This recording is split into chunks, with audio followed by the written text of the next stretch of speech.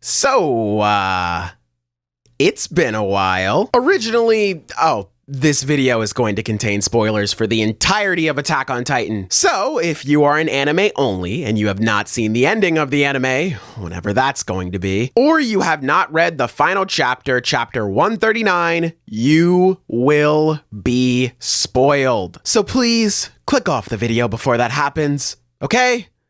Alright, let's begin. When it first ended, there was obviously a whole lot of negative energy thrown its way. But lately, while that negative aura hasn't completely gone away, it has gone down a bit. And more fans are expressing their support for the ending, or at the very least, their indifference towards it. Me seeing that change made me wonder if maybe my feelings on the ending have changed a little bit too. And at the end of the day, I do feel differently about it. I think it's even worse. In fact, for the sake of transparency, I'd go as far as to say that chapter 139 is straight up the worst thing I have ever read. But as much as I dislike the ending, my recent reread has reminded me just how much Attack on Titan gets right. I feel like I have a brand new understanding and appreciation for the story as a whole. And that made me reflect on my experiences with it. From the story itself to the community and everything else I've experienced with Attack on Titan. I want to get it all off my chest. The things I love, the things I hate, and the things I just feel meh about. This is my definitive video on the series, so I never have to talk about it again because, good God, I am getting sick of it. Everybody, this is why I am done with Attack on Titan. Personally, I think it's impressive how Isayama managed to speedrun any percent ruining his main character is what I would have said before reading through the series again. Much like a lot of people, I thought chapter 139 was what ruined him originally. Ultimately, this was when the mask of Eren came off and he revealed his true intentions. That chapter is obviously still really bad, but I don't think that's the chapter that did him in. To me, Eren's downfall was something that happened gradually rather than all at once. Although most of the damage does come from the final chapter, the problems actually start at chapter 130. Now, before we continue, I want to make something clear. I'm going to be referencing other YouTubers in this video. Do not go and attack them after watching this. It doesn't do anything besides show how lame of a person you are. I say that because I am well aware we live in a world post-Invaders Eren video. And while I don't agree with everything in said video, I do sorta agree on one thing.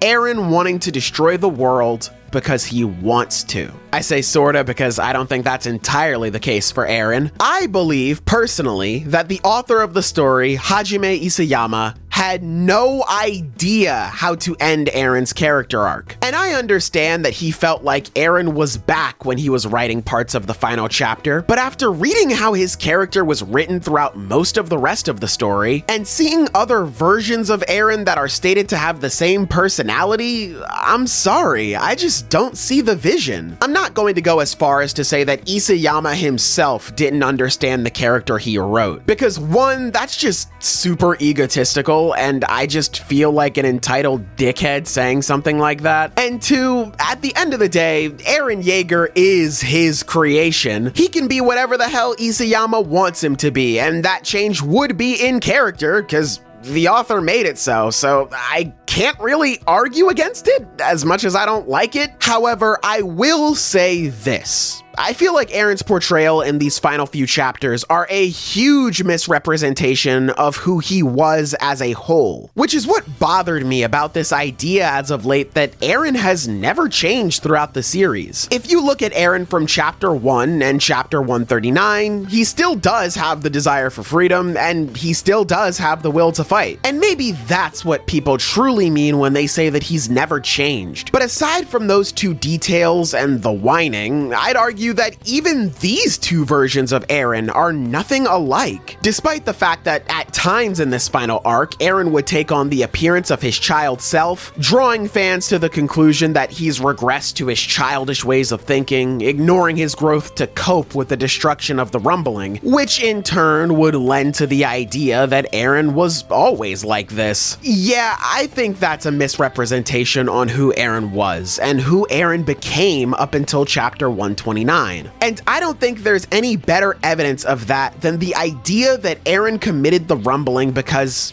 it was in his nature to do so. Eren definitely has it in him to hurt other people, but I think the idea of Eren being a slave to his nature is kinda not good for a lot of reasons. So what was it that truly made him so great? What was Eren like before his change? Well, let's take a trip down memory lane and try and answer that question. Strap in, cause this is gonna be a long one. The very first page of the manga has a thought from Eren with him saying, "That day, the human race remembered the terror of being dominated by them," immediately splitting humanity and the monsters of the world into two different sides. An us versus them mentality. A mentality that shaped who he was at the time. Eren immediately stands out from everyone else in the walls in just the first few pages he's introduced. And that continues to be the case the more we learn about him. He wants more for himself and for humanity. Unlike Mikasa, who viewed living in this world as a miracle, or later on Sasha's father, who viewed living in this world as a privilege, Eren views it as a natural born right. He believes that when everyone is born,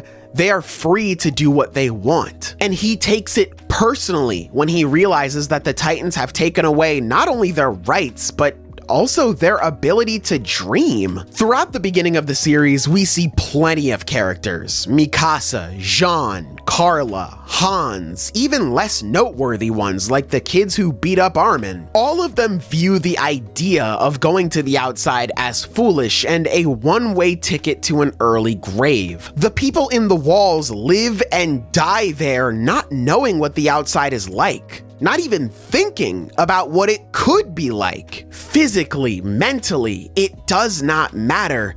They're trapped all the same. And to Eren, that's disgusting. It's degrading. It's dehumanizing.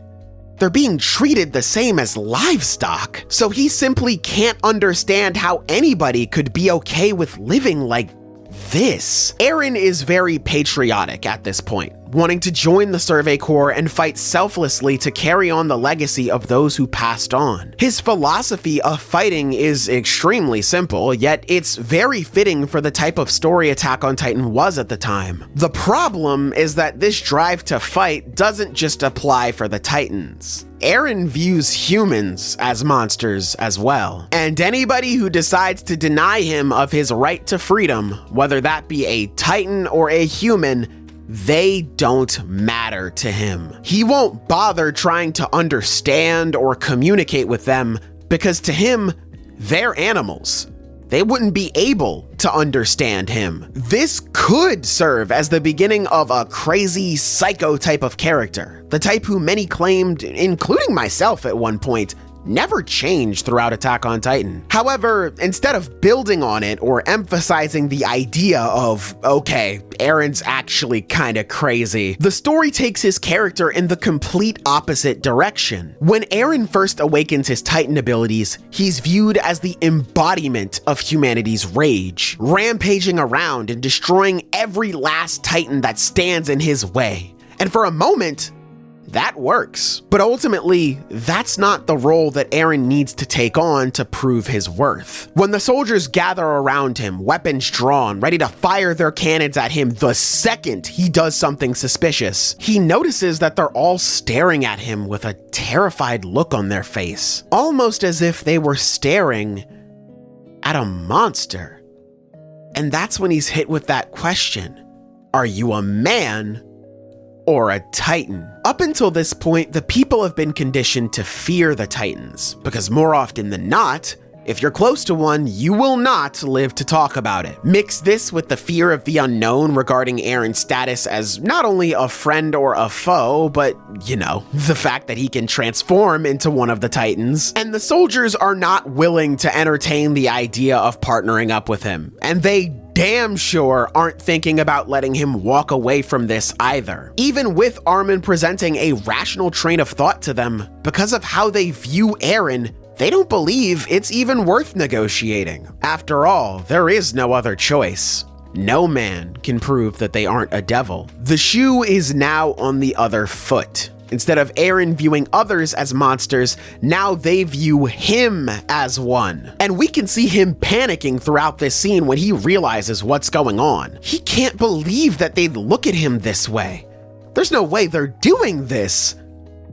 Right? If it wasn't for Pixis, Eren would have lost his life to a mindset that's exactly the same as his own. It isn't until Eren is standing atop Wall Rose, staring down at the soldiers in the Tross district, that he realizes what he must do. They're frightened, terrified of the thought of having to fight against the Titans for a nonsensical goal that they have no shot at achieving. One of the soldiers planning strategy with Armin says that there's a limit to how much people can be pushed by fear alone, and he's right, as most of the soldiers almost walk out, deciding that if the world is going to end, they want to do whatever they want to do. But they are pulled back in hopes that somehow they can finally get a victory over the Titans and protect what's important to them. The success rate of this mission all depends on Eren. Everything is riding on him. Whether he thinks he's ready for it or not, Eren's role is to be humanity's hope. Fast forward to him carrying the boulder, we are once again shown Eren's philosophy on the world at this point. When we are born free. It doesn't matter how cruel the world is. Those who deny our freedom don't matter either. What does matter is that we need to fight, because if we don't fight, we can't win. We can't live.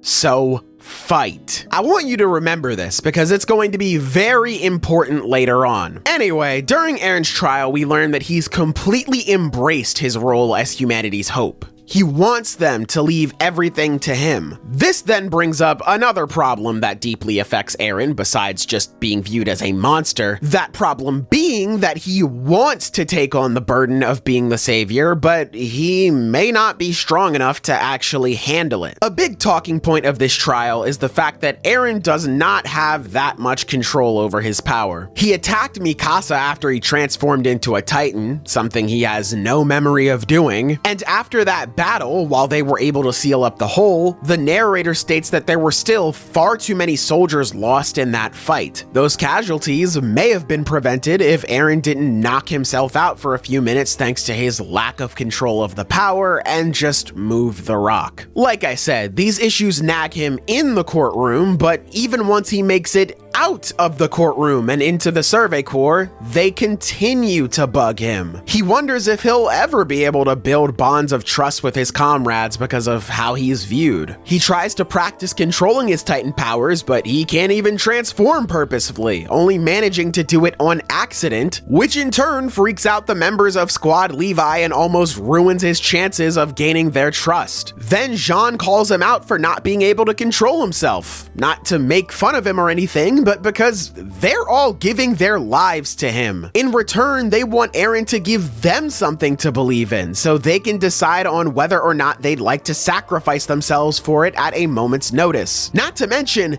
Eren is currently on a trial run for his continued survival. If he can't prove himself useful, he's done. All of this pressure is stacked on top of him, and when things seem like they can't get any worse, we're introduced to the female Titan. Now, I've already made a separate video on Annie and why I think she's so great, and how most importantly for the subject at hand, she affects Eren at this point in the story. But it's worth reiterating just how important she is to his characterization here. Unlike Eren and Armin, who view the world with wonder, or Mikasa, who views it as cruel yet beautiful, Annie views the world as pathetic. She's the one who calls out the hypocrisy of how the recruitment system works, on how those who are best equipped to fight against the Titans are the only ones allowed to run and hide back inside the walls, leaving those who are less equipped to handle it to fend for themselves and potentially face the Titans head on. This then leads to Eren realizing that she's right, and it frustrates him, with that anger boiling over in the courtroom. Annie calls this hypocrisy of the military a farce,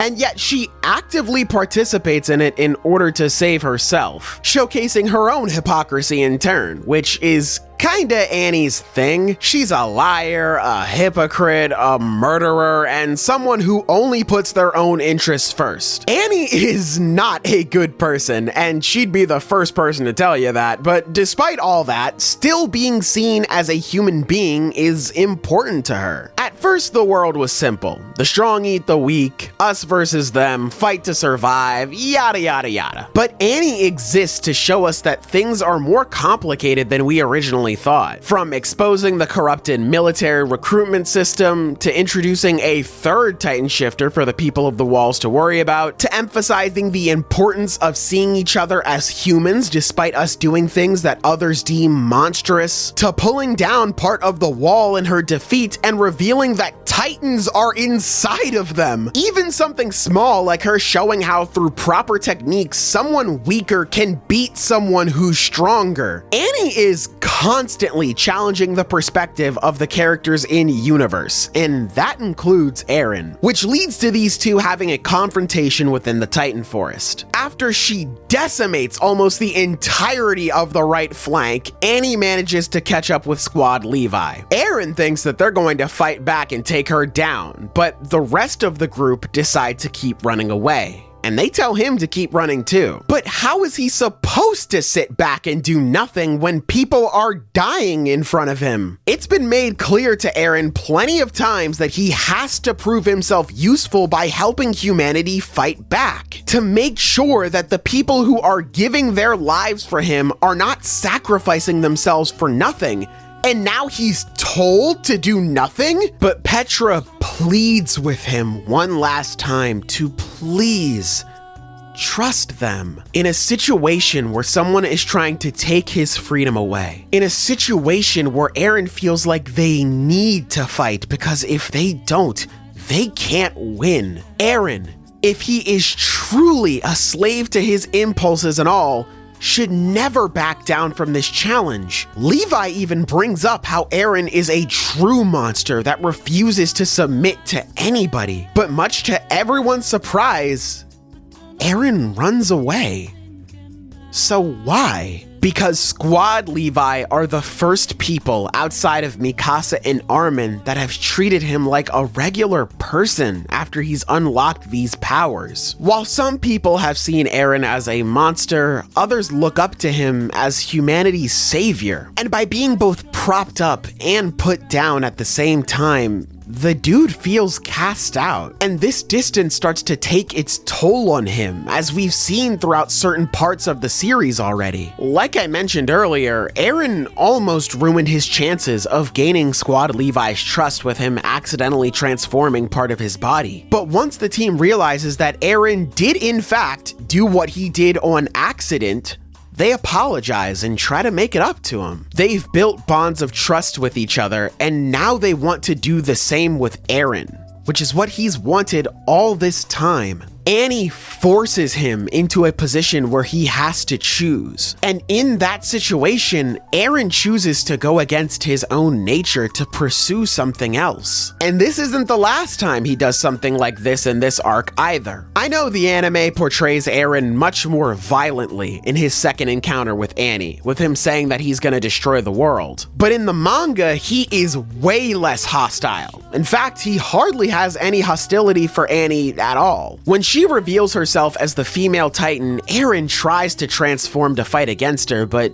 he just can't do it. In chapter 26, Hanji theorizes that in order to transform properly, Eren needs to have a goal in mind before doing it. Wanting to fight the Titans, wanting to protect from cannon fire. He has to want to transform, basically. So again, when faced by an enemy who wants to take his freedom away, Eren doesn't fight. Not only that, but it's made clear that Eren doesn't want to fight Annie. Despite the fact that Eren regretted not fighting her sooner after she wiped out Squad Levi, despite the fact that Annie flat out murdered the people who showed Eren that kindness that he sought after for so long, despite the fact that Eren's nature is to fight, he still doesn't want to. Something that Mikasa even points out when she sees him struggling. The only reason he ends up fighting her is because he has no other choice.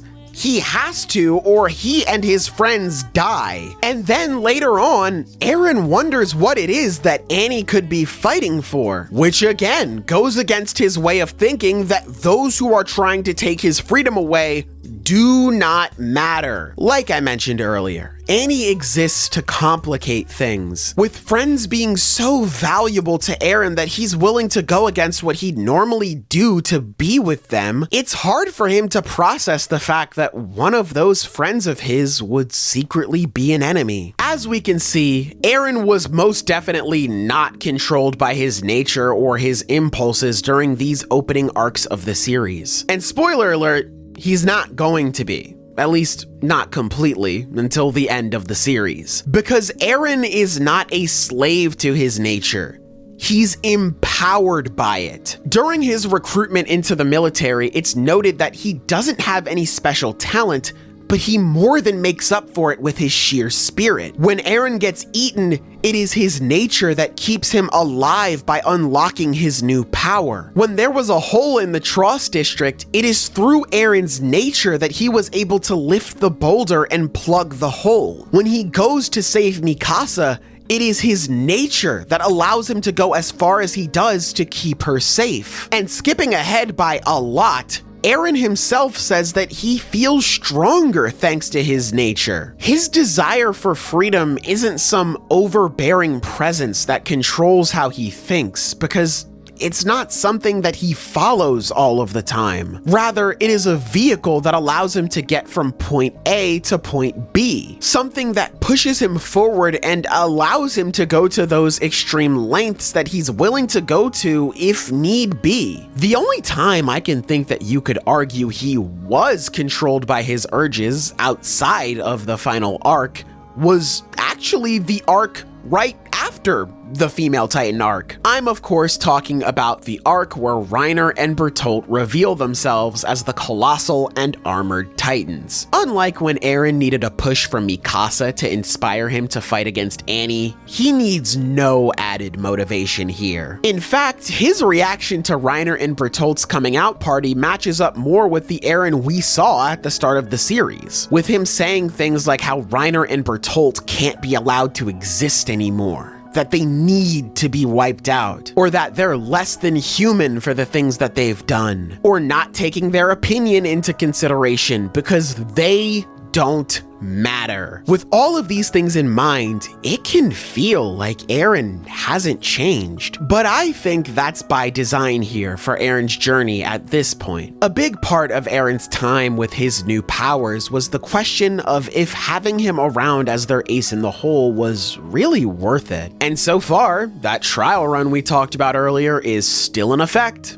He may have helped out bringing in the female Titan, but that didn't automatically rid people of doubt.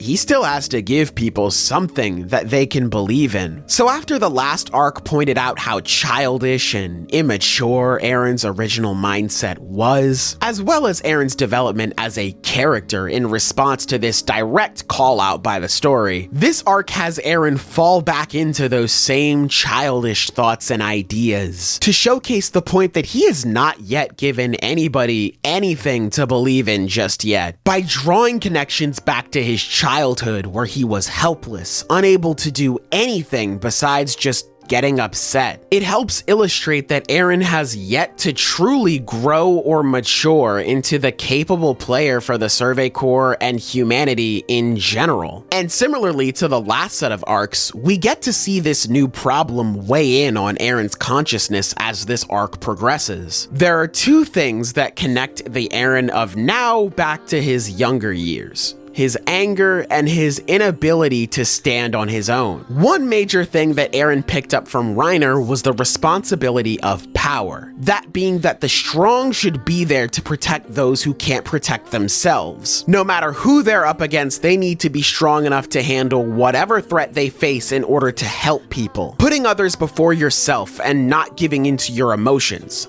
That's the duty that you sign up for when you become a soldier. To dedicate your heart. Levi also brings up this exact thing to his squad in chapter 25 when they're running away from Annie. Earlier, I mentioned Eren being frustrated with the people in the courtroom.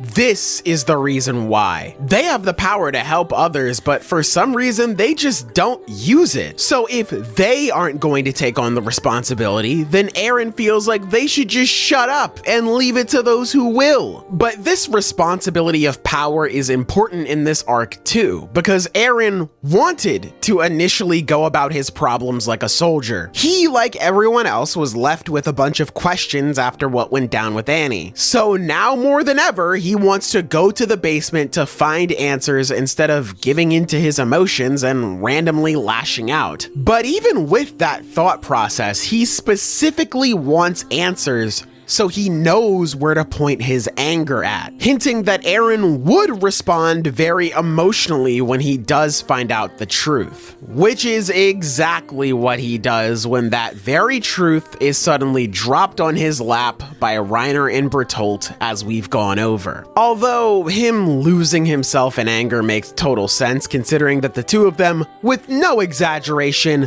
literally ruined his life, this is still a regression to how he was just an arc prior, and the story treats it that way. Like I mentioned before, by the end of the Female Titan arc, Eren didn't have his feelings consume him when he fought Annie. He only fought her because he had to. Here, Eren not only wants to fight Reiner, he wants to exterminate him. He wants to enact revenge on Reiner and Bertolt for what they did to him and his family. He's letting his emotions control him and he gets his ass whooped because of it. It isn't until he calms down and actually thinks of a way to get past Reiner's armor that he manages to turn things around in his favor. Fast forward a little bit and he's captured along with Ymir, and after some convincing from her, Eren realizes that in order to get the answers he needs to escape his situation, he needs to suppress his emotions, which he fails to do thanks to Reiner's split personality taunting him. It's unintentional by Reiner, but he's still doing it regardless. And again, this is treated as a negative, whereas before Eren wondered what it was exactly that Annie was going through. He doesn't care about Reiner and his struggles. In fact, he's disgusted that Reiner would even try to humanize himself by showing his grief after all of the grief that he's caused others. And because he decided to lash out, Eren now has even more questions left unanswered, and now he's lost his only other ally in this situation. Ymir even tells Eren that she can't put her faith in someone who still talks like some stupid kid, that she can't put her trust in someone who's worried about petty things like getting revenge for their fallen family, telling us outright that Eren is still not the ace in the hole that humanity needs him to be. And speaking of which, around this time is where we see Eren fail to stand on his own too. After Eren and Ymir are taken away, we see Mikasa and Armin's reactions to what's going on. Both of them hope that their friend is alright until Han speaks with them to help reassure them that everything will be okay. He talks about how Eren always used to charge ahead of them and get into fights that he couldn't win, only managing to hold out until his friends or soldiers arrived to break it up. During this section, this side of Eren is spoken about in a positive light, with Han surprisingly giving a pretty good motivational speech here, reassuring the two of them that Eren will keep fighting until they catch up with him to help him out just like he always has. However, the thing to take away from this is that Eren was never able to handle problems on his own, like we mentioned before. And that has remained consistent throughout the series at this point. Mikasa at the start says that Eren would die without her, and she almost ends up being right, as Eren insisted that he could stand on his own, only to get eaten almost immediately in their first actual battle. He's tasked with sealing the hole in Trost District, and instead of doing that, he goes out of control and attacks Mikasa, ending with him knocking himself out in the most cartoonishly stupid way possible. And if Armin didn't snap him out of that, then everyone there would have lost their lives for nothing. In the Titan Forest, he fights against an Annie that only has one eye and no arms, only to throw his advantages away by swinging and missing so hard that he breaks his own hands and arms. So now he needs to be given time to heal, giving Annie the time she needs to recover and deal with him quickly. He later manages to beat her, but with a ton of help from the Survey Corps. The closest he's come to actually standing on his own is his fight against Reiner. But even there, he had Mikasa cutting away at Reiner's legs to make it pretty much impossible for him to fight back at the end, as well as Hanji and Armin in his ear telling him to get closer to the wall, making it so that they wouldn't have to come running after him after he goes ahead and tries to fight on his own. While Eren certainly isn't weak, he's not strong enough to stand by himself either, which isn't great for someone who's positioned as the hope for humanity. Eren himself realizes that when he thinks about how he wasn't strong enough to prevent being captured again, and how because of that, a lot of people will more than likely die. Which again goes back to the question of if he's even worth having around. Sure, he may have the power of a Titan, but he's still acting like some kid. Can he really be the hope that humanity needs? This all culminates in he and Mikasa meeting the smiling Titan Dina once again. Eren begs Mikasa to free him so that he can take her out, because things are not like the last time they met. Before, Hans told Eren that he wasn't able to save his mom because he wasn't strong enough, just like how he wasn't able to save her because he wasn't brave enough. Now Hans is facing his fears and standing up to Dina, and Eren isn't the weak little kid that he was before. He's gotten much, much stronger. Finally, he can get his revenge. Finally, he can do as his mother said and protect Mikasa instead of the other way around for once. Finally!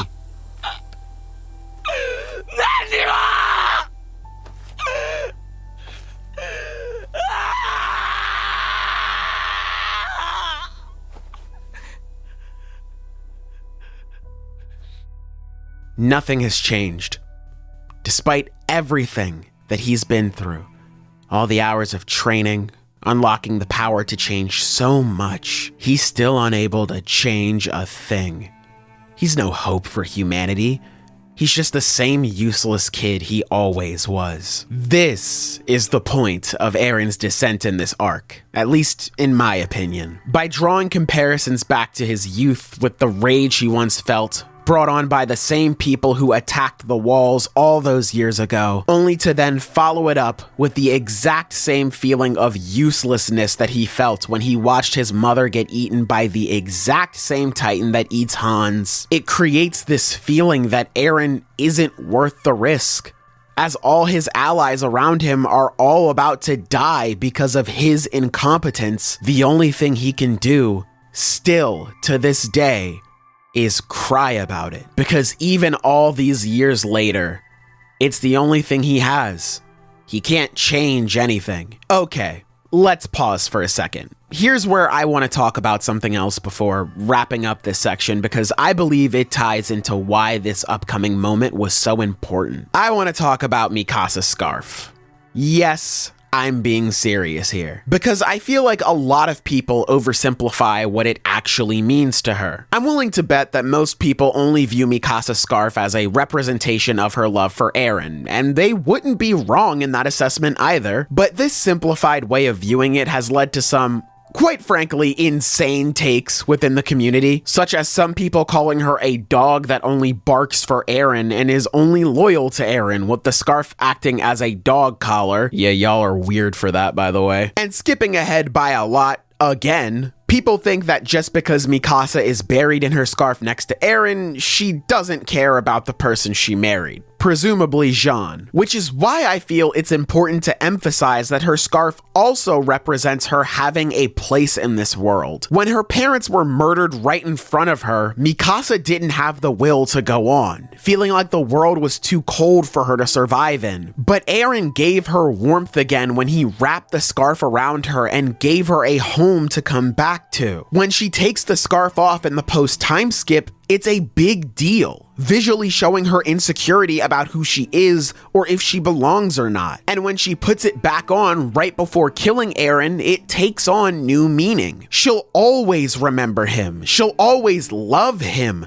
But now she's able to find peace without him. Her continuing to wear the scarf while starting a family not only shows that she's moving on and living her own life, not only shows that she hasn't forgotten about Eren, but also shows that she's now capable of loving someone else just as much as she loved him. I'm honestly baffled that for a character like Mikasa, where it's been so well established just how important family and having a home is to her, that people would jump to the conclusion that she doesn't care about the person that she started a family with.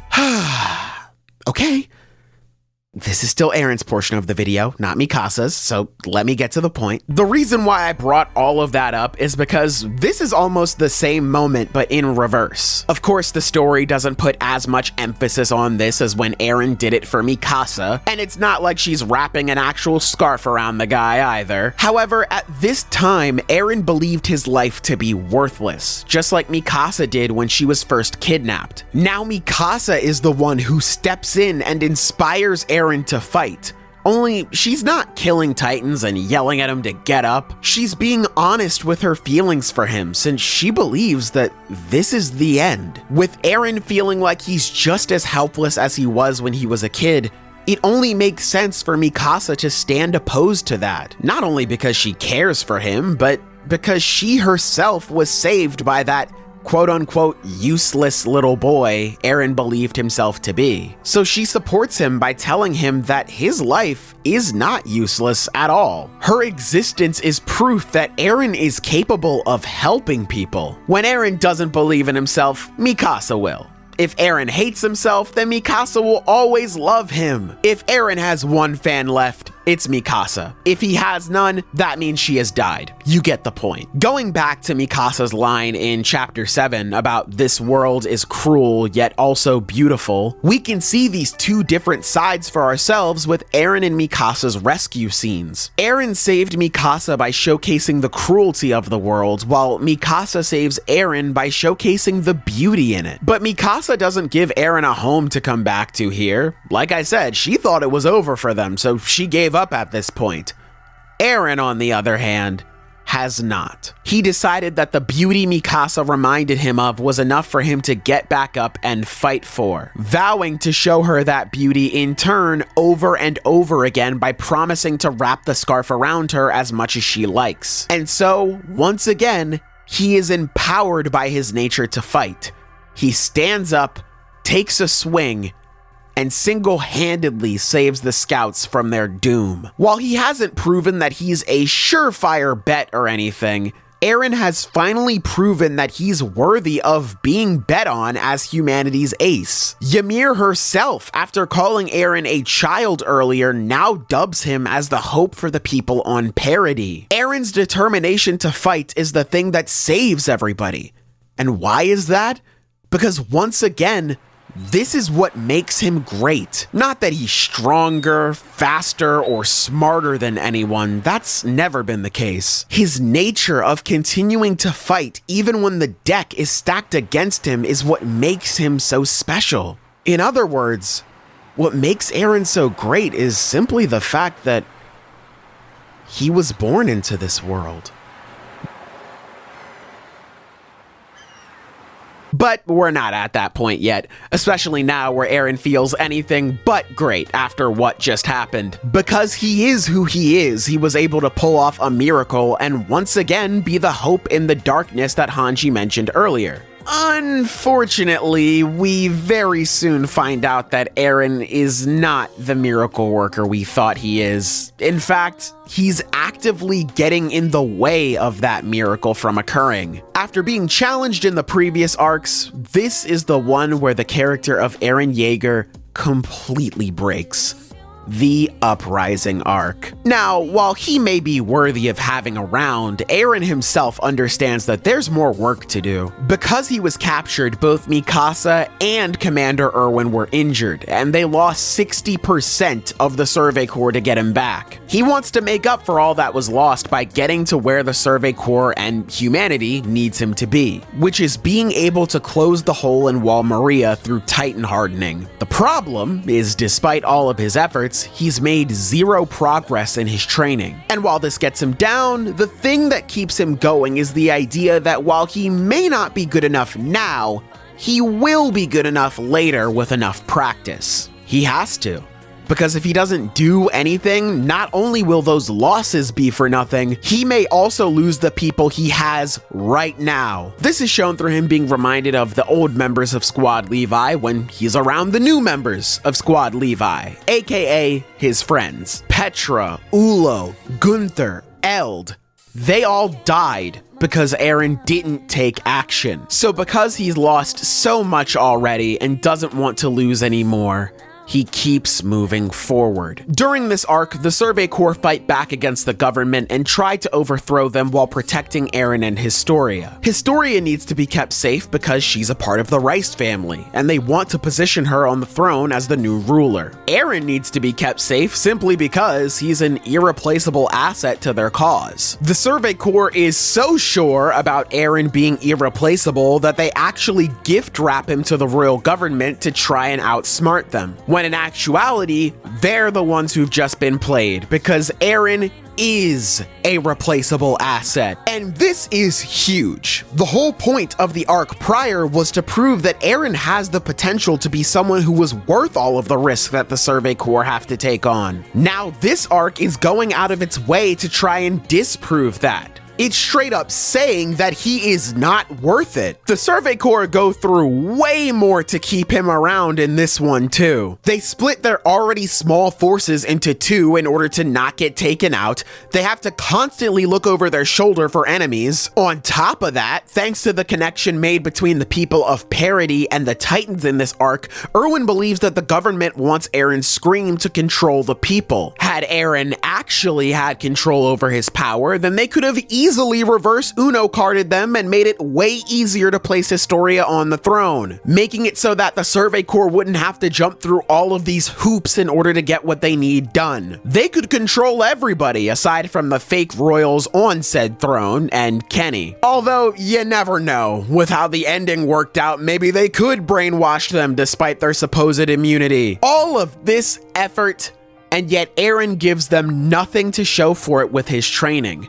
And so, another question has to be asked. Do you continue to put up with Eren when you get all of those same benefits he provides and then some with his power in the hands of someone else? Now, obviously, you can't just simplify the issue like this. There are a bunch of other factors that we need to take into account here. There's the fact that Eren can't use the Founder's power without touching a Titan or a Titan shifter that has royal blood, something that they obviously did not know, so they can't use that. Then there's the added factor of them not knowing that you could just pass on the power until later in the arc, and even if for some reason they decided to act on that, the Survey Corps doesn't have Titan serum at this point. And more on a meta level, from a writing perspective, it would be pretty underwhelming for our crew to face their biggest challenge yet, trying to overthrow a system that's been in place for a century, only to have the solution come down to simply brainwashing everybody to believing in your story. But I bring up all of these points because this is how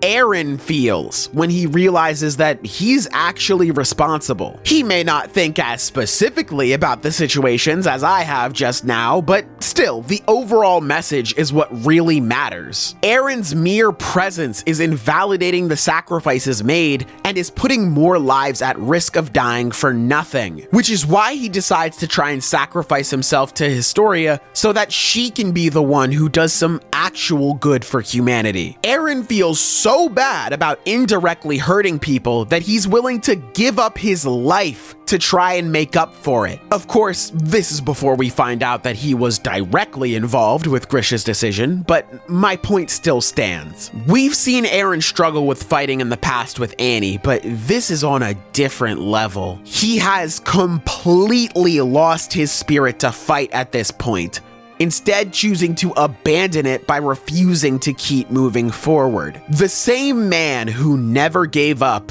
is now the same man performing the ultimate act of surrender by attempting to lie down and die. And once again, this isn't the only example of change in this arc either. As we've gone over, once he awakened his powers, all Eren wanted to be seen as was equals with everybody. He hated being seen as something more or less than human, and went through a lot to try and change people's opinions of him. But somewhere along the line, he gained a bit of an ego, with everyone counting on him for help and him playing a massive role in the Survey Corps' force.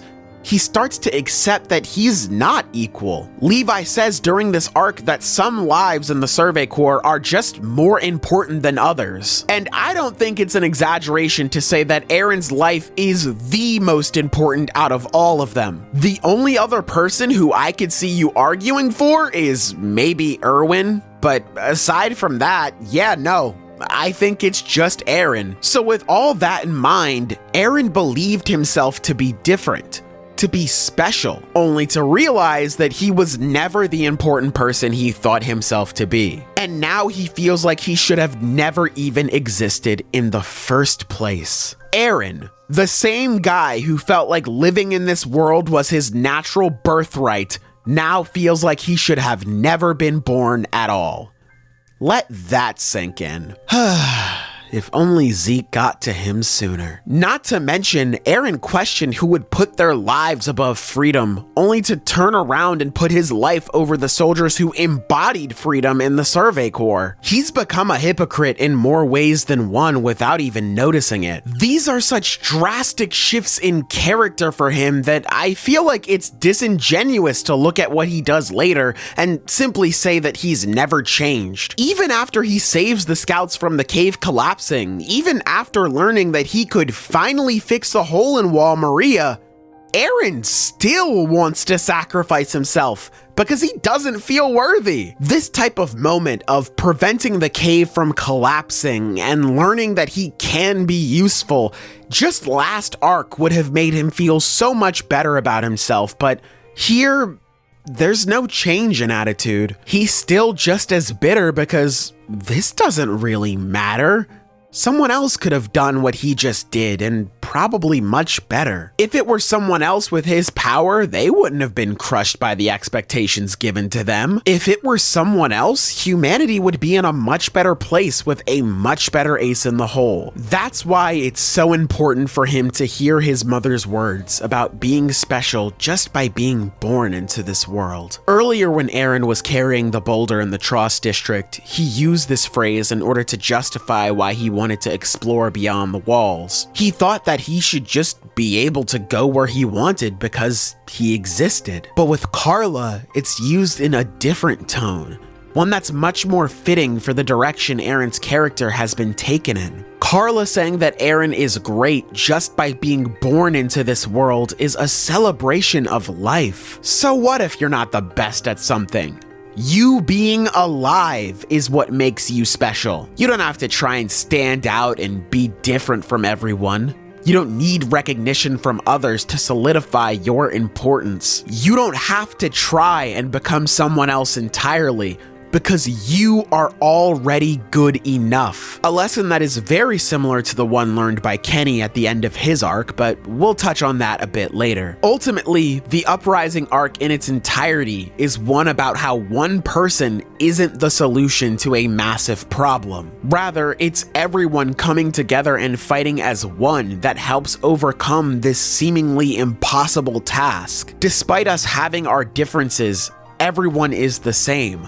All of us are special, and we all provide something of worth. This statement of being born into this world has gone from one that views life so matter-of-factly to emphasizing how valuable it truly is. And we see that value start to dawn on Eren when he starts to echo this same mentality during his conversation with Mikasa and Armin the night before they set out for Shiganshina. He tells them that he's been worried about not being as strong as someone like a Mikasa or a Levi, but he realizes now that it was pointless. He realized that they couldn't fight by themselves, just like he couldn't fight by himself. And that's nothing to be ashamed of, because great power comes from everyone coming together and combining their strengths, not by trying to handle things all alone. And as we continue to the Return to Shiganshina arc, we see Eren continue to fight for this newfound value in life. Once again, to tie things back to Mikasa, she wanted Eren to stop what he was doing at the very beginning of the series and just come home. That's something that continues to be a thing throughout most of the story, in fact. But Eren never felt like he could go back home because, simply put,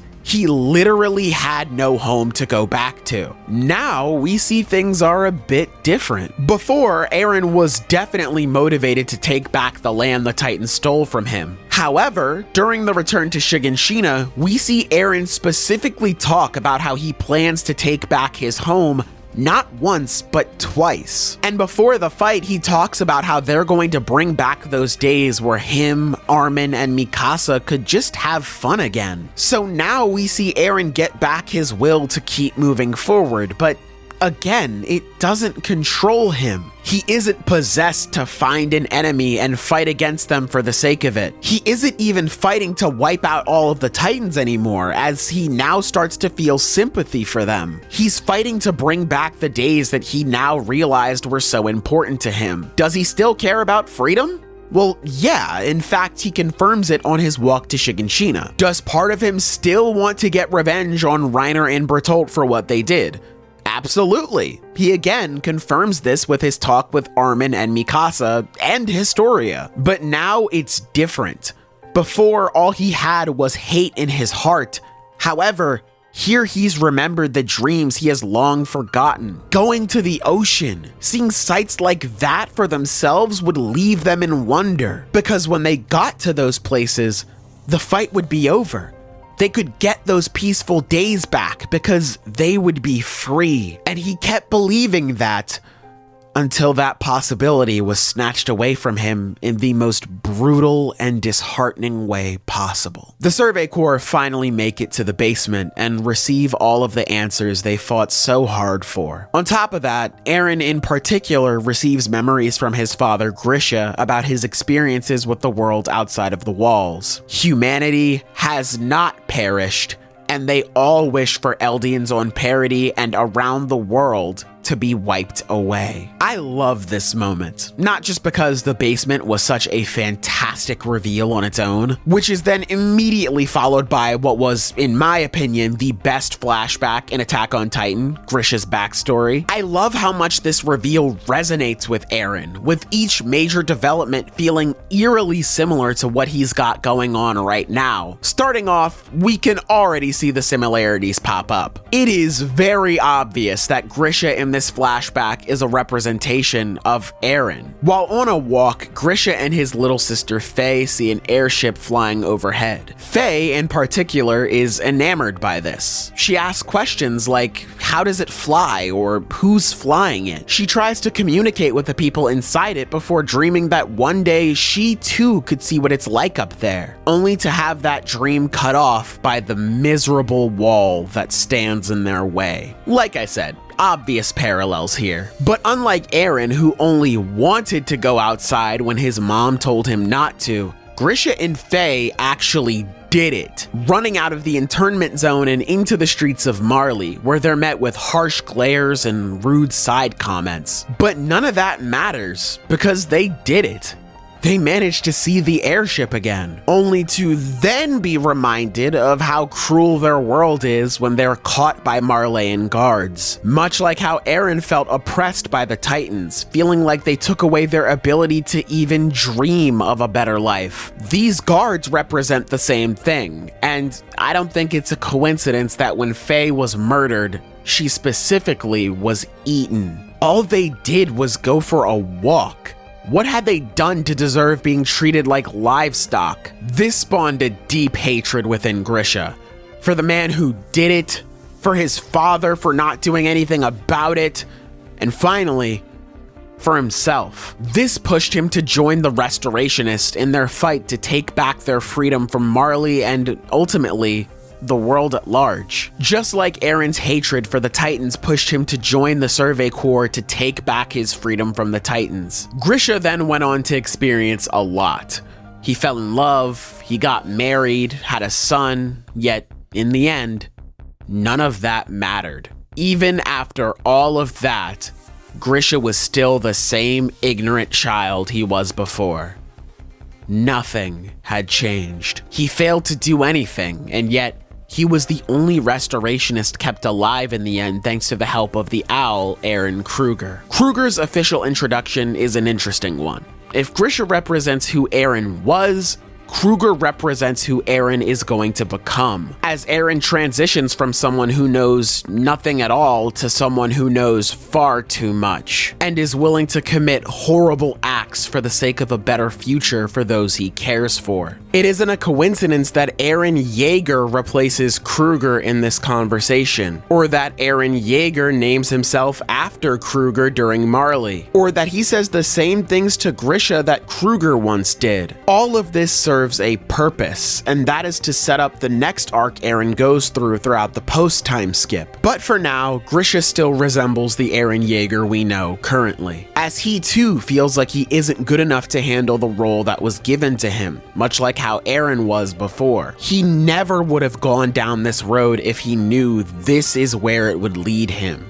Hate isn't pushing him forward anymore. But Kruger tells him that hate isn't the reason that he was the one to survive. The reason is because he is who he is. It doesn't matter if he feels like he's not good enough. Like Grisha said, he's lost everything. So many of his loved ones have suffered or died because of him. The only way to make sure that their lives weren't meaningless is to pull a Cody Rhodes. He's gotta finish the story. This inspires Grisha, and instead of hate, he's now pushed forward by so much more. His regret, his pain, his determination, his love for those that he had. All of that is what keeps him going to try and break this vicious cycle. Kruger even goes on to spell out the importance of love to us before he injects Grisha with the serum, telling him that it's important for him to love somebody within the walls. Find happiness and enjoy it, and use it to remind yourself why you're here. If you want to give meaning to those sacrifices, if you want to keep those who are with you now safe, if you want to protect Armin, Mikasa, and all of your other friends, carry out your mission to the end. Gosh, I can't help but gush about this backstory, man. Like, not only is it just an excellent what the fuck sort of moment at the end, it also ties everything back around to Eren perfectly. What is it that we learned in this flashback? The world is more oppressive than we ever thought before. The Eldian people are seen as monsters in human clothing despite them just simply existing, having done nothing wrong. But that doesn't matter to those who have been victimized for generations. The only reason they're even allowed to exist anymore is to be sacrificed for profit. Everything lies in the hands of one person, that one being in control of the founding titan, and that is now Eren. But the most disappointing thing that we learned was that it's the exact same as the outside as it is inside of the walls. There are no mystical lands to explore. Their fight isn't over. In fact, it's just been taken to a larger scale now. These lessons go against everything Eren just learned in the recent arcs. The desire for Eldians to be wiped out violates his beliefs about being born into this world. The belief that Eldians are not special also violates this same stance. Everything lying in the hands of one person directly goes against his lesson on working together that he learned at the end of the uprising. And the state of the world being the exact same shatters the idea of being free and getting those peaceful days back with Mikasa, Armin, and the rest of his friends. But there is one way to end it, like we mentioned, and that's love. And that's the most important thing here. This reveal denies Eren of almost everything, all except for how much he values his friends' lives. He's always cared about them, but with recent developments, their lives are way more important to him now. And we already know that he will selfishly put them above what's best for humanity because we just got done watching him beg for Armin's life at the end of the battle at Shiganshina, during which we are constantly reminded, beaten over the head with the fact that while Armin is great, he is not a replacement for Erwin. Armin himself viewed that decision as a no-brainer. Of course Erwin should have been given the injection. He's the Survey Corps symbol. Even Mikasa, another person who selfishly put their loved ones before the mission, even she was willing to let Armin go in the end. And even with all of that in mind, Eren still fought for Armin to come back because his life is that important to him. So even though Eren at this point still hasn't committed to activating the rumbling, I can immediately believe that if push came to shove, this guy would ultimately end up pressing that button and activating the global apocalypse. This dynamic between the world's principles and Eren's character development is what makes his reintroduction in Marley so interesting to me. Throughout parts of the 4-year time skip, Eren makes it clear that what he wants isn't to destroy the world, but a deterring force. Something to keep the outside world from messing with them while they try to catch up and broker for peace. Of course, there is the panel of Eren viewing the rumbling as the one hope left to the Eldians, but Zackley also views the rumbling as their last hope, and from what we see, he doesn't jump to use it immediately. Hanji as well, although she's against it, sees at least the 50-year plan as their last hope, and understands why people would choose to stand by it after feeling as if the military left them with no other option. Eren feeling like the rumbling is the last hope to the Eldian people on parity doesn't automatically mean he'd jump straight to using it.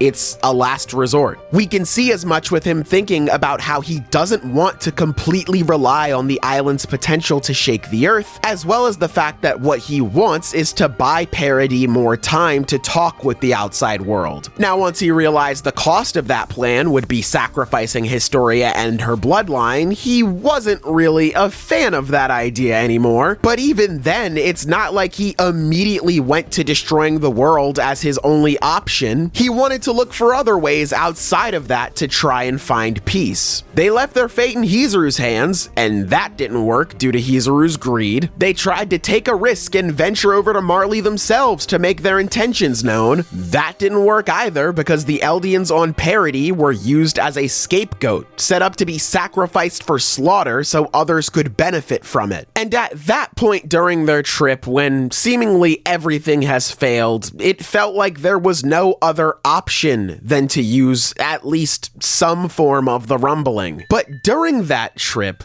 failure wasn't the only thing that Eren got to experience. He also experienced kindness.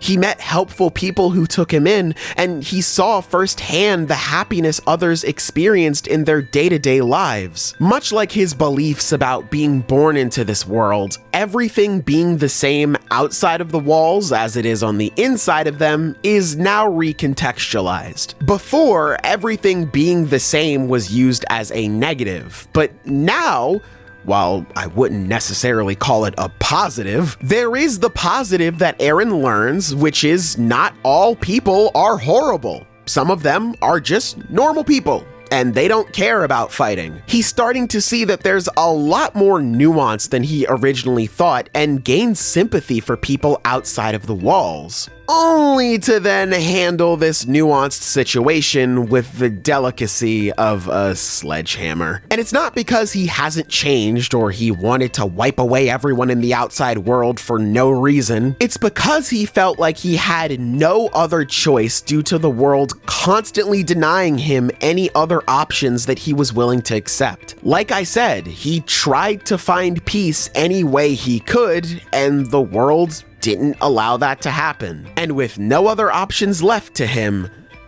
we're brought here. A place filled with broken minds as well as broken bodies. A place where people have lost not only their freedom, but themselves as well. This is the byproduct of war. People don't really think about this sort of results. They only think about the benefits of it. Whether it's gaining land or resources, the best case scenario is all that really comes to mind for a lot of people. And so, they may rush headlong into an unnecessary conflict because of that. Something that this arc addresses during Magath and Willie's talk with each other. Even if the cause is a great one, like the Restorationists trying to free their race from slavery, they also wanted to enslave other races again by giving power back to the Eldians, but let's not mention that. They only thought about the things they stood to gain and not the things they could possibly lose in their battle. If they knew what the outcome would be, I can guarantee at least some of them wouldn't want to pay that price, just like how Grisha was when he found out the cost of their cause. Eren, however, is different. Different even from those who push themselves into hell willingly. While others may push themselves into it, they don't know what to expect once they actually get there. But Eren does. Thanks to his inherited memories, Eren is painfully aware of the atrocities that he's going to be responsible for. He once wondered if what they found in the basement was hope or despair, and the answer is both. The hell that awaits Eren specifically is him learning to appreciate humanity outside of the walls, yet still feeling like he has to destroy it all because they've given the island of Parody no other option to live their lives. All of the pain and suffering that's going to stem from that decision is something that's going to weigh heavily on his mind. But it's all for the sake of reaching that hope beyond this hell. That being to end the vicious cycle that has called for their slaughter in the first place. When we see his conversation with Reiner later on, we get more of this, with him telling Reiner that he's learned that the people of Marley and the people of Parody are the same. They're human beings, not monsters. Yet Eren is here to do the same thing that Reiner, Annie, and Bertolt did on Parody, because just like them, Eren had no other choice. And speaking of choice, that is a massive part of this conversation and how Eren has been viewed by the community as of late. Again, since we live in a world post-Invaders Eren video, one of the now more common interpretations of this scene is Eren sharing the sin of causing destruction because you want to with Reiner. With Reiner's confession of him doing all of these terrible things, not because he was taught to, but because it benefited him, and with Eren saying over and over again that they are the same, I can see why people would come to that conclusion. And honestly, I mostly agree with this interpretation. After all, Eren isn't truly being forced into doing this. As much as many fans like to make it seem like Eren had no choice,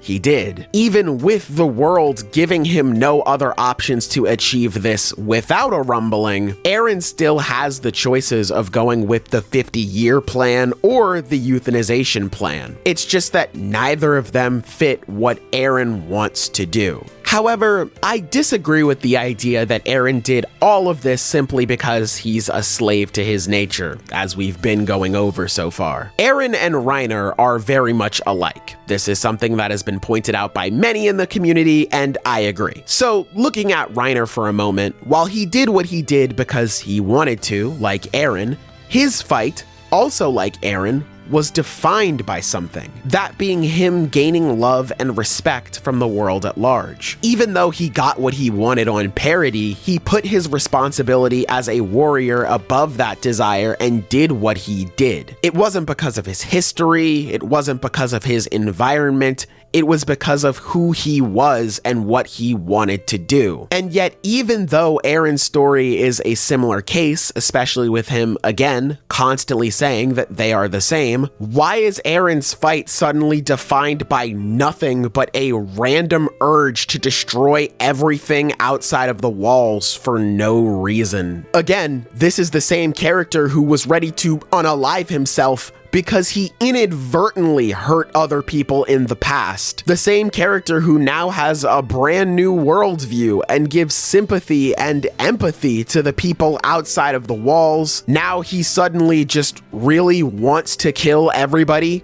for no real reason. It's just like, when you look at the Marley arc as a whole, right? This idea of him doing what he's doing because he's a slave to freedom, I feel like it clashes with the other ideas presented in this arc and why Eren stands opposed to them in the first place. The Marley arc is where we see the cycle of violence in its most blatant form. We're introduced to Gabby, someone who shares very obvious similarities with Eren when he was about her age. We see there are also child soldiers here who work towards the goal of taking back their freedom and going outside of the internment zone. The only difference being that these kids are much younger than Eren and company were when they were recruited. We see adults teaching their kids that they have enemies and that they need to pay for what their ancestors did years ago, beating these ignorant teachings into the heads of ignorant children. And those children will do the same if they're even able to grow up before a war or a Titan curse puts an end to them first. We see them laugh and have fun, experiencing moments that they will not only cherish, but want to protect. And we see that all get ripped away by people who are just like them. The only difference being that they've been declared as the enemy. This way of the world is something that Eren stands against. And why? Why does he keep moving forward despite him being unsure if there's hope beyond this hell? We don't get that answer until the very end of the arc, when Sasha is shot and killed. Eren stands against the world because this very cycle could lead to the deaths of all of those he cares about most. It's why it was important that it was Gabby who shot Sasha and not somebody like Magath. While Magath and other characters in Marley add to the cycle, Gabby is the one who represents the effect of it the most, as her entire character arc is about her coming to this realization and breaking away from that hatred. Therefore, her shooting Sasha is the most blatant example of this cycle in full effect. At the same time, though, Eren is the one who put Sasha in that position because of his reckless behavior. So from that point forward, he tries his hardest to push them away to prevent something like that from happening again. His gloomy attitude isn't the product of him realizing that he can't change his future because he's a slave to his nature. Eren even states himself that he doesn't care where all of this started. It could be because it was preordained, it could be because it was totally up to him. It doesn't matter.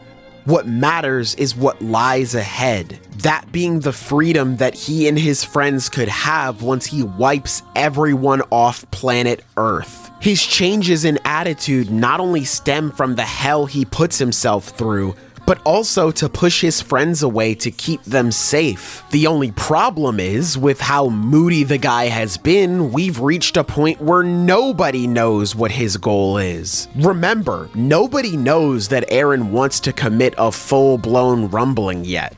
They just know that he's acting differently. Before, he made it clear that he doesn't want to leave this issue to the generations after him, and that he doesn't want to sacrifice Historia. With him storming into Marley the way that he did, he got rid of any chance Parody had at talking things through without resorting to the 50-year plan. So again, because they didn't know that he planned on activating a full-scale rumbling, what Eren just did was leave their problems to the next generation while also sacrificing Historia to pretty much everyone else involved on Parody. Armin and Mikasa want to get an audience with him to try and understand his actions, but they aren't allowed to because of what he's done. And even when they do finally manage to talk with him, on both occasions they didn't receive any actual answers. In fact, they never get them until Eren makes it to Paths. Here is where he makes it clear that he doesn't stand with his brother, but with his friends instead. And now Zeke is the one who wants to know why. He can't understand him. Why would he want to continue this hellacious cycle? That's when Eren tells him. The answer was simple. 俺がこの世に生まれたからだ。始祖ユミル、俺に力を貸してくれ。 For the final time, this phrase is used by Eren. And just like when we heard it from his mom, it is once again recontextualized to fit Eren's character at this point. To recap, what it meant at first was him viewing life in a very matter-of-fact way. That by being born, he had the right to do whatever he wanted. The second use of it was meant as a celebration of life, a way that emphasizes how valuable life truly is. This final use of it from Eren is a combination of the two of these interpretations. His life, the lives of those that he cares about, all of them are important, despite what the outside world would like to make others believe. They're important by simply being born into this world. And because they were born, they have the right to live, just like anyone else does. And ultimately, this is a lesson that Eren imparts on Ymir before he activates the rumbling. After witnessing the horrors that she experiences, Eren lays it all out for her. She is not a slave. She's not a god. She is a person. She's not better or worse than anybody. She's the same. She has the right to decide what she wants to do just like everyone else does. Your choice matters. You matter. Because you were born into this world, so you get to choose how you want to live. And with that, the rest is history, my friends. Eren commences the rumbling, his friends stop him, and his story becomes a cautionary tale about the importance of humanity trying to... Oh, forget it. I don't even know why I'm trying to gaslight y'all into believing that this could have possibly happened. We already know it didn't. But it really should have, though. It really should have. I know I would prefer that over Eren being turned into a borderline cartoon villain by the end of the series run. And I know, to some of you, that probably sounds insane for me to be saying that. But listen, y'all, I truly cannot undersell to you how bad of an idea turning Eren into a genocidal maniac who can't go against his nature actually is in my eyes. Not only is it horrible on the small scale, that being Eren's character itself, it's also horrible on a much wider scale, that being this sudden turn clashes with some of the themes the series has built up to this point in the story. Let's backtrack a little bit.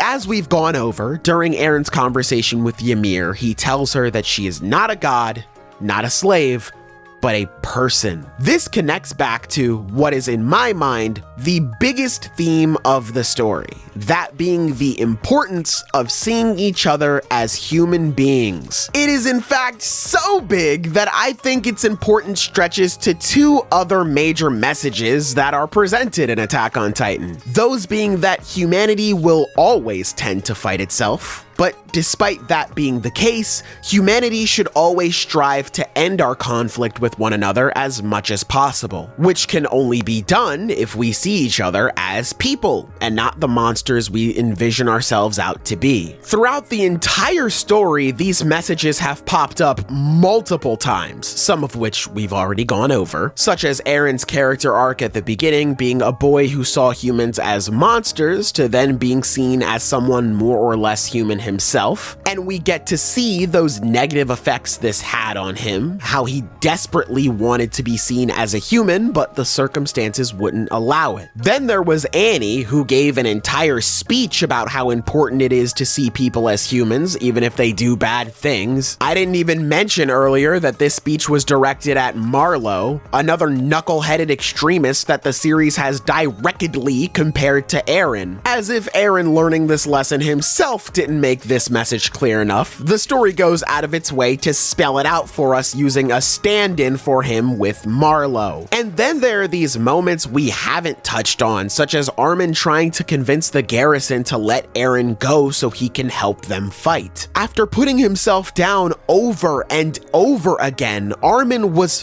finally able to find confidence in himself once he realized his two friends were depending on him. Seeing them try to be strong inspired him to better himself and step up when he was needed. He believed himself to be weak, to be lesser than them since he wasn't strong like them. But his strength lied in an alternative method, a lesson that Eren learns himself later on. And swapping things around for a second, this was only able to happen because Eren and Mikasa stood by Armin as well, instead of just leaving him behind. And going out even more, this was only able to happen because the military at large this time stuck together and didn't abandon each other. So on both a micro and a macro level here, this all happened because people stuck together and stopped fighting. Before this, Eren and Pixis have a talk about whether or not humanity would stop fighting if a powerful, inhumane enemy emerged. Both of them feel like humanity wouldn't stop either way. After all, the Titans have backed them into a corner of the earth and they're still far from united. But right after this, Pixis emphasizes the significance of humanity still trying to get along despite the constant infighting. Then there was Reiner and Bertolt suffering after they revealed themselves as the Colossal and Armored Titans. Both of them viewed their friends on Parody as their actual friends, and they felt horrible about what they've done. They aren't mustache-twirling villains, they're human beings, and that point is made so abundant throughout their time on Parody. At first, it's hard for other characters and even us as an audience to see them that way for what they've done, but their humanity still shines through at points. Bertolt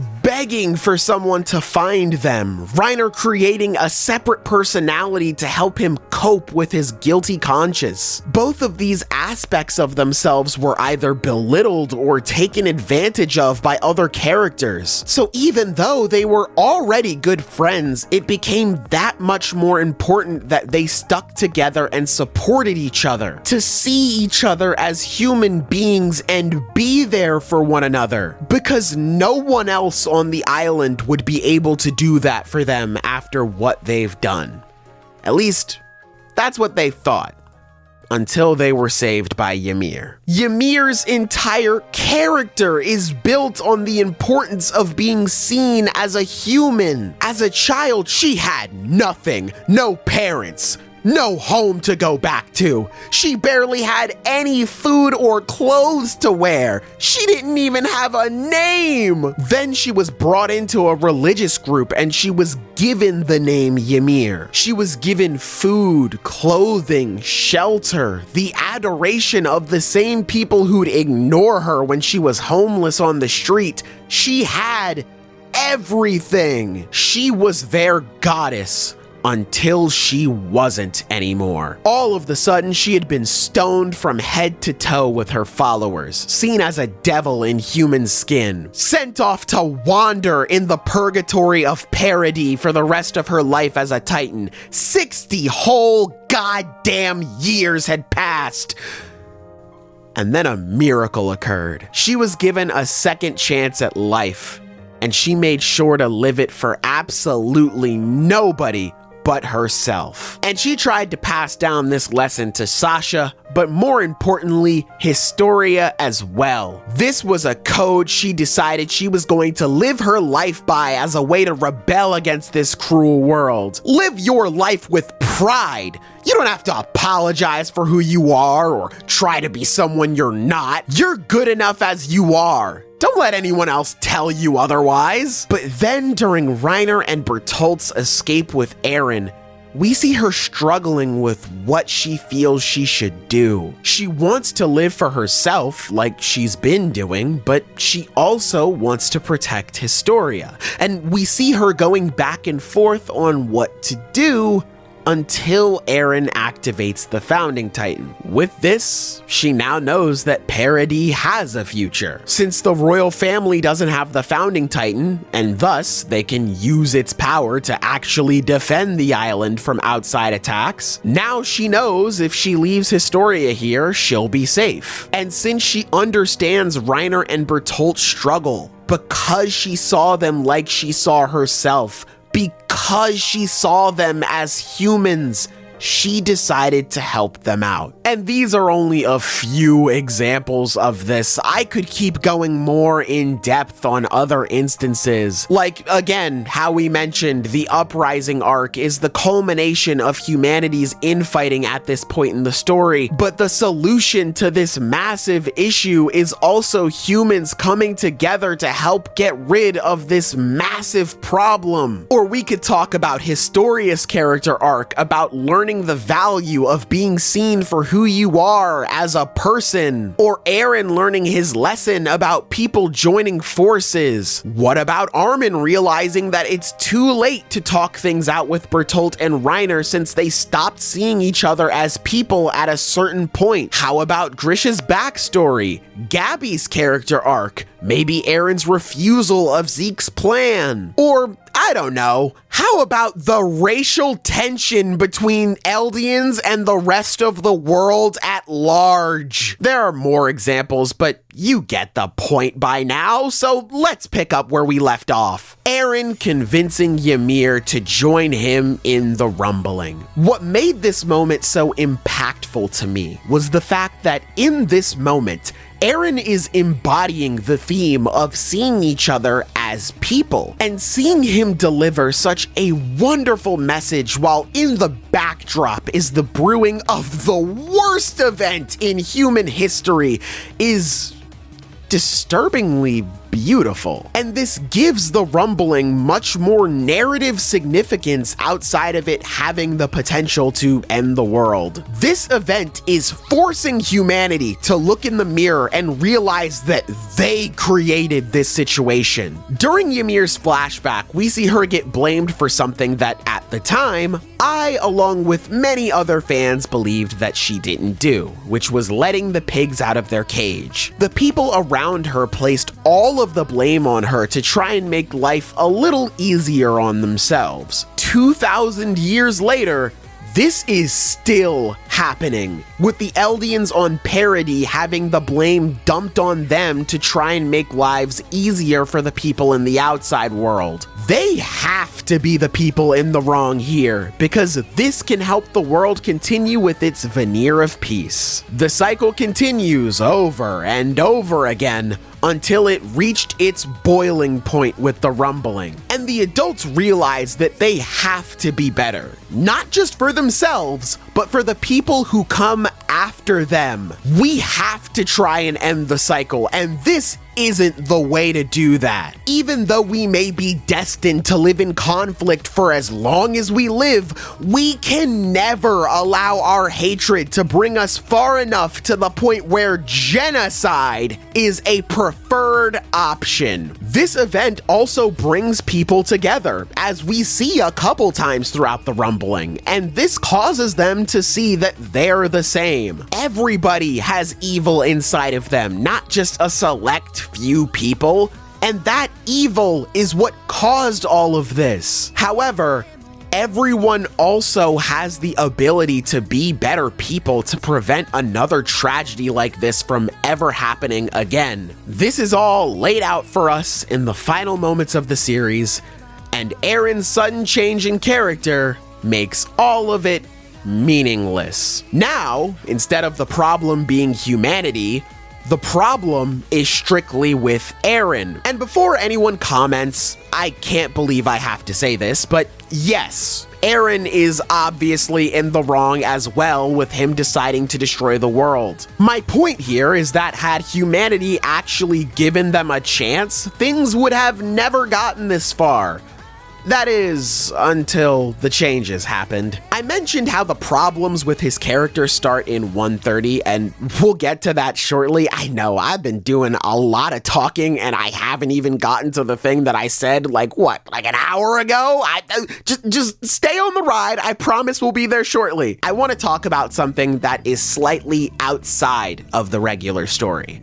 Attack on Titan Schoolcast. I'm sure some of you know where I'm going with this already, but for those of you who may not, Isayama created an alternative universe in the series called Attack on Titan Schoolcast. This short story was published at the back of Attack on Titan volumes, starting with volume 21 all the way to the finale with volume 34. Now, it has been confirmed that in this AU, the characters have the exact same personalities as they do in the original storyline. I say all of this to say that this is the first major red flag of Eren's character development. In this universe, he's bored of his everyday life and wants something to happen to spice things up for him. Sorta how he wishes that something would happen before Armin showed him his book in the original story. This by itself is fine. He just wants more for himself. Who doesn't? But then he has a dream that the T-virus broke out in Hanji's classroom and a zombie outbreak begins. In this scenario, everybody Eren cares about is in danger. So understandably, it would trigger his desire to fight. Again, makes sense. I get it. The problem is that Eren is a bit too excited to be fighting these zombies. His eyes light up.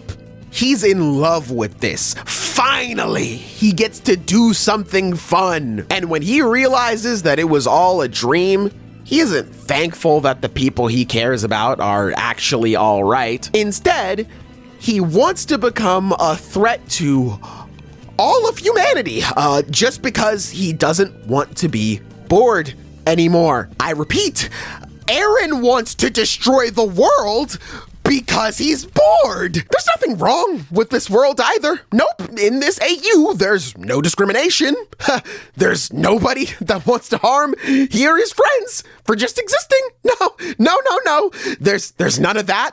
There's no war in Bossing Say. There's nothing. By confirming that it is canonically in character for Eren to want to destroy a free world just so he can fight, this story takes 2,000 years of racism, discrimination, and oppression and makes them all inconsequential. Because honestly, who cares if you were a little racist? I mean, even if you were a better person, Eren still would have decided to kill you. No longer is this about humanity facing the consequences of its actions. This is purely about a boy satiating his violent urges. Now, I'm sure some of you are probably thinking, but wait a minute, Sailor. You said earlier that Eren's initial reason for starting the rumbling wasn't about his history. Nothing was wrong with it then, so why is that history suddenly invalidated now? And that, my friend, is because while Eren's motivations wasn't influenced by his history, his motivations were still connected back to why humanity had to be better. Originally, at the end of the day, Eren just wanted he and his friends to have the freedom to explore the world and be at peace. But the world would not allow them that luxury because they saw them as island devils that needed to be wiped away for the sins of their ancestors. Because they saw them as monsters instead of people, just like they always have for 2,000 years, they created the monster that Eren became and that's what led to the rumbling. This could have all been avoided, but humanity's hatred forced the Eldians on parity to use at least some form of the rumbling. Even if Eren and the scouts didn't attack Marley, they still would have been forced to defend themselves from incoming attacks. Armin even mentions that humanity is forcing them to commit the same act of violence they did all of those years ago when the Survey Corps is building the railroad, which is why it was so valuable for others to realize that they also shared a large chunk of the blame for what's happening right now. Not to mention Eren wanting to end the cycle the only way he thought was possible. Once the rumbling is stopped and Eren is taken down, it's up to the Alliance and the rest of the world to prove that his way of ending things is the wrong way to go about it. TLDR, even though Eren isn't doing this because he was taught or anything like that, his motivations still connect back to everything else that's going on in the story. But with Eren rumbling just to rumble, it is completely disconnected from what is, in my opinion, the overall message of Attack on Titan. That being, once again, while humanity will always live in a cycle of conflict, we must try our hardest to end it and create a world where we all care for one another. With Eren, though, it again wouldn't matter. Because even if we tried to create that better world, hell, even if we managed to create it, because of who Eren is, he still would have wanted to end it all because of his nature. And speaking of that nature, let's actually get into why this is so terrible for Eren specifically. Again, like I've mentioned before, the most common interpretation of his character in the post-time skip recently is that he's a slave to his own nature, or that he's a slave to freedom. One of the two. They both mean the same thing when you think about it, so they're basically interchangeable. And I know I've been arguing against this point throughout the entire video so far, but I have still got to say, that is some of the most fake deep bullshit I have heard in my life. I'm sorry, okay? I'm really sorry. I don't want to come across as mean-spirited to anyone's beliefs, and at the end of the day, if you still view him that way, that's great. Hey, I ain't hating on you, player. I'm just letting you know how I feel. I just can't vibe with it. I haven't been able to for a while, so let's just talk about this. Now, I know some of you are probably wondering, what about chapter 69? And originally, I was going to tell you to get your head out of the gutter. This is some serious business. But then I remembered what that chapter actually means for the Attack on Titan community. This is the chapter where Kenny drops the most polarizing line in all of the series: they couldn't keep going unless they were drunk on something. They were all slaves to something. Even him. This right here, combined with Eren's sudden bloodlust in the final arc, is what seals the deal for a lot of people who believe that Eren has always been a slave to his nature. After all, like Kenny said, everyone is a slave to something.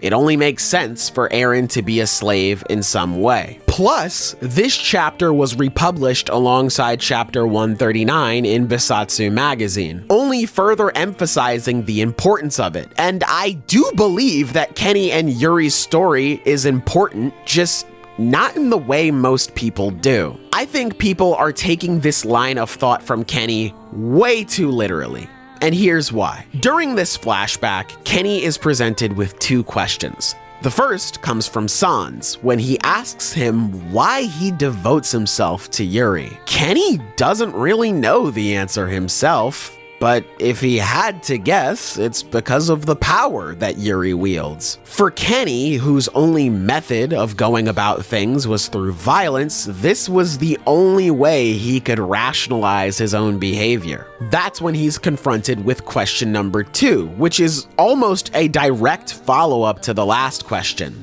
This time asked by Yuri himself. Yuri tells Kenny that violence is an unavoidable truth of their world, but he follows it up by asking him what it was exactly that brought them together. Was it violence, or was it something else? This is another question that Kenny doesn't know the answer to, and he wouldn't find the answer until his last few moments in the story. But at first, like the first question, Kenny used power as a way to rationalize what was going on, this time viewing the power of the Founding Titan as a gateway to becoming a better person. Surely, that has to be the reason why Yuri was able to be so kind and wanted to be around someone like him.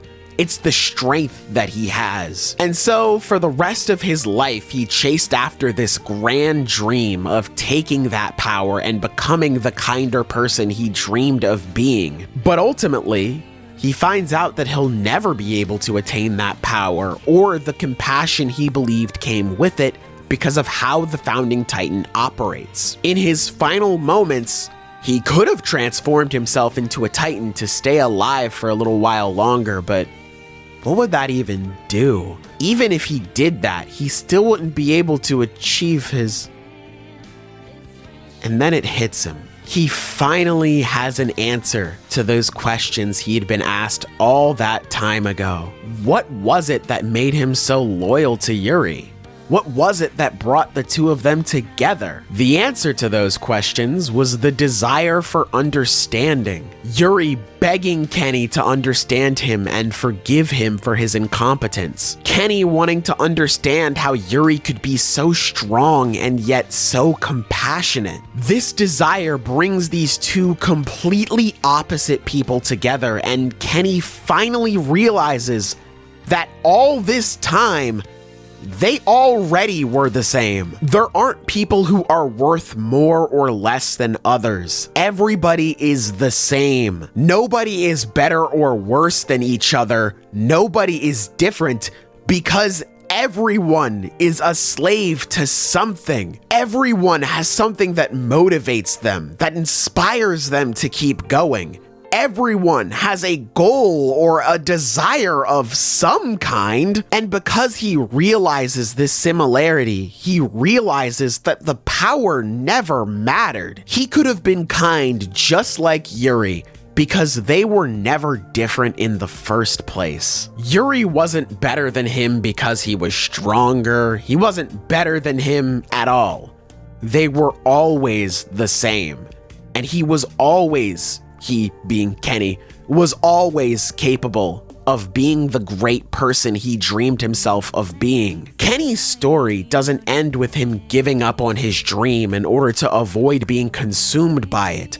His story ends with him achieving it, not through violence, because that's not what brought him and Yuri together. No, instead, he achieves it through much more peaceful means, by passing the power he attained down to Levi, which sort of echoes how the Rice family passes down the power of the Founding Titan as well, which in turn gives those few members of the bloodline that elusive kindness that Kenny had been chasing after. Now, obviously, the Rice family's way of doing it is a lot more gruesome than how Kenny passed down his power. My point is that Kenny and Yuri died in a very similar way thanks to Kenny finally being able to see the things that Yuri was able to see. To most people, Kenny wasn't even real.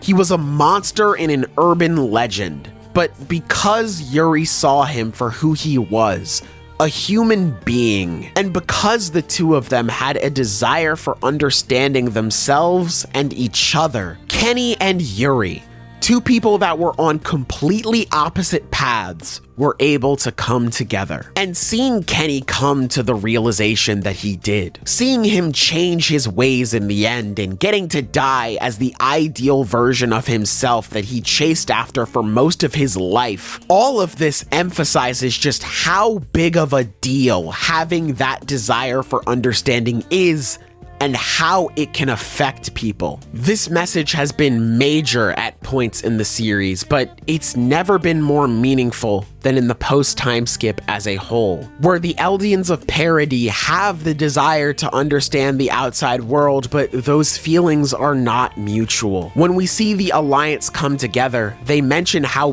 big of a deal it is that all of them are actually listening to one another and not just talking at each other. The Marleyan commander promising to always strive for understanding if he's given a second chance rather than just dumping all of the issues on somebody else. Armin bringing up how despite the fact that their efforts may or may not pay off, it is a massive deal to have the rest of the world ready to actually listen to their story in the final chapter. All of these things connect back together under the same general message and themes that we've gone over so far in this video. And again, Eren's motivations connected back to them as well, which is why I think it's so weird that people use this chapter with Kenny and Yuri, a chapter all about showing how everyone is the same. They'll use this chapter to push an agenda that everyone isn't the same.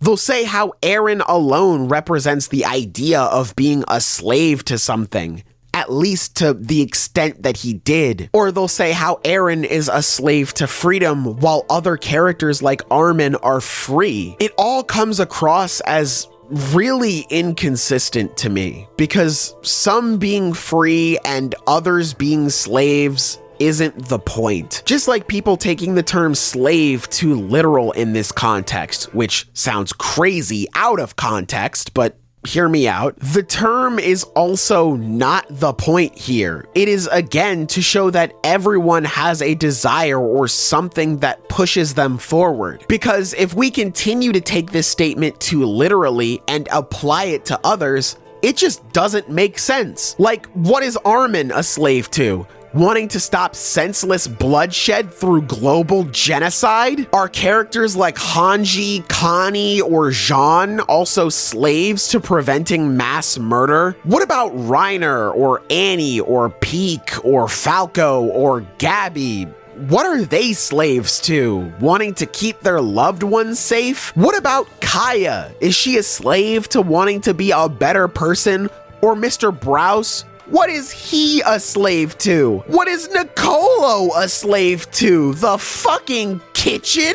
You can't just agree that everyone is a slave to something and then only use it where you think it makes sense. It's gotta make sense for everybody, because everybody is the same. Now you got people arguing that a mother wanting to look out for her kids means that she's a slave to making sure her kids are taken care of? All because some members of the community are so horny to prove why having basic desires is a bad thing. I just don't like it, and I think Eren being a slave to freedom is not great. It's something that I don't like, and it's just not good in my opinion. Besides, it wasn't in Eren's nature to destroy the world for the sake of burning it all down. However, when push comes to shove, his back against the wall, and he feels like he's left with no other options, it is Eren's nature that allows him to go as far as he does if it's necessary. And to me, that small distinction is so important when it comes to discussing his character. It's why Eren went through those lengths of trying to find other ways to go about his problems before relying on a full-scale rumbling. Except, psych, actually, Eren wanted to destroy the Earth this entire time. What, you didn't know? This then, finally, brings us to chapter 130, where we see Eren's conversation with Yelena, and more importantly, Flock. This is where we see Eren reveal that he's going to wipe out everybody. This happens 10 months before the attack on Marley. You want to know what else happens 10 months before the attack on Marley? You want to know? Eren talking about how he wished he had more time to talk things out with the outside world. To emphasize this issue even further, Eren's meeting with Yelena and Flock took place during the night they celebrated the railroad opening. The railroad is finished by the time Eren and his friends talk about wanting more time and who will inherit his Titan. It's why they're riding it. So potentially, a few days or hell, maybe even a day after Eren looks sad about having to rely on the rumbling, he then meets up with Flock and tells him that he's going to destroy the world. He goes to Marley with the intent of killing everyone there before he even tries to talk things out peacefully. I understand that his future memories were affecting him and all that, but these memories only exist because Eren decided to do what he did, right? He's not being controlled from any external forces, right? We'll get into that mess later. For now, let's continue with thinking that Eren isn't being controlled. If Eren decided to do what he did, why is he even doing this to begin with? We don't know. All we get is Eren doubling down on the fact that he's doing this mainly out of an impulse to destroy rather than to protect. He tells Ramsey that the world wasn't like Armin's book, so he wanted to destroy it all. Personally, I thought this had much more meaning to it the first time around. I felt like Eren was speaking on how oppressive the world is. His people being killed for no reason, being treated as monsters, things like that. But thanks to some added context and some extra time to really sit with these chapters, I do think he just meant this literally now. We gotta look at the context of this situation. Right before Eren talks about the book, he tells Ramsey, you see, it's to save the island, to save Eldia. But it's more than that, implying that Eren places a desire above protecting his friends and the island. And on top of that, this is a scene where Eren can be open and honest about his feelings and desires. Ramsey doesn't understand him. And even if he did, Eren knows he's just going to die anyway. What would it matter if Ramsey knew about it? What's he gonna do, step in? People wouldn't believe that Eren is actually starting the rumbling until they actually see it. We saw that firsthand with the people on Marley being told that the rumbling is happening, and they didn't believe them until it was right at their doorstep. If Eren's disappointment was about the oppression, the discrimination, any of that, why not have him mention it? Why not have Eren tell him, when I learned that people wanted to hurt us for being born into this world, I was so disappointed, or something along those lines. Eren's apology to Ramsey just makes it sound like he was annoyed by the sheer existence of humanity outside of the walls, viewing them the same as the walls themselves that continue to cage him in. Eren's motivations used to make sense to me, but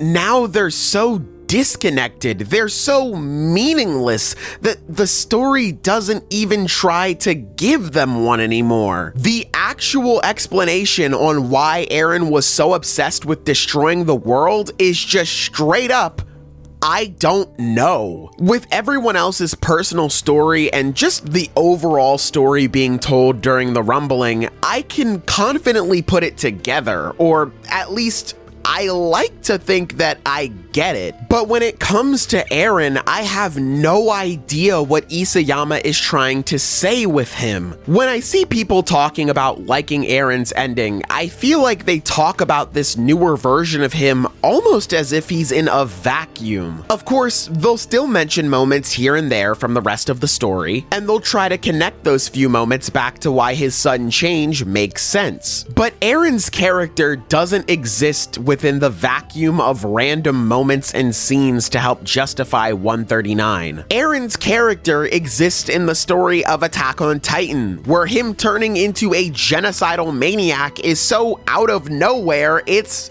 kinda crazy. They'll mention how not a lot of characters in the story really explore the topic of being controlled by their nature. And my answer to that is, well, yeah, that's because aside from Eren, none of them do, which would be fine by itself. Not every character goes through a similar arc after all. Just as long as the overall message of the character arc ties into the overall themes of the story, I think it's fine. But that's exactly the reason why I think the final arc trying to draw comparisons to Eren when he was younger just doesn't work. Even though Eren was a complete anomaly throughout his youth and the entire series as a whole, his story still fit into the mold that was Attack on Titan. His simplistic view of the world worked for the type of story AOT was at the time, as we see other characters come to the same conclusions he has later down the line. But as things got more complex, we start to see this mindset get questioned and even straight up proven wrong. A major part behind what makes the mysteries of Attack on Titan so compelling is that they flip what we thought we knew on its head. And all we really know at the start are the rules that Eren sets out for us. So when things pop up that go against it, we're just as surprised as he is. Basically, Eren is used as a stand-in for the audience a lot of the time. Of course, there's information we learn without him being there, but a lot of the time, he's our stand-in, an idea that the post-time skip plays with by completely cutting us off from Eren for most of its run. Whereas before we felt close to him, now we are completely left in the dark with what he wants, effortlessly replicating the feelings that his friends in universe have for him at this point in the story as well. All of this stems back to how closely connected Eren's story was to the grander plot of Attack on Titan despite being an anomaly. But from chapter 130 onwards, I do not feel like this is the case anymore. Gone are the days of an Eren who fought because he refused to lay down and die in a world that wanted to eat him and those he cared about alive. Gone are the days of nuance where it was obvious that Eren's stance wasn't entirely right, but it was one that kept him and his friends alive. Gone are the days when Eren's character made sense and was tied in with the story.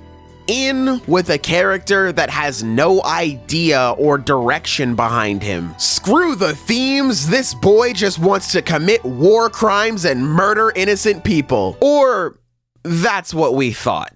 Because by the final chapter of the story, it's hard to pin down what exactly Eren actually wanted. This is why I personally feel like Isayama didn't know how to finish off Eren's arc. This chapter throws so many brand new ideas and concepts for this character at the reader, and much like a lot of stuff from that chapter, it's really rushed. Despite the fact that Eren wiped out 80% of humanity because he wanted to, even though he put his desire to destroy above his friends, even though he says that he still would have committed the rumbling and put his friends in danger if he didn't know that they would stop him, part of the reason he did the rumbling was for his friends' safety and survival? We learn that one of Eren's goals with the rumbling was actually to prop his friends up as heroes for taking him down. And with their newfound status, nobody will hate them anymore and they'll be able to live with the outside world. Okay, first off, why the hell does Eren, of all people, think this plan would work? We've already talked about him scoffing at this exact same idea at the start of the series, but I wouldn't mind something like this if slowly but surely his mind was changed over the course of Attack on Titan. But that didn't happen. Time and time again, we are shown or even told directly that humanity will not stop fighting each other. Even if there is some big inhumane enemy, the fighting will not stop. That's just guaranteed. This is one of the things that pushed him to do the rumbling in the first place. After trying again and again to handle things more peacefully, he was given no other options that he was willing to accept. So he decided he was going to wipe it all away, regardless of the consequences, to try and end the cycle of hatred in the way he thought best. It makes sense for the heroes of the Alliance to lean on the idea of humanity seeing them as people by stopping the rumbling, or at the very least hope that those outside of parity would give them a chance after helping save the world. But again, why does Eren, of all people, think that this is a good idea? Eren has seen Eldians take on hatred for years for no real reason. He's seen people hate those on the island of Parity for no real reason. And his answer to try and get rid of this nonsensical bigotry is to give those that hated them for no reason a reason to hate them? Even if it was a logical reason, it doesn't make discrimination any less wrong. What I'm trying to say here is that the solution that Eren came up with to deal with Eldians, and more specifically, the Island of Parady's illogical hatred, is to make it much more logical by starting the apocalypse? And why does Eren even care about propping up his friends as heroes if he just wanted to get rid of everyone in the outside world anyway? I mean, I get it, he cares about his friends and wants to keep them safe, or at least I think he does? I don't know about that one, actually. Like I mentioned before, Eren acknowledges that the rumbling would put his friends' lives in danger, yet he also says that he'd do it again even if he didn't know he'd be stopped by them. Meaning that even if there was a possibility that his friends would have died, Eren still would have done the rumbling out of his urge for destruction. It's kinda hard to feel like he cares about them if he's okay with the idea of them potentially being taken out. But all of that aside, you know what else would have kept his friends safe?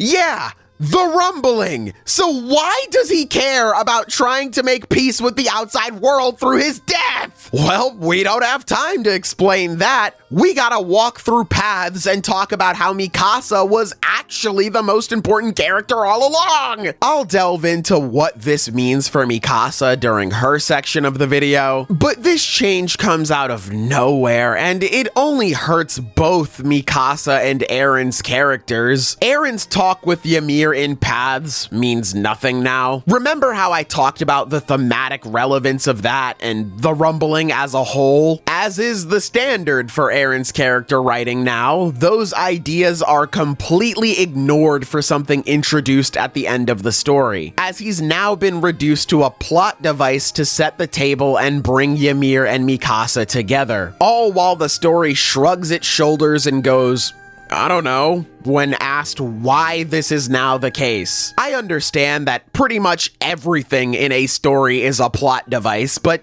Eren is one of the bad ones in my opinion. He doesn't really add much to the story besides advancing it, and I'd argue that he even takes away from the story with his actions. But forget about that, because Eren has known everything that he's going to do in the post-time skip since the award ceremony. So if this is the case, how does Eren have memories of everything he was going to do for the rest of his life if he didn't send them to Grisha? Because based on Grisha begging Zeke to stop him, it doesn't sound like he knows what will happen with Eren and him being stopped in the end. Plus, it's just straight up confirmed that Eren didn't show Grisha everything, rather just bits and pieces that would benefit his plan the most. I know there's the idea of Eren getting the rest of his memories once he activates the rumbling, which would make a little bit of sense, but this is straight up headcanon. This idea has never been mentioned or even alluded to in the story proper. I can at least understand it from the perspective of Eren making the announcement that he did over the Eldian live speaker. It would make sense that he would want to get the word out about the evil plan that he specifically is concocting and then being taken out by his friends in order to hype them up. But that doesn't mean that how we got here makes much sense though. But hey, we do not have time for this. We gotta talk about how Eren's mind has been affected by the founding titan this whole time.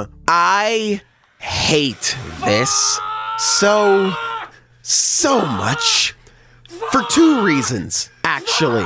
One, so much of the story has been built around the fact that Eren isn't controlled by any outside factors and the importance of that. Reiner pointing out how Eren having the ability of the Founder being the worst case scenario because of who Eren is as a person. Ymir willing to leave Historia behind and not take her straight to Marley is thanks to Eren having the Founder and being unaffected by Karl Fritz's influence. Eren not being influenced also gives the walls a fighting chance to take out all of the Titans on parity, rather than that option being locked behind the royal family and the will of Karl Fritz. After the attack on Marley, the story then shifts away from Eren's point of view, instead focusing on other characters wondering if he's being controlled by Yelena or if he's being controlled by Zeke, only to then finally confirm when we cut back to Eren's POV in Paths that he's moving in accordance to his own will. We learn that Eren was not influenced by his father, but instead he influenced Grisha to make things how he wanted them to be. And I just remembered his talk with Reiner about not being influenced by anything. All of this stuff hinges on the fact that Eren is entirely independent when it comes to his motivation. Now, all of that is ruined because his thinking has actually been affected by the Founding Titan's power this whole time. I understand that this sort of thing makes sense because Eren isn't affected by the will of Karl Fritz like we've gone over, and that will was stopping previous users from using the full power of the Founder. But this sort of reveal is still pretty terrible in my opinion because of the reasons I listed earlier. It's also terrible because we have no idea how much this power has been influencing him. It could be influencing his actions entirely to the point where Eren barely has any free will at all, or it could just be a slight bother that Eren's felt for however long he has now. All we really know is that this power made Eren kill his own mother, which goes into the second reason why I absolutely loathe this plot twist. The unnecessary and plot-breaking stupidity of Eren being the one responsible for his mother's death. We'll get into why this is unnecessary and stupid, but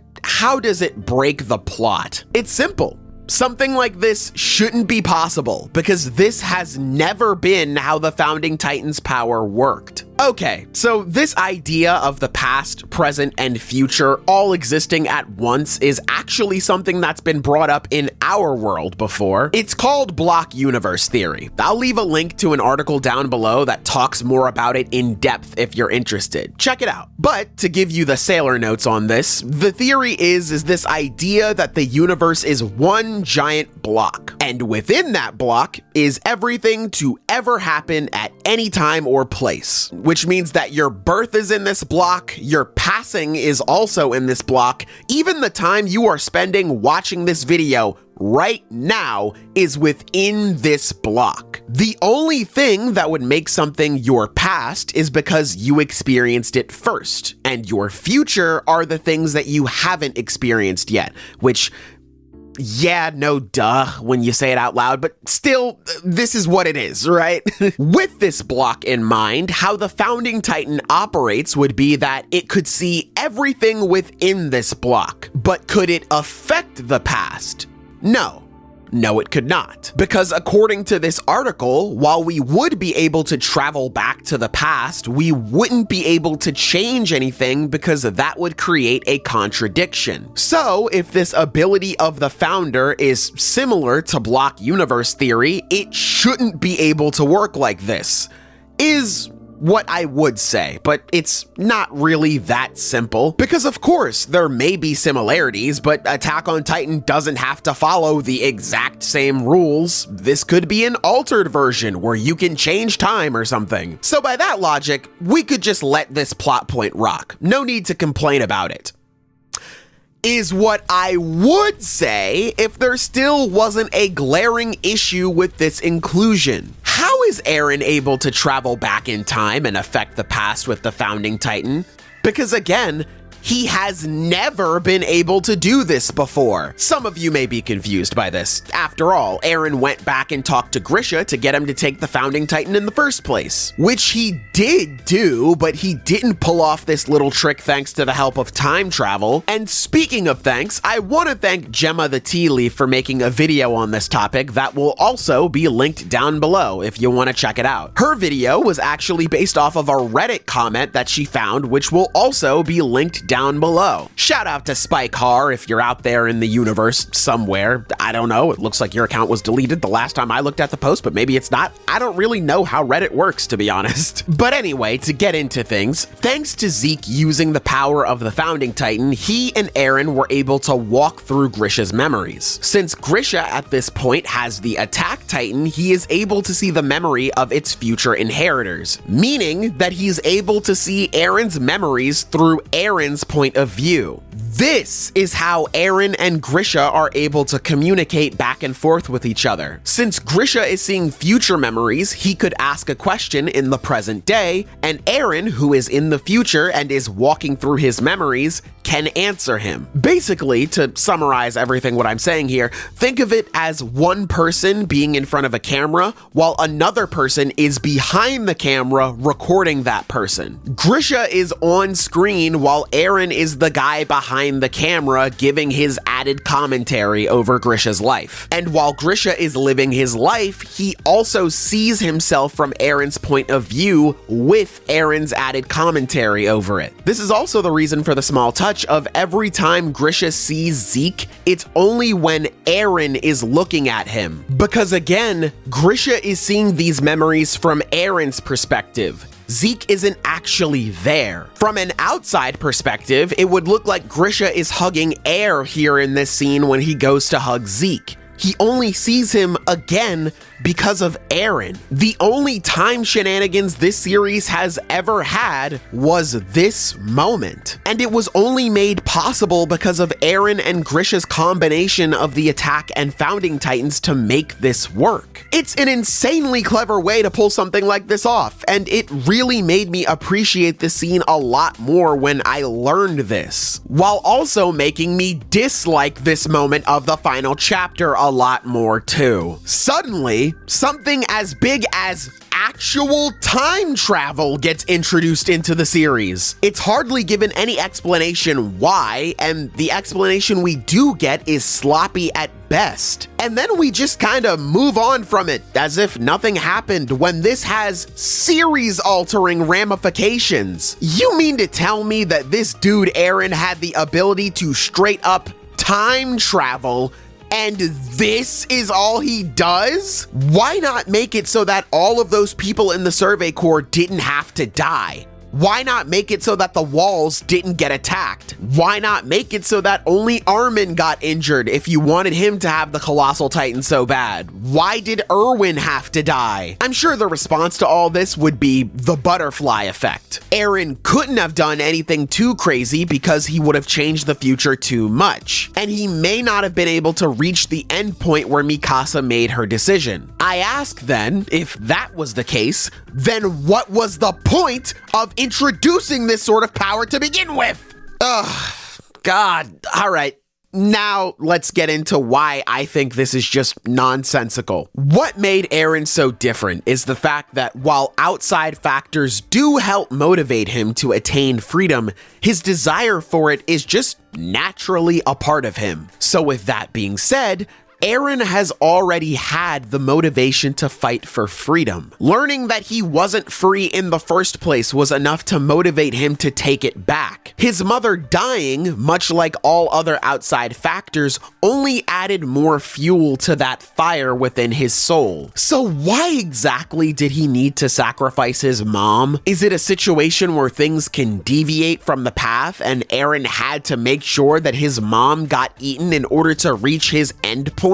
Because that's what it sounds like when he says that it wasn't Bertolt's time yet and that he had to lead Dina to his mom instead, which that just opens up a whole other can of worms if that's the case, which I'll get into later in Mikasa's section. But for now, this sort of plot at face value is bad enough because of how vague it is and the amount of questions it introduces. But when you think about it more and more, it really starts to get out of hand. Because, case in point, oh my god, why did Karl Fritz never use this power? If he was so sick of what the Eldians were doing, why not go back in time and prevent all of that from happening? Ymir would listen. He has royal blood after all.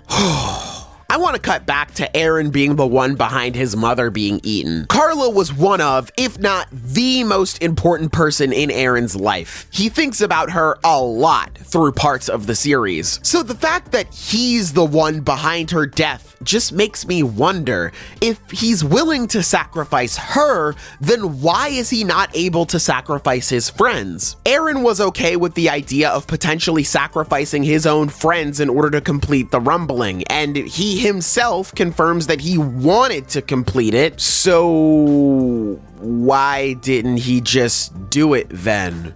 If the future is set in stone because of his decisions, then why did he decide to do this? This is so out of character even for this version of Eren. So much so that people believe that he never had any agency to begin with. That he's just ultimately being controlled by Ymir to help reach the end goal of freeing herself thanks to Mikasa. And honestly, I do not blame people for feeling this way. Eren's sudden stopping only makes sense with the explanation that he's actually being controlled by something or someone else. Also, why does Eren still care about getting rid of all Titans that are on Earth? Especially after figuring out that all of the Titans are just Eldian people. Is it to make sure that the Titan curse doesn't spread? To make sure that anyone else doesn't have to suffer from Titans anymore? This is the same guy who understood that getting rid of the Titans and Eldians would be the better option, yet still denied going down that route because he couldn't accept an end where he and his loved ones were forced to lay down and die. This is the same guy who is actively using Titans to murder everything in his wake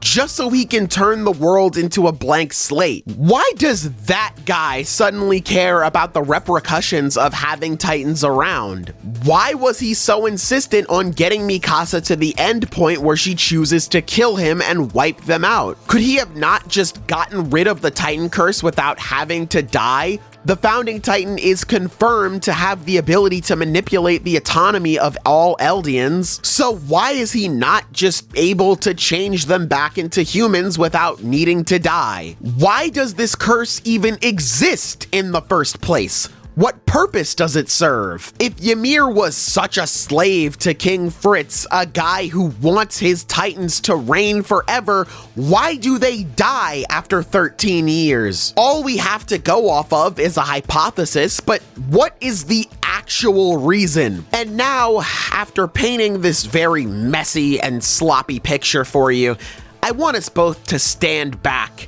and look at how bad this thing looks. A character whose motivations made perfect sense is then warped to such an extreme that even his new and previously out of character motivations are now even out of character for this new version of him. A character that had a point now has none at all, as the story scrambles to try and give him a new one by just throwing things at the wall to see what sticks, providing viewers with answers without ever explaining the why behind them. It just tells you that this is how it is, and that's when it even bothers to tell you what the answer is in the first place. I feel like this section of the video has just been all over the place, and I'm sorry, but things can end up that way when talking about Eren's character in these last few chapters. Again, while Eren's nature to fight has always been there, his fight has always been defined by something specifically, and in the final arc, that fight was defined by humanity's failings. Failing to talk to one another, failing to try and understand one another, failing to care about one another. This is what brought about the monster we saw Eren become. But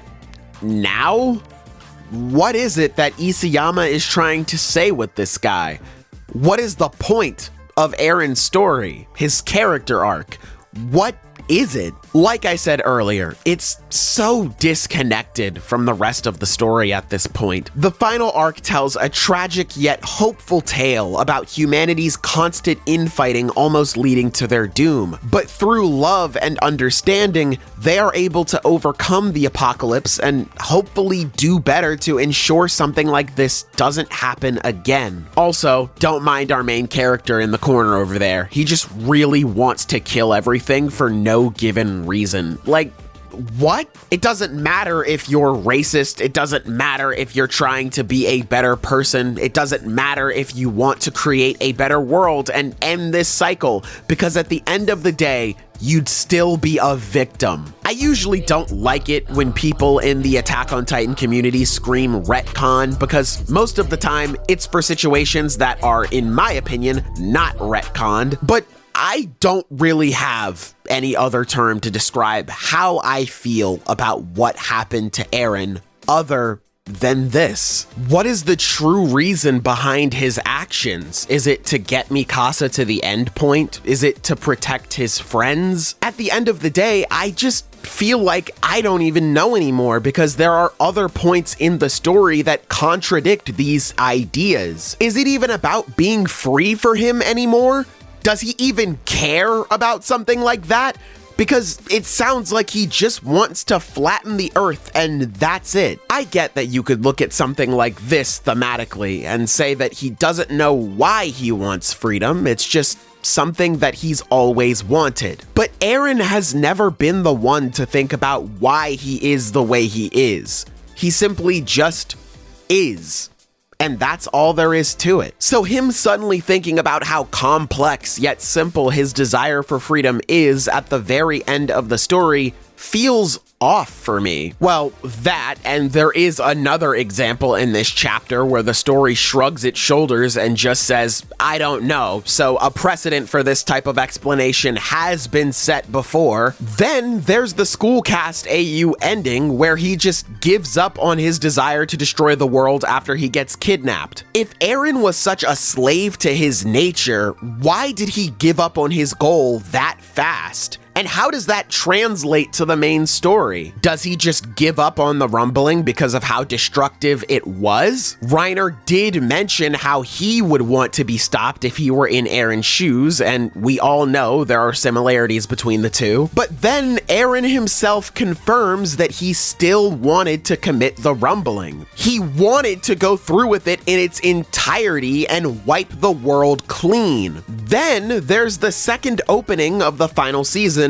The Rumbling by Sim, which, god damn, this song is great, but that's not what we're talking about right now. This too paints Eren in a completely different manner than how he's written in the final few chapters, which I would get if it was trying to avoid spoilers, but come on, this is different. The story of this song is about someone who was put into a situation that they didn't want to be in, but refusing to back down when they feel like they have no other options left but to fight. This lines up way more with the type of character Eren was originally, but this is not the guy he is anymore after the ending. And in what feels like a funny twist of irony, this song even questions if Eren is who he used to be. I can't make this up. Like I said, these final few chapters just don't do the character of Eren any justice, in my opinion, and to me, it just feels like Isayama had no idea what to do with him. I know I repeated myself a lot when it came to this section of the video, and hell, that's more than likely gonna be the case for the rest of it too. I just really want to emphasize how tightly knit I believe this narrative was, and how out of nowhere these final few chapters have been. And I don't think anybody embodies the out of left field nature of the final arc more than Ymir.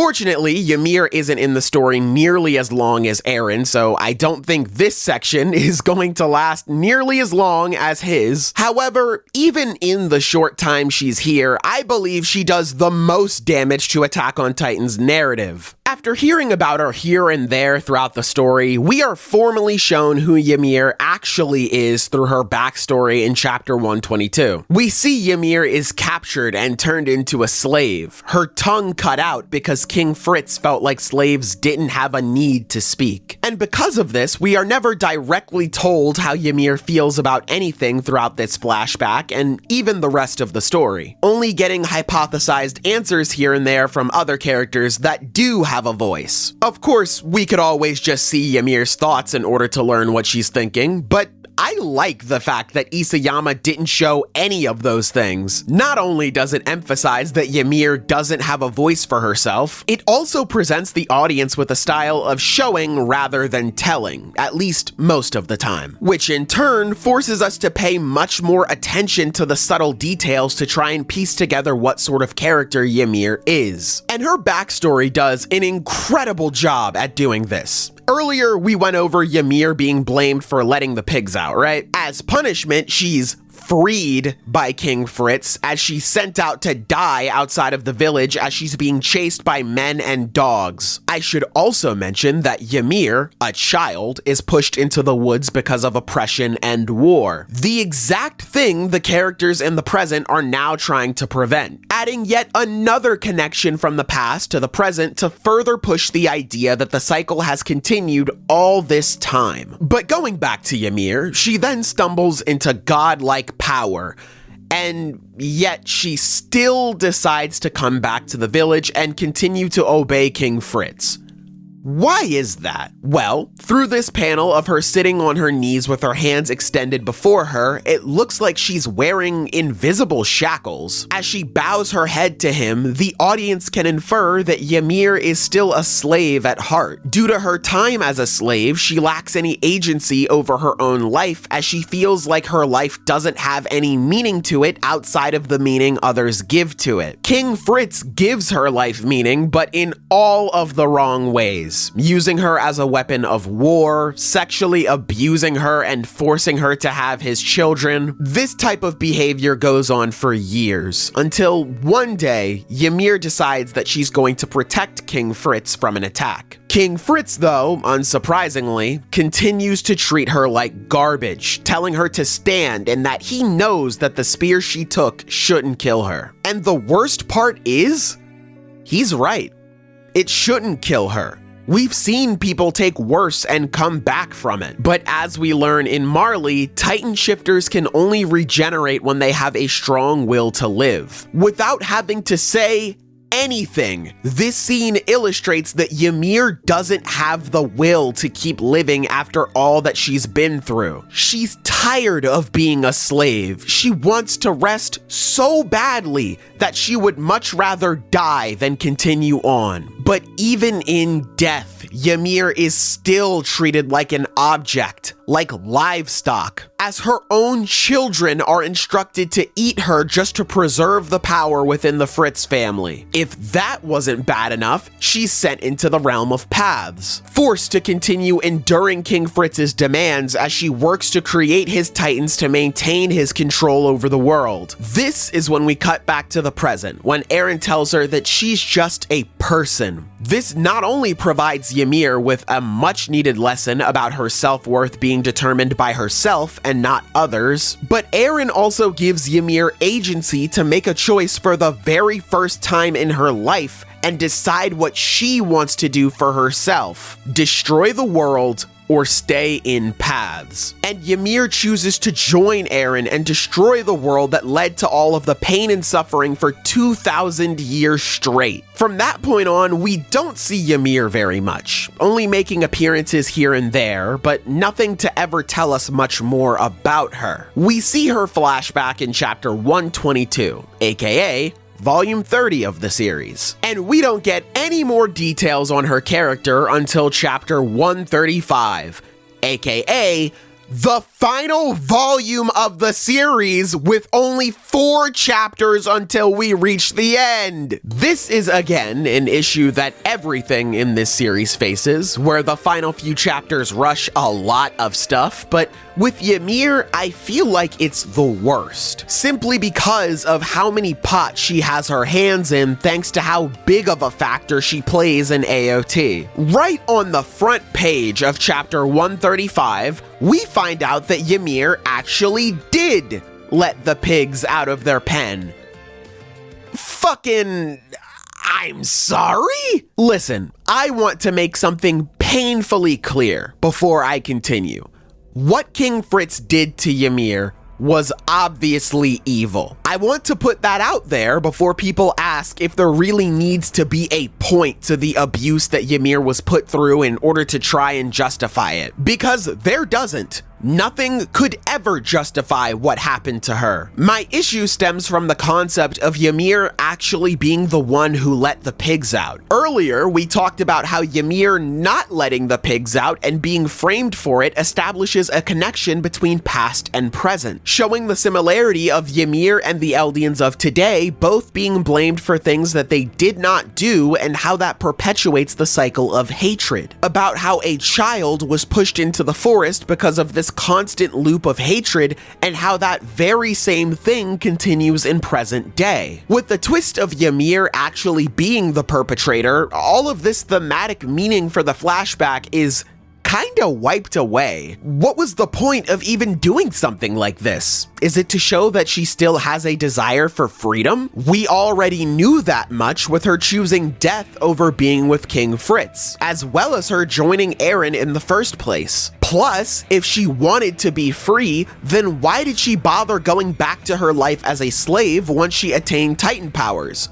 Why not just leave? Originally, it was thought to be because Ymir had no agency over her life, and that's why she decided to come back. Because she believed her life to be worthless, so she let others define it the way that they wanted to, using her for how they saw fit. But with this one page, we now know that Ymir actually did have agency, and that she wanted to be free. So why didn't she just free herself when she had the chance? Maybe it's because she cares for others more than herself? We did see Frida use her as an example of being ladylike because she was kind and helped others, but I don't think that this is the case either though, since this picture of Ymir helping others out of the kindness of her heart is immediately shattered when we find out that she was only helping people because she was forced to as a slave. The questions don't stop there, however, because later we see Ymir capture Armin to stop him from transforming into the Colossal Titan. Armin then recognizes that she and Eren are working together and that Ymir is doing this because she wants to wipe out humanity too. But then later on, Zeke and Armin come to the understanding that although they don't know what it is yet, Ymir still has an attachment to this world. So much so that she is the one who actually created paths and how it works due to her wanting something from those that are still alive. Okay, that's a lot. So let's try tackling why these don't make sense to me one at a time. For starters, why does she want to destroy the world if she's so attached to it? Picture it like this, right? For years, Ymir has been suffering in paths all by herself, building all of these titans, and we now know that she went through all of that because she still has an attachment to the world. So, if she went through all of that for all that time, why on earth would she want to destroy the world? Shouldn't she want to do the opposite? And once again, this ruins the idea that Ymir doesn't have any agency in the plot. Because now we know that Paths as we know it was created by her, leading to her being able to pass memories to Eren. Ymir has gone from a character that has no control over her life to someone who has a pretty decent amount of it. I'm a big believer in two things can be true at once, but Ymir can't have her cake and eat it too. She can't free the pigs out of this sense of freedom, but then continue to be a slave herself herself even after having the power of God on her side. You can't tell me that she wants to destroy the world and then tell me that she sat around and suffered by herself in paths for 2,000 years because she still cares about the world. What's more is that in just the previous volume, volume 33, it has this to say about Ymir in the volume 34 preview. The girl dreams. She dreams of a world free of bonds and of fate. I just don't understand how the story says this, only to then turn around and tell me that Ymir herself is the one who created paths and how it works. She wants to be free of bonds and fate, so she creates paths, the ultimate representation of bonds and fate in Attack on Titan, a world that connects an entire race of people because she's connected and invested in what goes on in the other world, a world that displays the fate of certain Eldians via the power of the Titans, a world that only exists so that Ymir can see a certain character complete their fate. Maybe this is saying after things are over, she wants a world that is free of those things, but she just leaves after the final chapter, so how would she know that she got what she wanted?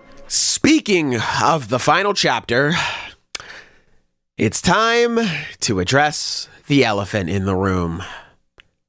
Oh boy.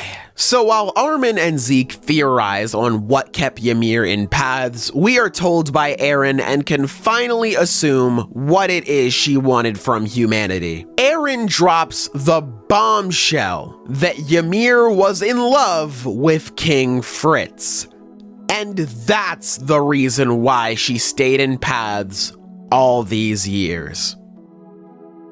I'm sorry, I just get stun-locked for a bit each time I get to this point. I'm just baffled how something this bad made it in. Let's just get the obvious out of the way. Ymir being in love with the man who was responsible for burning down her hometown, pulling out her tongue so she couldn't speak, also making it impossible for her to say no to him as he assaults her. Not that it would matter to this scumbag anyway. The man responsible for taking one of her eyes, sending her off to be chased by a pack of dogs and some of his men on horseback shooting arrows at her like some kind of sick game. The man who used her as a weapon of war, forced her to bear his children, and disrespected her corpse by having her own children eat her body. Yeah.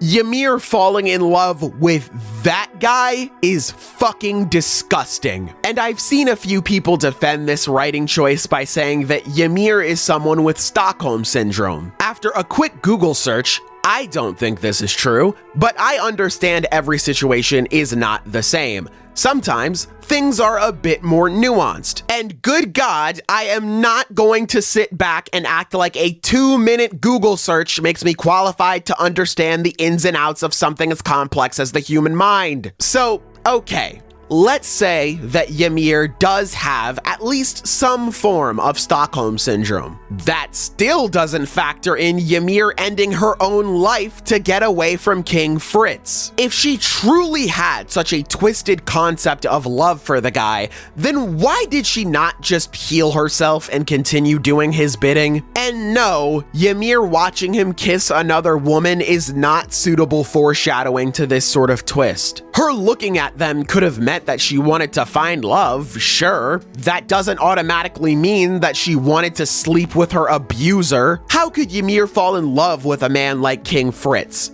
How does it even make sense? We will never know, as the story once again shrugs its shoulders when asked why and expects the audience to provide answers to these questions instead. And speaking of unanswered questions, Ymir's involvement with Eren. So earlier in Eren's section, I went with the idea of Eren making the choices he did on his own for the time being. Now it's time to address the possibility of Eren being controlled by Ymir, or at the very least, following a path set out by her to get here. A lot of people brush this sort of thing off, feeling like there's no way something like this could happen with Eren's character. However, there's more evidence for it than you think. one of which I already brought up in Eren's section about him stopping the rumbling. He confirms that he wanted to destroy the world, that he wanted to live, and that he wanted to be with Mikasa. With the type of power he had, you'd expect him to at least get his Zero Outsiders plan done, but he lets himself be defeated. Why is that? We know that he doesn't mind the idea of potentially sacrificing his friends. Again, him stopping himself doesn't make any logical sense unless he was being controlled. Then there's the table scene with Eren, Mikasa, and Armin with the context of the last chapter. It was clear that Eren was lying before, but now with 139 in mind, it seems like Eren is just projecting his feelings onto them. He says that he's free and that they're slaves to other things. Armin is influenced by Bertolt's memories. Mikasa is influenced by her bloodline, stuff like that. But now we know that Eren was the least free person here, thanks to how badly his mind was being affected by the Founding Titan. Then there's Eren asking if Ymir brought him to this point, which to me, before, it meant that Ymir sent memories to Eren as a cry for help. Eren got to where he was because he made it so, but Ymir sending him these messages motivated him to come save her as well. But with him potentially being under her control, Ymir would have quite literally led Eren to this point. And if there's one thing Attack on Titan's ending loves to do, it's removing nuance and making things out to be literal. Then there's the final reason why the rumbling even happened in the first place. There are a couple of reasons listed, but one of the major ones is Eren leading Mikasa to the point of her saving Ymir. Mikasa became the chosen one as far back as the very first chapter of the series, as shown with her experiencing her headaches, which we now know was Ymir looking through her head at certain points in time, meaning as far back as the start of the series, she was the chosen one to save God and put an end to the Age of the Titans. According to Eren in the final chapter, Ymir waited around in paths for 2,000 years until Mikasa came along and saved her, which would mean that Mikasa saved Ymir through action she hadn't even taken yet, especially when you consider that Mikasa wouldn't have been able to save Ymir if Ymir did not set into motion the events that would put her into the position of saving her. Because this couldn't happen any other way, Ymir would only be able to rest once she saw Mikasa take down Eren in the way that she did. And since the story randomly gives Ymir much more agency than previously thought, I could see this being the case with Ymir trying to free herself. And what about Eren wondering if all of this started back with himself or back with Ymir? Of course, Eren was planning on destroying the world anyway, as we've gone over. The difference here doesn't really matter to him, but why have Eren bring this sort of thing up in the first place if it didn't matter to him? Why have the author add in this bit of dialogue to hint that maybe this wasn't entirely Eren's choice at all? There's once again the bit of Eren saying that even if he didn't know he'd be stopped, he still would have done it, which could be seen as him saying that if he wasn't forced to stop, he would have still kept going. As we've gone over, the only thing that could force him to stop is Ymir controlling when he does. I'm well aware that the idea of Eren being controlled by Ymir goes against earlier parts of his development, especially in the post-time skip, and that's kind of the point that I'm trying to get across here about how random this final act of Attack on Titan can be. In my opinion, you could make a solid argument on why Eren has been controlled, or I could also see an argument on why he wasn't at first and ended up becoming controlled later. My point is that we don't officially know for sure how big of an effect Ymir had on him. And that really sucks. You could write an ending where Eren wanted to destroy the world, but then realized that he would inevitably be stopped by his friends. So in the little time he has left, he tries to set things into play to make the world a better place for them when he's gone. People weren't theorizing a Lelouch-esque ending for him for months on end for no reason. But by tying everything back to freeing Ymir and getting Mikasa to the point where she can free her, It ruins a lot of things that he had going. Earlier, I talked about the feeling of the story having no idea how to end Eren's arc. Well, with him being reduced to a vehicle to help Mikasa get from point A to point B, the ending of his character really doesn't matter anymore, because he as a character doesn't really matter by the end of the story. It's less about what Eren's character was leading up to this point, and more so about what you need him to be from now on. And for those of you who remember, because it was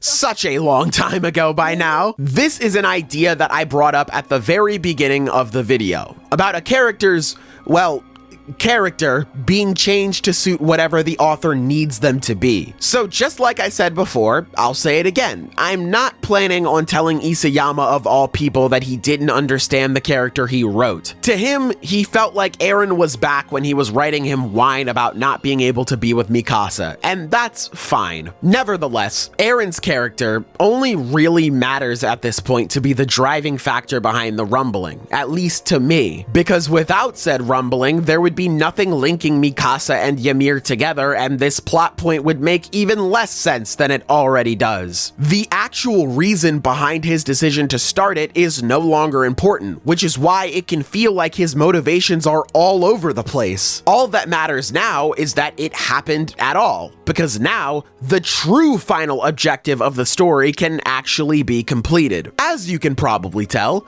I think these problems by themselves are not very good, but it doesn't end there with Ymir. Now let's take a look at her and Mikasa's connection in the story and compare the love they have for their special someone. Ymir's love for King Fritz is obviously not very healthy. It's horrible and abusive, whereas Mikasa's love for Eren is nothing like that. The two of them have always cared about each other. The only debate came from if their relationship was platonic or romantic. For Mikasa, she was definitely romantically interested in Eren, but how does Eren feel? We know he loves her in a platonic sense, but could it one day evolve into a romantic one? This is the type of relationship that these two had. While Mikasa and Eren often uplift each other, Ymir is held down under the oppressive thumb of King Fritz. Even in his worst moments, Eren still cared for Mikasa. Part of what makes King Fritz so horrible is the fact that no matter what, he never cared about Ymir. My point is that Ymir and Mikasa's forms of love are not the same at all. So why is Mikasa the one who frees her? This isn't even mentioning how both of these two characters are fundamentally different, with Ymir being a slave and Mikasa being someone with agency and freedom. Just a few examples would be the Ackermans not being affected by the Founding Titan, until they were. Better examples, Mikasa, instead of taking orders from Eren all the time, sometimes dishes orders out herself. She doesn't blindly agree with him either. The Azumabito plotline, in my head anyway, only exists to show off Mikasa's agency by having her deny a role that is forced onto her and figure out where she belongs for herself. So again, why is it specifically Mikasa in this scenario? This question gets brought up a lot during shipping discourse in this community, and trust me, we will get to that. But I think wondering why it wasn't someone like Historia who saved Ymir is a very valid question to ask. There are a ton of parallels between the two, mainly because Historia's life was molded by Ymir and her story, and it ends with Historia getting fed up with others deciding the value of her life for her and deciding to value herself from now on. If valuing yourself is the type of story you wanted to tell with Ymir, I feel like Historia is a much better fit for it than Mikasa. That doesn't mean that Mikasa is better or worse because of this. I'm just saying what makes the most sense to me. But if you start looking at it from the perspective of it having to be Mikasa due to Ymir's regret about not stopping her loved one, and her ultimately being inspired by Mikasa, Mikasa, someone who was able to stop her loved one despite the love that she had for him, it would make sense for her to be inspired by this, and that being the key to freeing her. But I then have to wonder why Ymir would choose to sit around all this time to wait to see this thing play out. I understand that she waited around for 2,000 years and nobody could have inspired her within that time, which by itself is a little bit of a long shot. Like, seriously, nobody in that time period left their toxic relationship despite their love for the person they were with? Alright, okay, the story's gotta happen, fine. She knew since the very beginning that Mikasa would be the one to save her. So, at that point, what is the point of sticking around in paths? It was proven to be possible for someone to do it. Why stick around and watch it play out? I understand that Ymir leaving gets rid of Mikasa even having the opportunity to do such a thing, but to me it seemed like it was important for her to find someone she could in some way relate to. Once she found that person, once it was confirmed that that sort of person existed and did what she couldn't, why not just skip to the end where you are finally able to rest in peace? Why sit through years of suffering and torment just to see the happy ending you already knew was going to happen? Does it mean that the future can actually be changed, and that's why she was so obsessed with seeing it happen for herself? I guess that kinda makes sense since Eren and Ymir both put in a lot of work to get Mikasa to the point of freeing Ymir, but then that feels like Mikasa's big moment in the ending is just reduced to something that she was destined to do this whole time. God selected her as the chosen one to save her from eternal suffering and put her on the path to do just that. Again, Ymir goes from someone who doesn't have any agency to someone who has a lot of it. And the story trying to frame her as a slave to love, despite the fact that she knows her type of love is bad and practically masterminds an entire plan to have someone free her from it, it would be peak comedy if it wasn't so goddamn annoying. I've seen people explain Ymir's ending as one of her learning how to stop following others' lead and decide things on her own, even though I'd argue that she got those two things when she teamed up with Eren at first, especially when we learned that Eren and Ymir are working together as a unit and it's not just Ymir following his lead, but I digress. Let's just say that this was the ending that was trying to be told here with Ymir. Her story would end up being one of someone finding their agency and realizing that they don't need to follow anyone else's lead anymore, and ending with her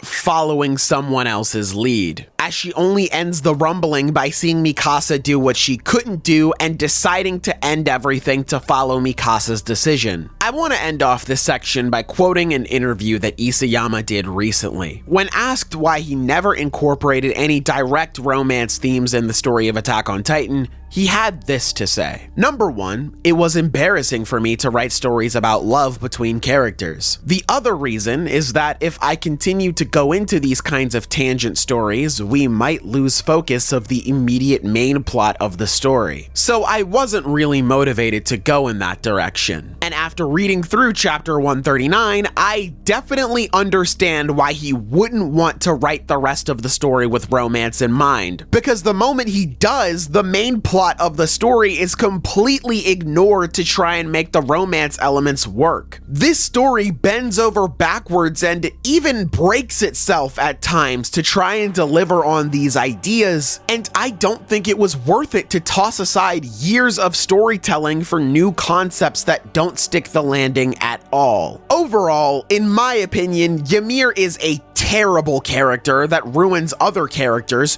tramples over the themes the story previously established, ruins parts of the lore by never explaining the reasoning behind the Titan curse, despite it not making much sense on why it's a thing with what we're told about her, as well as the fact that the only reason these powers even exist is because of a terrible swerve with her loving her abuser, with her hoping that someday someone would inspire her to free herself from her own shackles, which could only have ever happened when Ymir helped put her savior in place to be the one who ends up rescuing her. I get being unable to be saved if you don't want to be, but I feel like someone carefully setting up how their hero is going to save them is a bit much, no? And also, if you wanted to be saved, why did you make it so damn hard on the Alliance to actually do that? Did you really have to make it that difficult? Eren didn't know if they'd survive. Do you? 'Cause if she didn't, then seriously, what the hell was that, dude? Even if you did know they'd live, why be an asshole about it? Anyway, to end this whole thing out, she also retcons part of the power system that was pivotal to Attack on Titan prior to her conclusion. This wonderful story, packed with even more wonderful characters, is revealed to just be a puppet show so that Ymir can live out her soap opera. 80% of the world is sent off to die so that this idiot could get closure for problems she could have handled on her own. This trolley problem of massive proportions is tossed aside because Ymir needs to be validated. One of the greatest characters I have ever seen is thrown in the dumpster and turned into a plot device so that Ymir can bring down the story.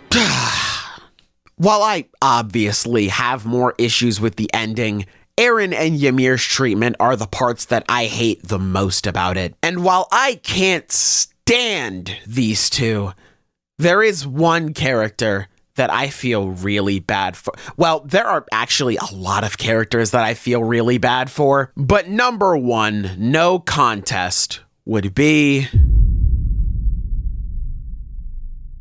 Mikasa is a character that I've always liked in Attack on Titan, but I could never really put a finger on why I like her. If I was forced to give an explanation originally, I probably would have said I think her designs are cool and that she's a badass. By the way, her post-time skip design is better. I don't care, argue with a wall. I wish people drew that more because goddamn, I think she's beautiful. And agendas aside, sometimes that's all you need for a character to like them. Like, for example, despite me being obsessed with the latest Street Fighter game, this is my first time jumping into the streets that do be fighting. So despite me knowing nothing about Ryu's actual character, I love him simply because his new look is sick and he's a badass. And honestly, I didn't think Mikasa had much of a character to speak of during most of my read-throughs of the story. Not to say that she just straight up doesn't have one, but when I was thinking of making a Mikasa character analysis a few years ago, I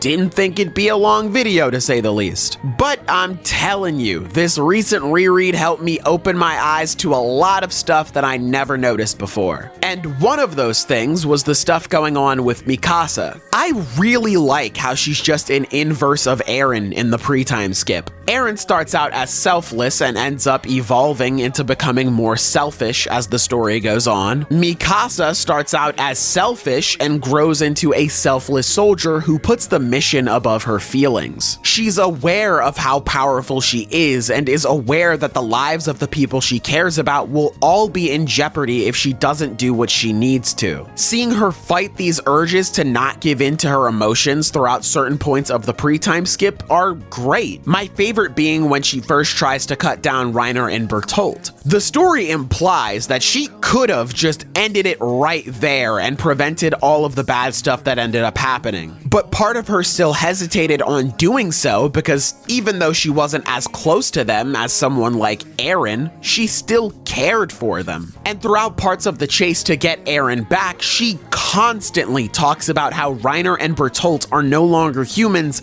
and that they need to be wiped out. This isn't just to inspire her comrades to do what's hard. She's saying this to push herself to do what needs to be done. And her arc culminating in her being able to let Armin go while Eren tries everything to keep him alive no matter how selfish it is, I think that's perfect. Going into the post-time skip, I really like Mikasa's story here too. I'm still not a fan of the Luis plotline though. Like, I get it. Luis represents Mikasa's attachment to Eren, and Mikasa doesn't like it, but I just don't think it needs to exist to get this message across for Mikasa's development. Plus, it just makes Mikasa look like an asshole for no real reason.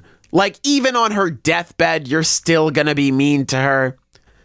alright, I guess. But aside from that, I think Mikasa's story is great. The first half is her trying to come to terms with the fact that she may not know Eren as well as she thought she did initially, which leads to the table scene where she's set on him being controlled by an outside force, because there's no way that Eren's drive to fight would push him to harm innocents and children, even given the situation they found themselves in.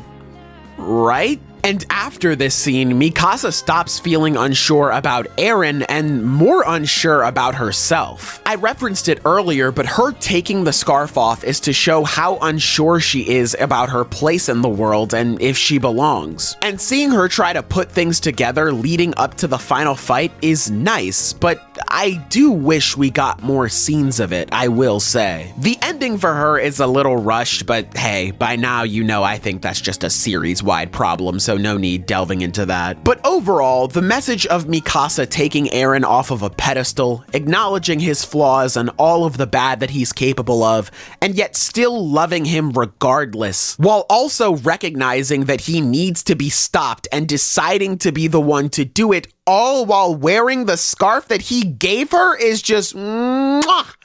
Magnifique, chef's kiss. And realizing this made this panel of her kissing his decapitated head go from really weird and creepy to disturbingly beautiful for me. Until Ymir ruins it. Gah! Mikasa deciding to take out Eren is a massive step forward for her and a great way of ending out her character arc as a whole. But then the ending happens and tells us that it was just a thing that was always meant to happen. Mikasa choosing to do something like this willingly is so important here. Yet the story does everything in its power to nullify it. I said we'd get into it here, and I even started to bring it up in the last section on why this is so bad for Mikasa's character. The fact that her special someone and God made sure to line things up perfectly and force Mikasa into this position so she could complete a prophecy, making sure that the timeline, at least from the time Mikasa was born, played out exactly how it needed to by forcing other things to happen, instead of letting things play out and simply letting Mikasa have the agency to choose doing what she did,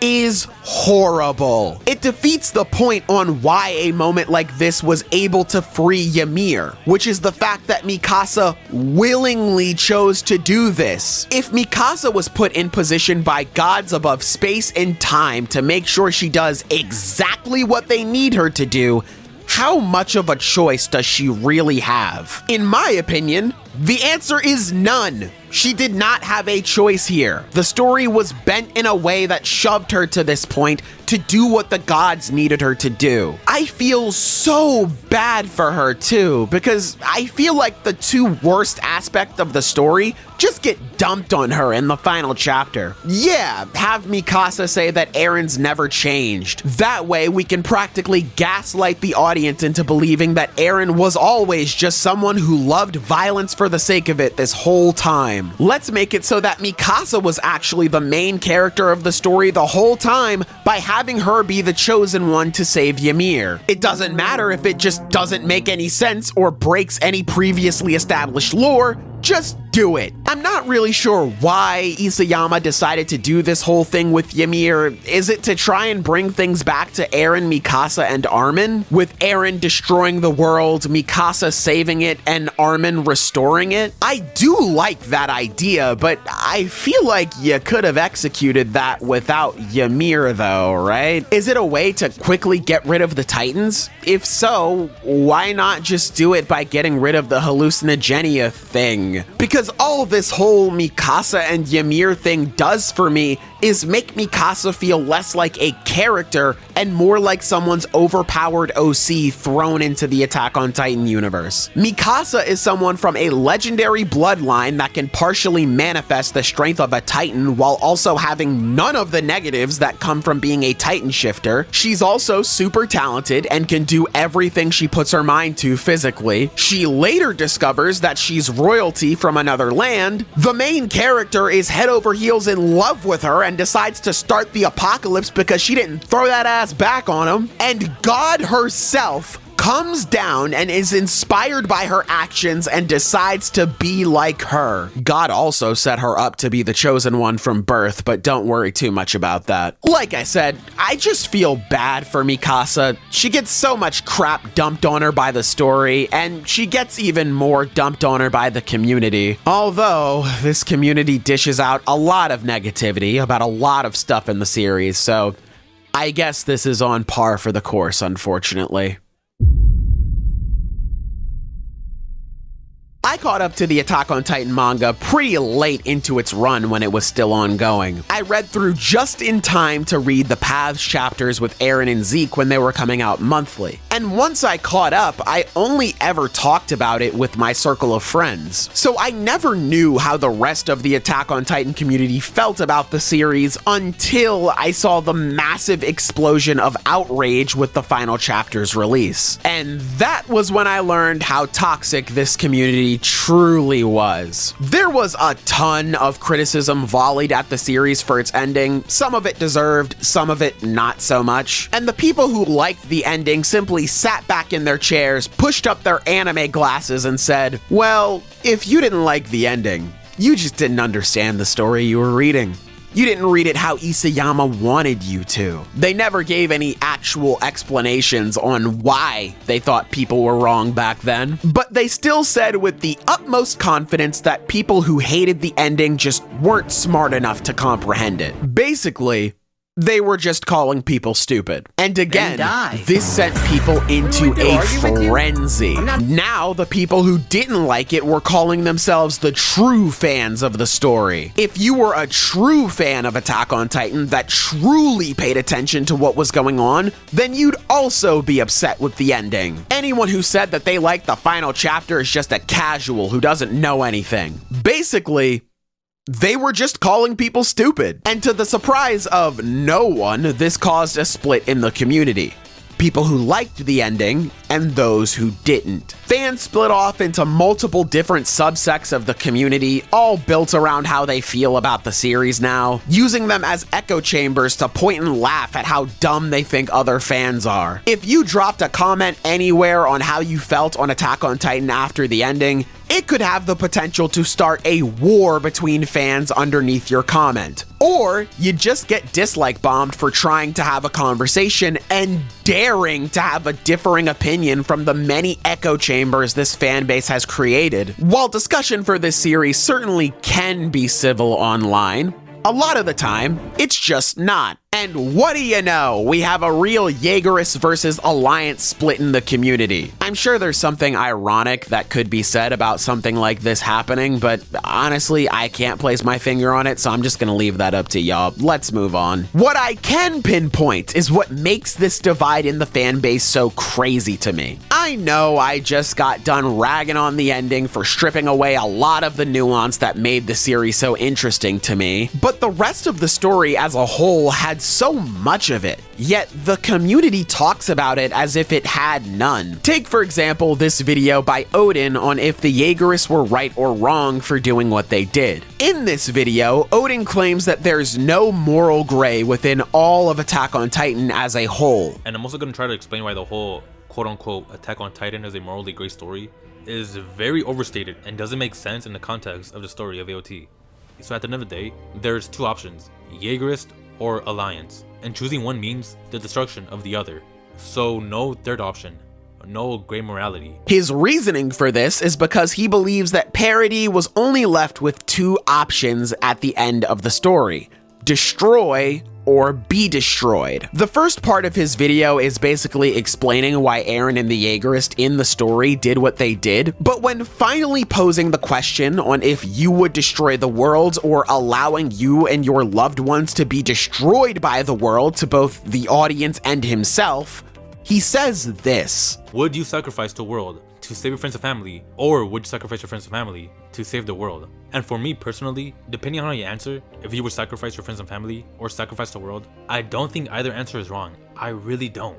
I agree with this, and I think this is what made this conflict so interesting. But in a scenario where the morally right and wrong answers can't immediately be identified as the correct or wrong choice, Is this not a morally gray dilemma? Why make a video about how there's no moral gray in Attack on Titan only to end it by providing an example of the moral gray within Attack on Titan? If I had to guess, something like this could have most likely been chalked up to the after effects of the split in the community. People who like the ending believe that everything in the story was perfectly foreshadowed, developed, and paid off with the final chapter, while people who hate it believe that a lot of characters were assassinated, parts of the story were retconned, and there are a bunch of plot holes in 139. Obviously, not every fan likes or dislikes the ending for these reasons outlined specifically. This is just often what I've seen to be the majority. So anytime one side brought up an argument, the other side immediately stood against it no matter what it was. There was no nuance to be had.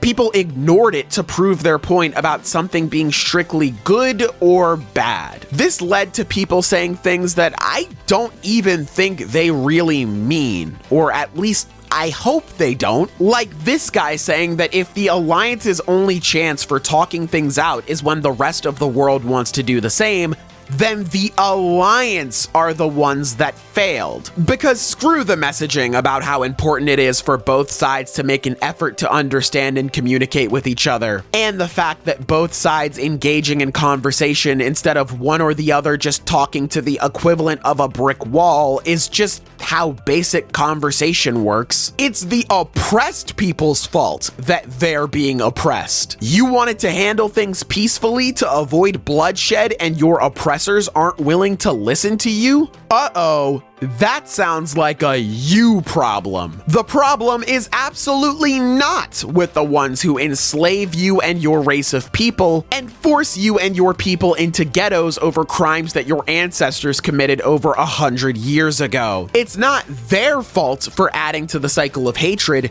It's your fault for trying to stop it. You're the one who failed here, not the other way around. Or this person saying that the Alliance trying to prevent global genocide somehow makes them the selfish ones, or that they just don't care about parity. This is a popular one too. Like, a lot of people believe this for some reason when it's not true. The Alliance continued fighting for parity survival along with their allies to try and create a future where both sides live together. But stuff like this doesn't matter. For a lot of people, the Alliance doesn't care about their island, or they are content to just let parity get destroyed. Other aspects of the Alliance are ignored to make them out to be the bad guys in this story, because one side of the community is intent on proving the other side wrong and doing everything they can to point out the flaws in their logic. And again, this happens on both sides. Like I said before, Eren being a slave to his nature is the most common interpretation. And if you didn't like that, if you don't think his character send-off was good, then you just never truly understood him. This is who Eren truly was. Or Eren and Mikasa thrown together at the end. They're both important characters, so that means their love was properly built up. No ifs, ands, or buts. Both sides ignore parts of the story to fit their narrative. Both sides call each other's arguments made up in headcanon while simultaneously bringing their own headcanons to the table to help push their agenda. It's gotten so bad that even things that were confirmed in the manga were deemed as headcanon by both sides to, again, help push a narrative, leading to a pretty large portion of the community believing things that are either not true or have little to no evidence supporting them. Like Historia and Eren being together, which, again, we'll get to later, or Erwin's character arc as a whole. The amount of people in the fan base who believe that Erwin was a military commander who only cared about the well-being of his people and nothing else is staggering to me. This is a topic I'm very familiar with as well, as one of my last videos on this channel before my long-ass break was all about this particular topic. This video was seen by a YouTuber by the name Brown's Magic, who posted a reaction video voicing her overall complaints with it and her arguments against what I was saying. And this inadvertently provided me with the perfect case study for this type of discussion. Now, I'm not going to be addressing all of the points made in her video because, for starters, The video is over an hour long. Luckily for me though, she repeats herself a lot here, kind of like me in this video, so we don't have to worry about going through every single argument. But even if she did present new arguments throughout the entire thing, I still wouldn't feel the need to respond to all of them, because trying to prove all of her arguments wrong is not the point I'm trying to make with this section of the video. Plus, quite frankly, I don't even agree with some of the takes past me had. While I still do feel like Erwin would never support something like the rumbling, my opinions on it have changed. I don't think he's super similar to Armin anymore because he stands alone as his own character. So I don't care about arguing over something I don't care about, you know? And lastly, I want to again ask you to please not attack her or any other creators in this video. It's super lame if you do that. And again, targeting people is not the goal of this video. I'm just airing my grievances over bad experiences I've had personally in this community. By no means is she a bad person or stupid or whatever else, and that goes for everyone in this video. I just don't agree with what they have to say. But what did she say exactly? The primary disconnect starts with the type of person a lot of people believe Erwin to be, so let's address that before delving into the rest. Thanks to his final moments, and more than likely this dumbass, many paint Erwin out to be someone he isn't, which is the patriotic commander that I mentioned earlier. But patriotism isn't why Erwin joined the Survey Corps. During Eren's trial, we see him mention that the scouts' ability to go outside of the walls all depends on the stability of humanity inside of the walls. At first, this bit of world building seems like it wouldn't be that important, as Erwin continues his duties as commander and continues to be the character people make him out to be, sharing a similar line of thinking with Eren, who at the time was very patriotic himself. But as the series goes on, we learn there's more to him. We learn that Erwin did not join the Survey Corps for humanity's freedom like everyone else. Instead, we learn that he has ulterior motives, a real reason for joining, that being that he wants to check his father's answers. And this is where that small bit of world building comes back into play. The scouts, and by extension Erwin, are only allowed to go outside if the situation within the walls is okay. Anyone else trying to explore the outside is illegal and something that's even punishable by death, meaning that the only way for Erwin to accomplish his dream is by joining the Survey Corps and fighting for humanity. This isn't to say that he doesn't care about the people within the walls or their well-being. That's just flat out not true. What I'm saying is that in order to accomplish his dream, he's kind of forced to care about humanity as a whole. So once Erwin joins the Survey Corps, he notices the difference between himself and the other scouts pretty quickly. He realizes that he's the only one who's fighting for himself and his dream. Everyone else is fighting for humanity's freedom. It's why he stopped talking about his dream with others. He moved up the ranks, got subordinates, and lied to them to make them think that they were dedicating their hearts to humanity, when in actuality, they dedicated their hearts to his dream. And that's something that Erwin tends to do from time to time. He lies. We see him say that he views himself as replaceable, but that's just not true, as he himself says that he has to see humanity find their answers in the return to Shiganshina. Levi opts for him to sit out and let someone else take over, but he fights against it, even saying that he's willing to put what's best for humanity beneath what's best for him. This isn't even the first time he does this sort of thing either. The Uprising arc is another situation where he puts himself over what's best for humanity. His plan puts the people of Parity on a much worse path than they were on already in his eyes, yet he still decides to go through with it anyway because he doesn't want to die yet. Of course, we as an audience know that the Scouts' plan ends up being what's best for humanity within the walls in the long run, but in Erwin's mind, he doesn't know this. This is a situation where, for the first time, what's best for him doesn't match up with what's best for everyone else, and yet he still chooses himself, which then leads to his choice in Shiganshina, where the character we thought he was and the character we now know him to be clash with one another. And that's what makes this dilemma so interesting for me. The fact that it's even a dilemma at all. For any other member outside of the recruits, the choice should be obvious. But because Erwin isn't that type of character, it's not. In the end, Erwin ends up sacrificing himself and some recruits in order to stop Zeke. This is so that he can repay the lives that were given to him and make sure they meant something. Also, so he can finally rest. Levi making that call for Erwin is another big part of this scene. Erwin is conflicted about what he's doing throughout most of the series. Through all of the death and lies he's responsible for, plus with how difficult it was for him to attain his dream, there are many moments where he just thought it'd be better for him to lay down and die. And we see this with him about to get sent to the Gulag in the Uprising arc. He gave it his all. He didn't get what he wanted, but at least the suffering is over. He feels that same sense of relief wash over him when Levi makes the choice for him to give his life. So immediately, Erwin is a lot more complex than a lot of people make him out to be. But a lot of his complexity is ignored for, again, presenting a narrative. That being that Erwin would never join the Alliance because they view the Alliance to be anti-parody, believing that just because the Alliance is not okay with the rest of the world being sent to die, that they are suddenly okay with parody being destroyed, which leads to a few assumptions being made about what I'm saying popping up in Brown's Magic's video. In my original video, I mentioned Erwin's talk with Zackley in the Uprising arc, where he says this about humanity's survival. 人類を思えばあのまま王政に託すべきでした。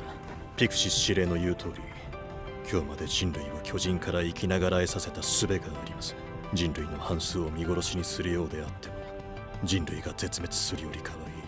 I brought this up to showcase that Erwin views risking himself and those he cares about as a better option than risking humanity as a whole. Her response to this was asking if I believe Erwin thinks that the people of parody deserve to die. Did I just hear that right?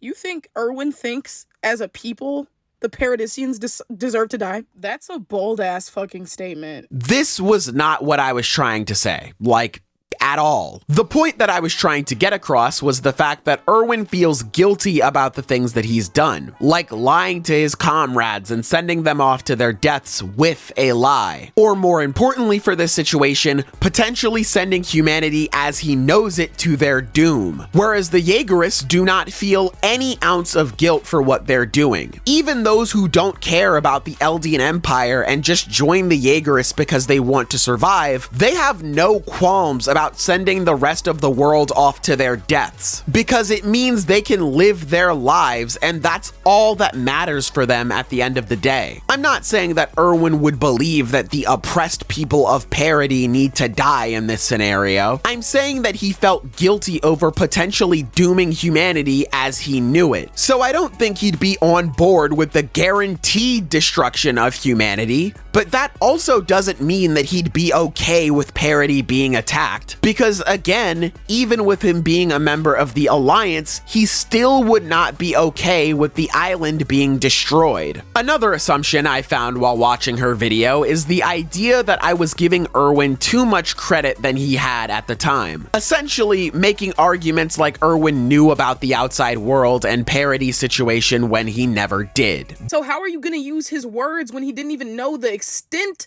of the predicament Paradis is in? How are you going to use his words and apply them to this situation where he didn't even know what the fuck the predicament was? This isn't what I was doing either. What I was doing was taking Erwin's reactions to certain situations throughout the series and applying them to my argument on how I think he would react if he were still alive in the post-time skip. It's why I spend a pretty decent chunk of the video making comparisons between certain moments or even entire arcs in the series. For example, the Uprising and the War for Parody / Rumbling arcs share a lot in common. Like how during the Uprising and War for Parity arcs, we find out how Eren got his Titan powers, or how there's a rebellion against the government to decide the fate of humanity within the walls, or how Historia is used as a get-out-of-jail-free card within the Uprising, while during the Rumbling we learn that she refuses to be used that way, or how in the Uprising arc, Rod was intent on supporting God, while in both the War for Parity and the Rumbling arcs, Flock was intent on supporting the devil. I'm sure there are even more comparisons you can make that I'm forgetting, but by now, you get the point. Those arcs have things in common, and that was something that I was trying to emphasize when making my case to legitimize my stance. However, I do agree with her take on people giving Erwin more knowledge than he had when debating this topic. I've also seen people argue like Erwin knew more than he did, and I actually tried to address this in my original video. But admittedly, I didn't really delve into this topic as much as I should have. I simply said that Erwin didn't know about the outside world, and that was it. Here's a case where I made the assumption that people would know what I was talking about just based off that, and that's my bad. So honestly, I can't get too mad at her assumption of me acting like he knew it all, but part of me can't help but feel like this assumption and the one prior wouldn't have been made, or at the very least, they'd have been less likely to have been made had there not been an automatic generalization of opinions on this topic and ones like it. But let's move on. In my original video, I use Hanji as a source of information, with the main instance being the moment she feels like a lot of the scouts, Erwin included, would not co-sign the Rumbling. Her response to this is that Hanji could have been wrong about this simply because we've seen other characters be wrong about things. Hanji said that Erwin wouldn't have wanted this. Ooh, we haven't seen that a character can be wrong about another character in this series? We haven't seen that? This is just a non-argument, because yes, we have seen people be wrong about things, but that doesn't mean that Hanji is wrong here. There's nothing in the story that ever hints at the idea of Hanji's guess being off the mark, and we're later shown that Hanji was right when Erwin himself tells her that she did what she was supposed to. Speaking of the man himself, I mentioned that the Yeagerists hunt down the same people who Erwin was assisted by or depended on throughout the series in my original video. I didn't think that Erwin would be okay with doing something like that if he was still alive, which is why I felt he'd stand against the Yeagerists. Her response to this was trying to make a comparison between Eren and his friends and Erwin and his friends. She says that Eren's friends knew him for a long time and they stood against him, so Erwin could do the same thing. But this too is another non-argument, because could Erwin be okay with it? Sure. But is there also a chance that he could not be okay with it?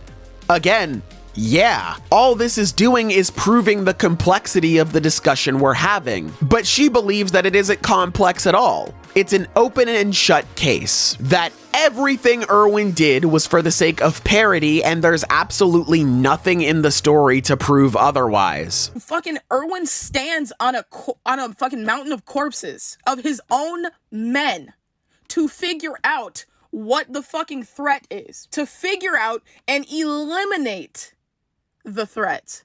And we have nothing in the series to provide otherwise, but let's go ahead and continue this. And without any of those other added details, focusing purely on the end game of Erwin being a Yeagerist, this leads people to say things about the story that are not all true. One example of this in Brown's Magic video is that she says that Erwin stands on a mountain of corpses to try and figure out what is threatening parity. And there's no other way to say this. This is just false, as the page she's referring to and a few of the pages prior to it all paint the picture of how Erwin manipulated those around him to help him reach his goal and find the truth, lying to himself and his comrades, not for the benefit of the people within the walls, but only for the benefit of himself. She also brings up that Erwin stood up for the people in the Uprising arc because he wanted to protect them from the evil rulers who were okay with the eventual genocide of parity. Okay, so rebelling against a system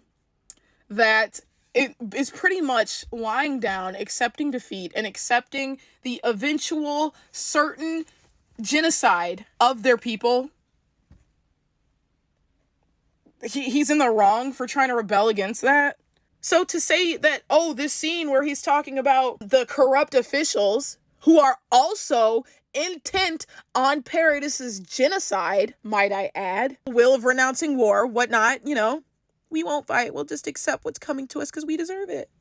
Right? You think Erwin subscribes to that ideology? Absolutely not. That's why he overthrows the government. That is why the government's overthrown, because Erwin believes in Paradis's future. He believes they deserve one. And it's really that simple. But this is also not true, as Erwin himself states that he only did it so that he could stay alive and realize his dream of getting answers. These counterpoints are also two instances of giving characters more knowledge than they would have had otherwise. She wonders how Erwin could be wrong for standing up to a government that was willing to lay down and accept the eventual genocide of Parody. Except Erwin didn't know that when he made this decision. No one did. Again, we as the audience know that Erwin's choice was the right decision, but Erwin has no idea if it is or not. In his mind, with what he knows at this point, he understands that the previous kingdom knew things that the scouts don't, and that they were able to protect the peace of the citizens for a century. The scouts are almost completely ignorant by comparison, and may not be able to provide that same level of peace for the public like the previous king. This could have been a bad move for the people of Parody, but it ended up being a big benefit to the island instead. He has no idea that leaving the government in charge would lead to the potential genocide of Parody. He specifically did it so that he could live. The former government also doesn't know that the outside world is coming to destroy them either. They definitely know that there are people out there, but they don't know for sure that Parody is going to be destroyed. It was a possibility, yes, but they don't know for sure it was going to happen. And I feel like if they did know, they would not be okay with lying down and dying, considering that they were willing to eliminate anyone who would threaten their authority. King Fritz would be okay with submitting, but I don't think everyone else in his council would be alright with that, leading to more dissent within the walls and blah blah blah. None of that matters right now. In an attempt to shut down any and all arguments from anyone against their ideas on the series, members of the community will say anything to make the other person look as wrong as possible, even if they end up contradicting themselves in the process, or provide an argument with very little backing to it, or even if what they're arguing is just confirmed to be wrong by the source material. The characters eventually stop existing as they are in these discussions. All that remains are the projections people put onto them instead. Also, real quick interjection from editing me. This is something I didn't catch the first time I watched through her video and took notes on it. As I talked about before, in the video she's reacting to, I drew comparisons between the Uprising and War for Parody arcs in order to back up my opinions on how Erwin would react to the rumbling if he were still alive, using the story's text to give my ideas legs to stand on, things like that. If Erwin reacted one way during a time similar to the rumbling, then he'd more than likely react in a similar manner during the rumbling itself if he were still in the story. She had a problem with that. She said that I couldn't use that method when making my stance because Erwin didn't know about the outside world. As I emphasized in my video, talked about it before, you get it already. So how are you going to use his words when he didn't even know the extent of the predicament Paradis is in? How are you going to use his words and apply them to this situation where he didn't even know what the fuck the predicament was? But later on, she has no problem using the story to try and give her ideas more weight because it matches up more with what she's trying to say. To when he did, and then you can go back and say, how can you apply anything he said to this when we don't even know, when he didn't even know there's a whole world? You can apply that because you can tell by his actions that he cared about the people of Paradis. I wanted to include this to emphasize just how hard it can be to have a legitimate conversation with people online about this series. I mean, it's obvious it's not like AOT is the only series that this can apply to, right? Like, I know this can apply to other communities as well. But again, this is just me talking about my experiences, and I have never experienced this level of close-mindedness from other communities that I've been a part of before. Because if I can't do something as simple as properly expressing my thoughts and opinions on a topic,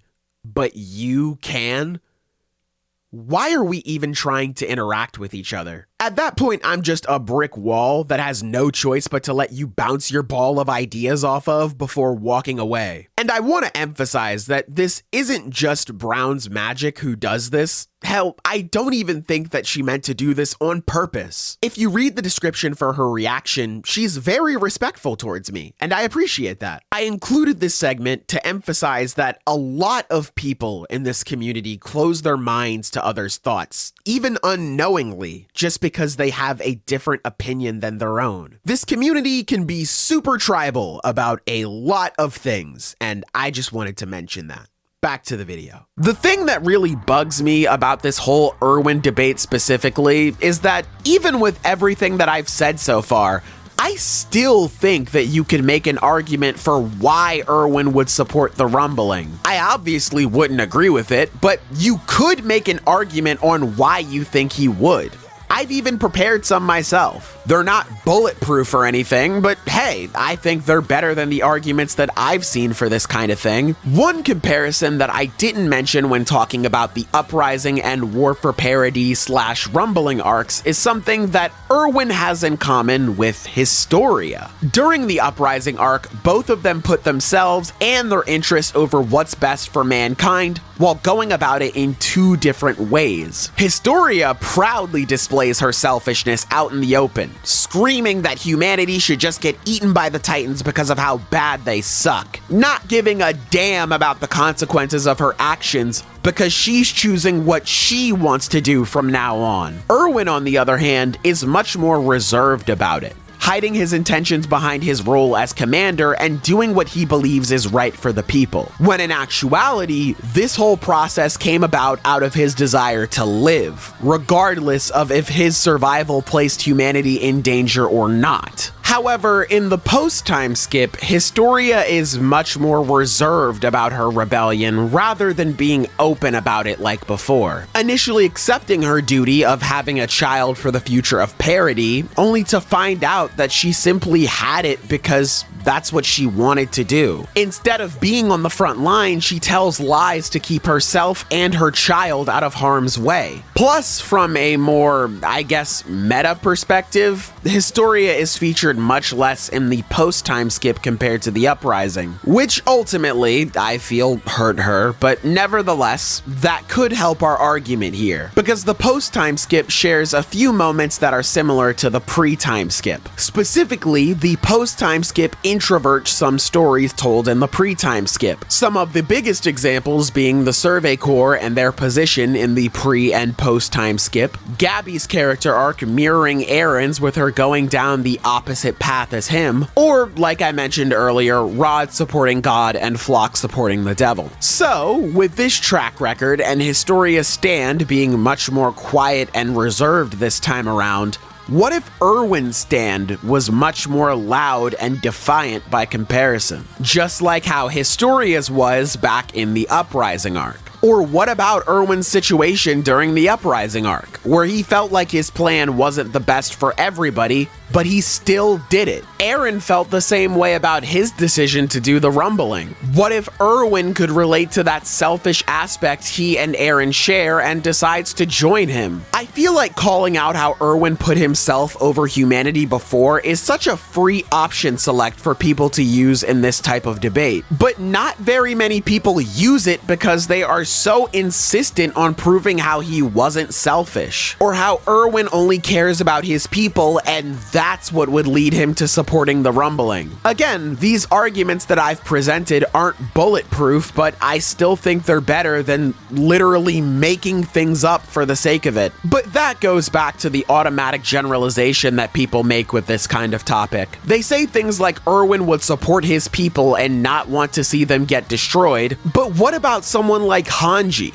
someone else who wants to keep the people of Parody safe and make sure the death of her comrades means something. She has these qualities that people align with the Yeagerists, but she stands firmly against them and what they're doing. Obviously, just because she reacts this way doesn't mean that Erwin would. People being in the same situation and reacting differently is a key part driving the conflict between the Alliance and the Yeagerists after all. But Erwin also could react the same way Hanji did and not join the Yeagerists. There's so much that one could use to argue why Erwin would support the Alliance that I think it's crazy for some people to just outright deny this idea like it's silly. Like, come on, guys, what is it that's making people so adamant about denying the layers within this story's narrative?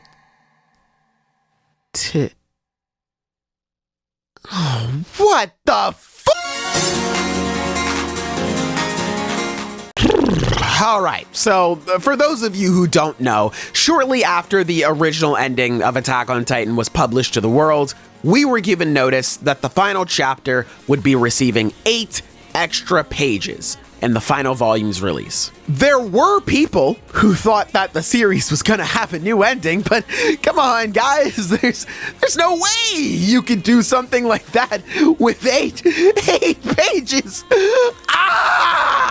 But as we know, in those new pages included a brand new ending for the story, with Parody being destroyed later on in the future, and some random kid stumbling across the Titan tree again, heavily hinting that the Titans are going to make their return someday. When these pages came out, some fans thought this ending made the most sense because it was realistic. I'm sure most of them were people who hated the original ending and were only saying this to get back at the people who told them that they didn't understand the story all that time ago. But I still feel the need to say that this is one of the most random and out of place endings this series could have had. First off, how this whole situation came about was random. I understand that the magazine only has a set number of pages. You had to cut down on the chapter to make it fit within said page limit. Makes sense. What I'm not understanding is why you decided to omit the true ending of your series from the initial release of this chapter. You couldn't have cut any other pages. For example, pages 21 and 33 have nothing truly important on them. You could cut those. And then the 2 pages we got of Mikasa talking to Ymir could have been saved for the volume release like they were originally. I feel like if we didn't have to cut the original ending, this would soften the blow for me at least a little bit, because part of the reason I'm so sour on this ending is because of how it was delivered to me when it first came out. Most of the reason why I dislike it though is because I think it sucks, so let's get to that. Like I mentioned, this is one of the most random and out of place endings this story could have had. With both Parody and the outside world looking to take each other out, let's take a look at why they're doing what they're doing, as well as what they think the results of their actions will be. Let's start with the outside world, since they're the ones who really started this whole destruction derby to begin with. After 4 years at war with the Mid-East Allied forces, Marley comes to the realization that their power of the Titans is going to inevitably be surpassed by the weapons of humanity sooner rather than later. So in order to prolong this inevitability, Marley attempts to once again steal the power of the founding Titan from Parody to maintain power, all while they try to bolster their military might to try and catch up with the rest of the world's advancements in conventional weaponry. This by itself, however, would not solve another major issue that runs alongside their problems with their military: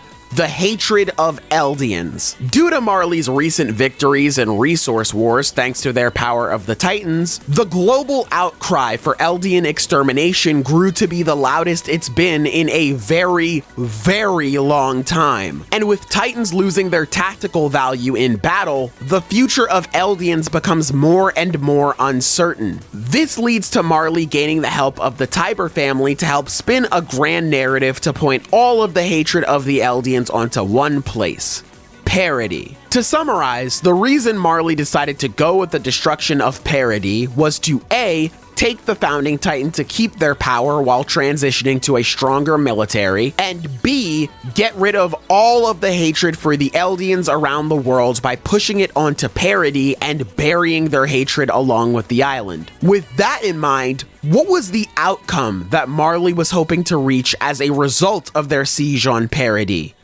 World peace. With Willie casting aside his false glory and even his race as an Eldian to be seen as just a regular person. A person who is now begging the rest of humanity to come together and destroy the devils of parody so that they may all live together as one. To create a future where they can all coexist without the threat of destruction looming over them. But we know that even if they manage to take out their common enemy, there still wouldn't be any world peace. It's mentioned that other countries are just waiting on the chance to take out Marley when they're weak. Add on the fact that part of the reason why Marley is even spearheading this project is an effort to keep their power while they strengthen their military. Don't get me wrong, their goal of taking the founder would succeed if they launched a successful attack on parody, but their end goal of attaining world peace definitely would not happen, especially if they manage to take over parody before they even have the chance at activating the Wall Titans. This would only mean that the power to destroy the world would simply change ownership rather than being removed completely. And I get the feeling that a lot of nations would not be okay with something like that happening. But also, even if they do away with parody, they get rid of the Wall Titans and they all live together in the world afterwards, it is in humanity's nature to fight. It's just not possible to stop fighting entirely, so world peace could never truly exist. At best, all Marley is doing is prolonging the inevitable, clinging on to the power of the Titans to maintain power while staving off the consequences of their actions for just a little while longer. And what really changes for the Eldians after this? They would still be used as weapons of war until their use was no longer needed. Sure, hatred for Eldians may start to disappear after the global alliance happens, but hey, it could also not, as Marley itself perpetuates the hatred of Eldians worldwide through their use of Titans and even their victims to keep other nations under their heel. Hatred for Eldians is again at an all-time high at this point. All of that may not just go away after taking out parody. Rather, it may be seen as the start of their Eldian extermination, and people continue calling for the Eldians to be wiped off the face of the earth. There are also other places in the world that treat Eldians with much more cruelty than even Marley. Things could change, sure, but they could also stay the same or just get worse. Even if they enact this plan, the Eldians' future is still uncertain, just like it is right now. A massacre would not solve their issues in the slightest. Now let's move on to parody. Their reason for committing the rumbling is much more simple. They want to defend themselves from the outside world, which makes sense as the outside world would not give them any other choice to use at least some form of the rumbling at least. Which is why I should specify that in this section I'm talking about the Yeagerist plan to destroy the world and not the other plans that they came up with. So what did the Yeagerists think was going to result of this mass destruction? An end to the fighting. They drink and celebrate once the rumbling begins because they think they've won. It's over. They don't need to fight anymore. Just like Marley, they think destroying the other side will lead them to peace. But this obviously isn't the case. As Kiyomi states, all they're doing is making the world smaller. Even Flock starts to realize that she may have a point. They're continuing to trap themselves on the island of parody by getting rid of everything else outside of the walls as well. Nothing truly changes for either side if they wipe the other out. For both sides, genocide does not truly answer the problems that they have. And that's because genocide is not a valid answer to any sort of problem, and it should never be viewed as such. Attack on Titan taking this kind of stance shouldn't be too surprising, as this sort of thing has been something the story has been building up ever since the pre-time skip. We get some major moments emphasizing this, such as Sasha's dad talking about how living in this world is a privilege, and if humans want to live together, they have to make sacrifices so that they can coexist. Or Armin and Marco coming to the realization that they weren't able to talk things out with Reiner and Bertolt because they weren't able to talk out their issues at all. But the biggest example, aside from the characters just telling us in the pre-time skip, is the transition from pre to post-time skip. In the pre-time skip, the story is built up as a very us versus them type of tale for a long time. And as we learned more and more about the world, the us and them started to become less clear, until the post-time skip tears that illusion down and tells us that there is no difference between us and them, that we are all the same. And while some people came to that conclusion, the entire world unfortunately didn't.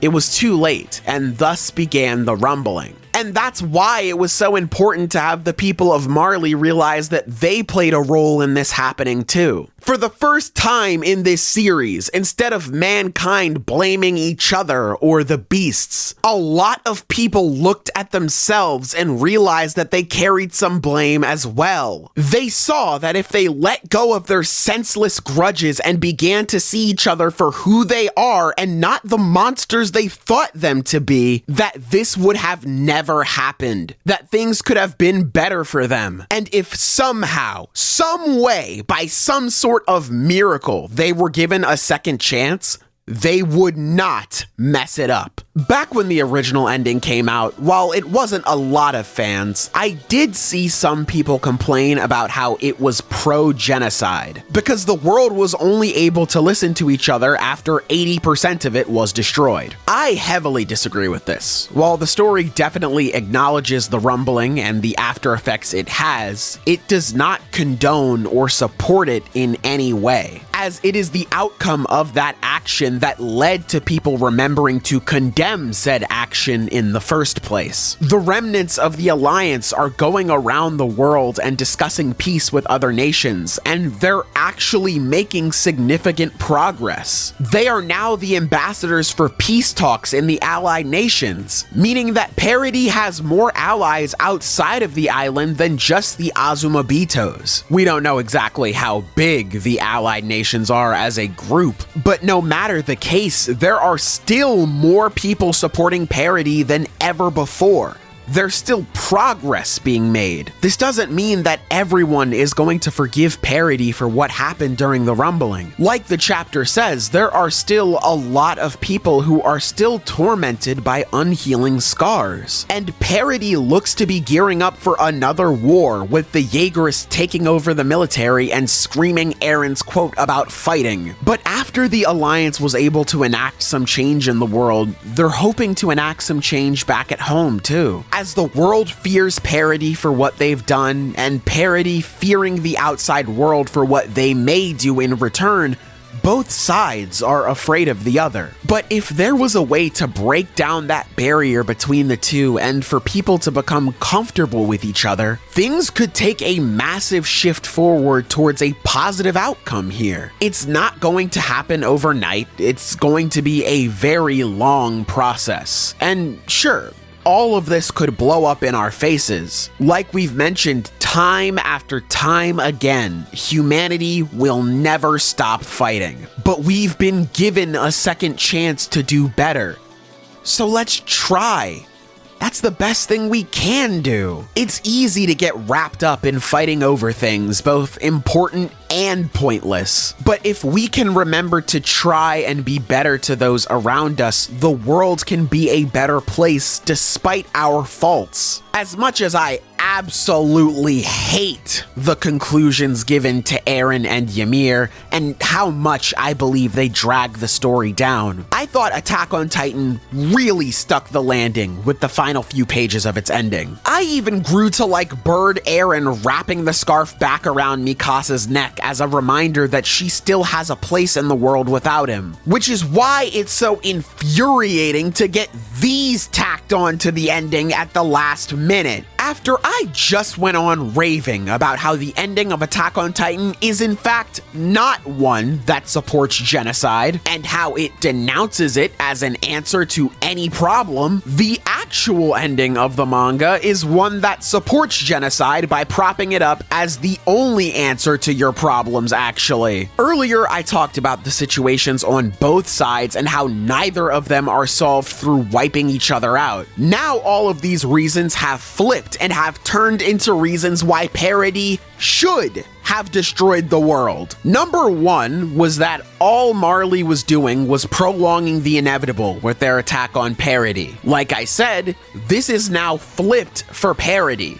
All stopping the rumbling did was prolong what we now know was the inevitable, which was parody being attacked by the outside world. If Eren would have just finished his plan, we now know that things would have changed for the better for the island. Number two was that nothing was going to change for the Eldians, even if they went through with wiping out parody. Now we know that nothing truly changed for the people of parody by sparing their enemies' lives, and that they would have been better if Eren had just gone through with his plan to completion. And number three was that all parody would do by destroying the outside world is make the world smaller. This was initially backed by more meaning, that of course being that fighting would not end with all of this senseless death. That the rumbling is nothing more than a giant band-aid solution to a bullet wound of an issue. But now, it's much more literal. Again,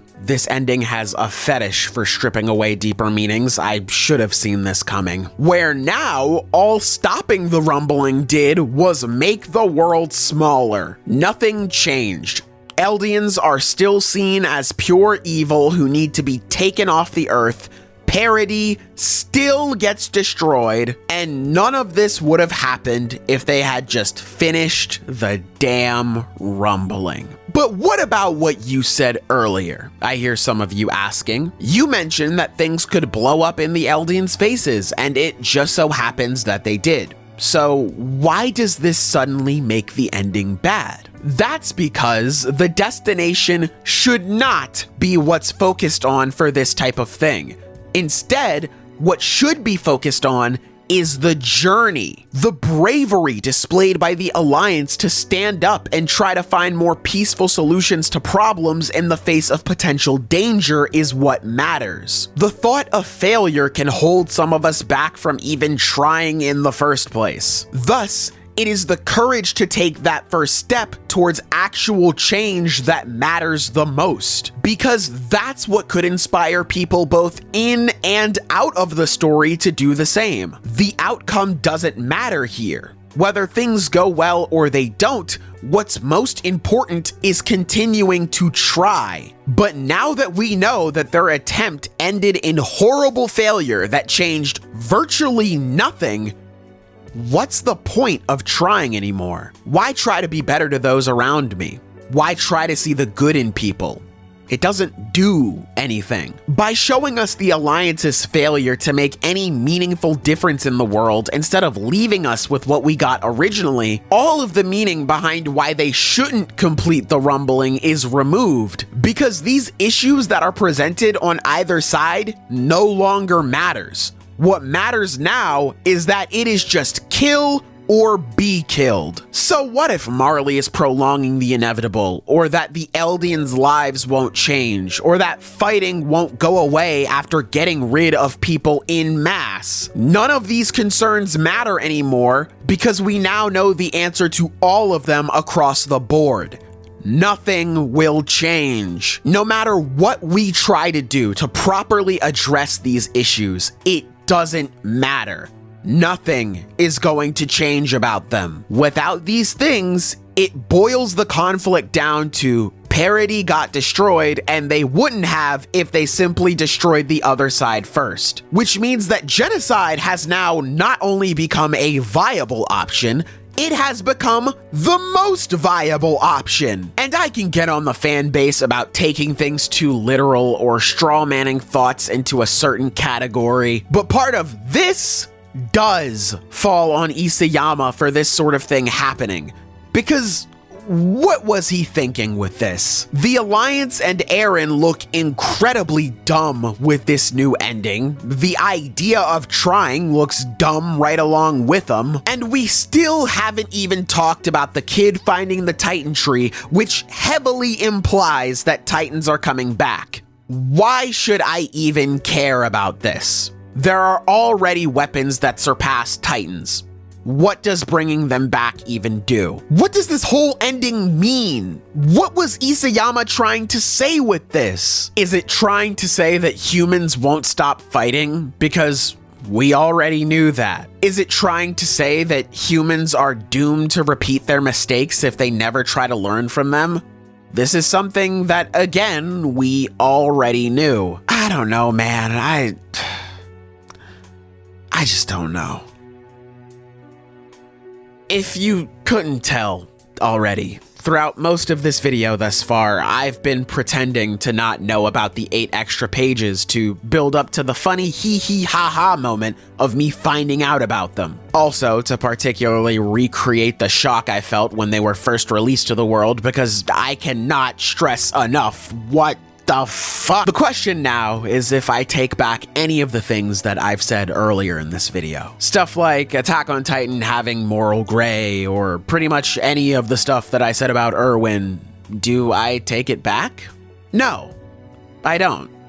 I still believe all of these ideas, but I feel like now I can understand why talk for this series is cooked for the most part. With the ending being very blunt about the Alliance's failures, and with the overall execution of the chapter as a whole being pretty bad, in my opinion, my theory is that fans focus more on the outcome rather than everything in between. Pretty much, my theory is that fans care more about the idea of something rather than its execution. This goes for pretty much everything in the story, from characters to moments entirely. And because so much focus is placed on the idea of something, a lot of characters and moments sort of stop being themselves and become what others project onto them. Like I mentioned before, the ideas that people come up with may sound good or make sense in a vacuum, but in the context of the rest of the story, it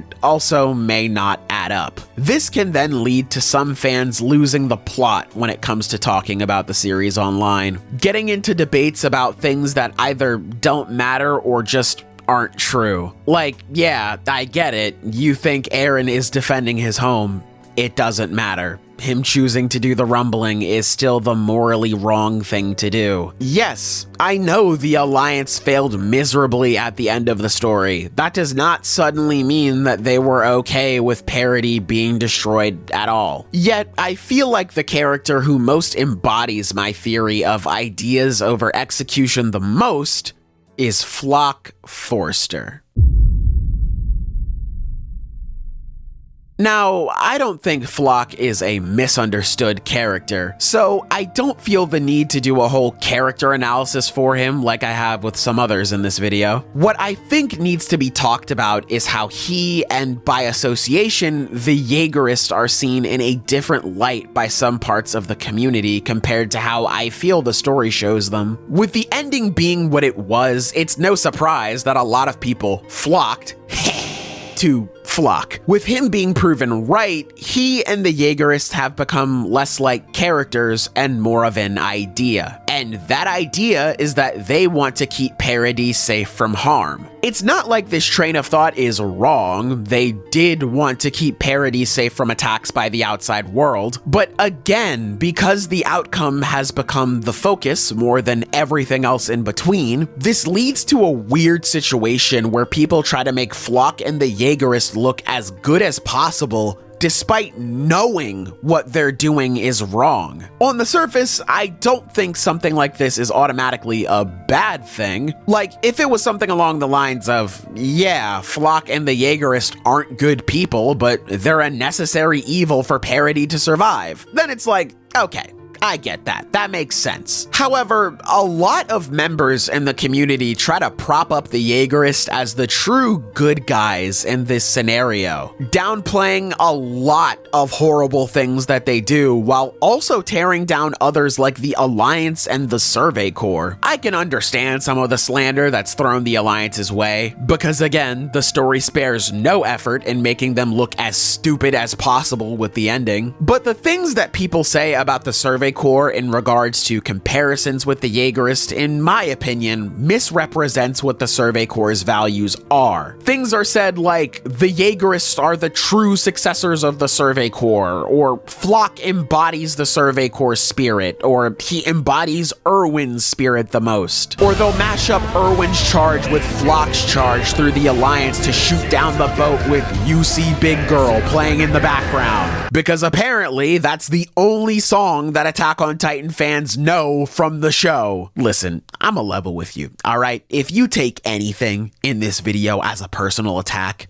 please let it be this. There are so many other good songs in the series soundtracks, guys. It doesn't have to be UC Big Girl for the millionth time in your edits. Anyway, back to the Yeagerist and them carrying the torch for the Survey Corps. I don't entirely disagree with this. I think that the Yeagerists do embody a few aspects of the military, but not in the ways that a lot of people imagine they do. In fact, I think they embody some of the issues that Flock himself set out to address at first. After experiencing the charge against the Beast Titan, Flock came to the conclusion that dying can be kinda scary, and since it's such a terrifying thing, people should at least be able to devote themselves to causes that they believe in, to be able to deem the value of something and decide if it's worth risking their lives for. This exact same thing is something that Jean brings up to Eren all the way at the start of the story. And with how similar they are in a few aspects, it's no wonder why Jean and Flock share so many scenes together. But I'm getting off topic again. This isn't meant to be a full breakdown of Flock, like I said. One of the more important aspects of the Survey Corps' fight in the return to Shiganshina is to give humanity their ability to control their destinies once again. At first, it seems like they've done just that, by giving the people back the memories that were stolen from them by Karl Fritz. Flock, on the other hand, doesn't feel like they've done that, since they let their feelings get in the way of making the best decision because they were unable to give up what was so important to them and not bring back Erwin. Flock feels like his opinion is being ignored for the sake of presenting a better picture than the one that he saw painted on that battlefield firsthand, with the sacrifices of his comrades being played up as brave and noble when he knows that was not what they were. So he feels that his job is to call it how it is, because he believes that those who are expendable should at the very least have the right to do that and decide what they'll die for. Now let's outline the two things that I've brought up here. Flock wants his opinion to be heard, and he's upset that the Survey Corps was unable to put aside their personal feelings when making a decision. Yet if we fast forward to the post-time skip, Flock and the Yeagerist are guilty of doing both of these things themselves. The Yeagerists refuse to hear the opinions of others, as they either drown them out with screaming, a prison cell, or a bullet in between their eyes. They also use fear-mongering techniques such as threatening to imprison non-believers of the cause to join them, or the much more predominant threat of the spiked wine that they used to help them take over the island. And they certainly are not putting their personal feelings to the side. Instead, they're pushing them to the forefront of their cause. And nothing highlights this more than when they use the term dedicate your hearts, or shinzo sasageo. Aside from the first chapter this happens in literally being called counterfeit, something feels off about this battle cry being used by the citizens of Parody. And in order to find that out, we must first break down what dedicating your heart even means. It means casting aside your personal desires and giving your life to create a better future for humanity. It is putting everything on the line for people you don't even know in order to make sure that they can feel safe again. Of course, you also want to protect the people that you do know as well. It's just that the majority of the people you're fighting for are people that you don't know.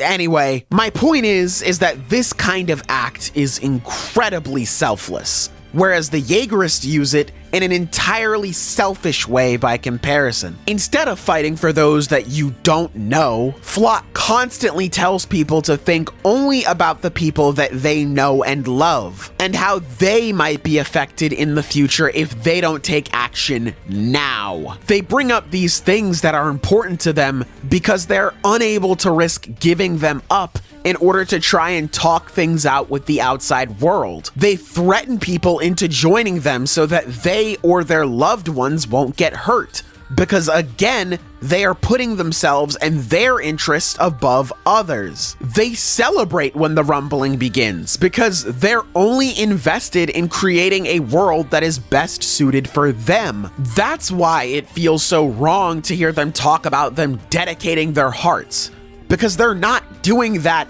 at all. They're dedicating themselves to whatever can keep them alive, because Flock and the Yeagerists are motivated by one thing: fear. They're afraid of the idea of being wiped out, and that fear eventually turns them into what they originally sought out to get rid of. But this is never brought up in the story, because pointing out this flaw in an aha, gotcha sort of scene isn't the point. The point, at least in my opinion anyway, is to ask the question, in spite of all of the horrible stuff that the Yeagerists are responsible for, can you truly blame people for reacting this way? And the series answers this by saying, no, you can't, which is why the characters never do. While they may never agree with the Yeagerists, the Alliance never looks down on them for their decision or claim to be morally superior. They completely understand what drove them to this point, as that same fear almost held them captive as well. They even acknowledge that the Yeagerists may be right. It's why I think it's kinda strange when people say that the Yeagerists are made to look like the bad guys here, because I don't think that's entirely the case either. I think the story does a lot to showcase them as wrong, but still valid in their concerns. A lot of the Yeagerists are just regular people who want to live, and you can't blame anybody for wanting to survive or protect what they love. Flock's defeat isn't seen as a triumphant thing, it's just really sad to see him go out the way that he did. But even if the story did draw the Yeagerists to strictly look like bad people, that's kind of the image that comes with condoning global genocide, so I feel like you just gotta hold it at that point. Then there's also the train that believes that the Yeagerists nobly carry on the Survey Corps' will, because those fallen soldiers would have never been okay with Parody being destroyed. Which, again, the idea of this sounds nice, but it's obvious that they'd feel that way, because nobody on Parody wants Parody to be destroyed. Just because they aren't okay with Parody being wiped out does not automatically mean that they're okay with the rest of the world being destroyed either. As we've gone over, there are a lot of fans who believe that Erwin, a fan favorite of the series, would join the Yeagerists and support their cause to help bolster its credibility. With a big reason for this being that Erwin cares about his people, and that he is a proud military commander who will stop at nothing to complete the mission and keep his people safe, which I don't think is the case. Again, there's much more nuance to Erwin, but let's roll with this train of thought for a bit. If Erwin was the proud military commander who only cared for his people, why would he be willing to join a group that beats up, imprisons, and murders his own people just because they don't listen to them. I get that Erwin in this context had to sacrifice a lot of people to keep Parody safe, no matter what. But the soldiers Erwin had were willing to put themselves in harm's way. They were willing to dedicate their hearts, unlike all of the people who find themselves on the wrong end of the Yeagerists. These are not sacrifices for a greater good. This is just bullying. Even in the context of the idea alone, it doesn't make that much sense to me. And I'm sure there are a few of you out there watching that are saying that Erwin could have led the Yeagerists so that they wouldn't have done any of the bad stuff that they did. And that right there is my point. It feels like no matter what, the Yeagerists have an infinite supply of excuses and passes just to make them seem like they're not as bad as they actually are. To the point where people are ready to throw away everything that makes the Yeagerists so interesting, all for the sake of presenting them as right. This then takes us to the Alliance and the Yeagerist, and oh boy, things do not get any better. I mentioned it earlier, but there are fans who believe that the Alliance are the ones who are being selfish for fighting against the Yeagerists. Let me say that for you one more time in case you didn't hear me. The people trying to prevent global genocide are viewed as selfish by parts of this community. Or again, they'll say that the Alliance doesn't give a damn about Parody, despite that just not being true. Like I said before, nobody on Parody wants to see the island wiped away. But that doesn't matter, because again, Flock and the Yeagerists are seen as the idea of keeping Parody safe. And anyone who opposes this idea is seen as wrong. Which brings me to the confrontation that these two sides had during the last few chapters of the manga. Okay, look, I have grown to really dislike talking about this scene because the debates I've seen about it are honestly pretty annoying to me. So there's a big argument that the Alliance look like massive hypocrites for killing the members of the Yeagerists, which I don't have a problem with because that's just true. You know, like the story even acknowledges that. My issue stems from the fact that a lot of people view this as bad writing or believe that the Alliance are lesser characters for this, as if they had any other options than to do what they did. For those who may have forgotten, let me go over what exactly the Alliance was up against here. For starters, the Yeagerists knew that the Alliance had no way of stopping Eren without the airplane. So Flock stationed himself and a bunch of Yeagerists there on that port and even had backup on standby in case they needed it. All of them are there with the intent to take out anyone who stands against them on sight. And now, the Alliance is vastly outnumbered against a massive group that wants them dead, which normally wouldn't matter if this were a normal battle, since they have 5 of the 9 Titans on their side. But it's not just that. Oh, no, no, no. Because they have to protect the airplane from being destroyed. All they would need is just one bullet, and they'd win. GG, shake my hand. They'd successfully stop the Alliance dead in their tracks. And considering, again, how vastly outnumbered the Alliance is, it would not be difficult for someone to blow it up while they were worried about taking people down non-lethally. Not to mention that they also have the airplane attached to a boat, which is another massive target that the Yeagerists can aim at. Then you have to take into account that they also have to protect the Azuma Bitos so that they can get the plane serviced and ready for takeoff. Then you have to take into account their knowledge at the time. They had nowhere else to service this plane, so they had to service the plane at the very same port where the Yeagerists are trying to take them out or destroy their plan in waves that massively exceed their numbers.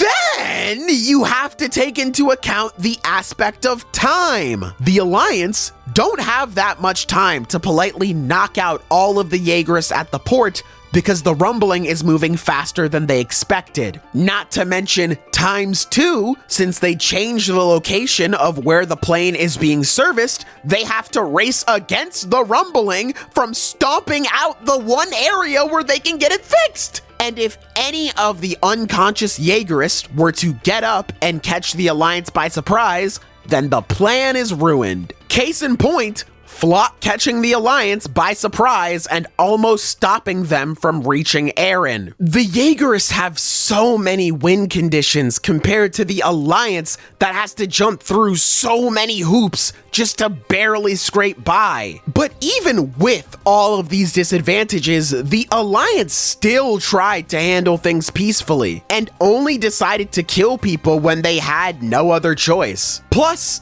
I think thematically, it would be very hypocritical of the Alliance to pretend that they were all of the sudden above murdering people, not only for the fact that they've already gotten their hands dirty before, but because, like I said, this arc is about humanity acknowledging their mistakes head on. Just last night, they argued and pointed out all of their flaws to make others in the group seem worse than their side. But by acknowledging how hypocritical it is to kill people before saving others, and taking it on because there's no other way, it forces them to realize their flaws and how similar they are to each other, and that they've all done things wrong, not just one side. Which again leads into what I believe to be the big message of the rumbling, that humanity has made mistakes and it's important to acknowledge them instead of blaming others so another monster like Eren isn't created. And lastly, just be honest, okay? Don't worry, this will stay between you and me. Let's say that the Alliance did manage to knock out all of the Yeagerists and escape to go stop Eren. Would that not feel like a load of colossal-sized plot armor? Because I would feel like it'd be a load of colossal-sized plot armor. It would make the Yeagerists look so incompetent, and I would hate that. But I've said everything I wanted to about this group, so let's move on. Like I said, there are a ton of examples you could apply my ideas over execution theory to, at least in my opinion. Like the idea of Eren being a slave to freedom, or the idea of Ymir being a prisoner to love, or the idea of Mikasa being buried next to Eren, meaning that she never loved her husband, or the idea that Annie needs to suffer because of her sins, despite that going against what the final arc is trying to say. Although this wouldn't be the first time that the ending has gone against what it was trying to say, so I don't know, maybe that's not a good argument anymore. I'm sure you get the point by now. However, there's still a big one that I really want to talk about. And in order for us to do that, we gotta talk about shipping. Shipping discourse always has the potential to get a little messy, whether that be debating about who should end up with who, or how obvious it is that your ship is going to come true, duh, or people just being upset that the endgame couple wasn't the one they were rooting for. Things getting intense during these conversations is, unfortunately, nothing out of the norm. However, Attack on Titan is different. While the shipping discourse is still there, it feels like it gets amped up to 11, simply because of how much of a massive impact the final ship on the story has as a whole. Usually in romance plots, at least in the anime and manga that I've seen, excluding harems, two characters getting together is satisfying because how they affect each other. Both characters start out with their flaws and grow to become better versions of themselves because of the person they're in love with. It makes that revelation of, oh God, I think I really like this person, so damn satisfying to watch play out, which in turn makes it even more satisfying when you see them finally come together in the story. And yes, once the two people in love start to grow, they may affect other people around them slightly with their changes in attitude, but my point is, romance is usually a very personal story for those involved, and that's kinda it. Eren and Mikasa's love, on the other hand, was responsible for the following: starting global genocide, ending global genocide, saving God, getting rid of the Titan curse, and, at least temporarily, opening the door for peace talks to try and put an end to 2,000 years worth of racial oppression and discrimination. We are no longer talking about how this relationship affects characters personally. Again, we're talking about how much of an impact this relationship has on the entire story. And so fans have been focusing on which ship offers more to and makes the most sense for the story. Eren or Hisu, which has led to the community being locked in what can only be described as a generational mid-off for years now. And as someone who used to be wrapped up in said mid-off for a period of time, I feel confident after reaching the other side that I can say that both of these ships are not very good, at least how they're presented to us in the main story.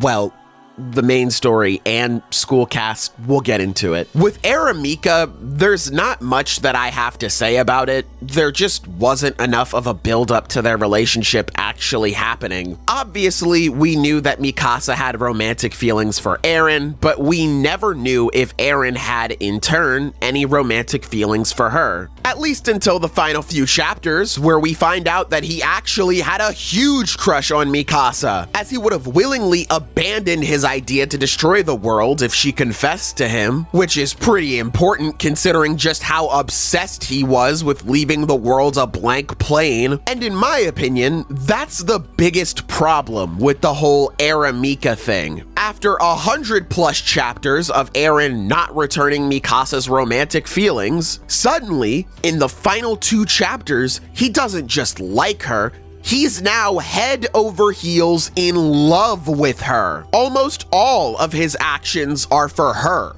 He'd abandon who he was for her.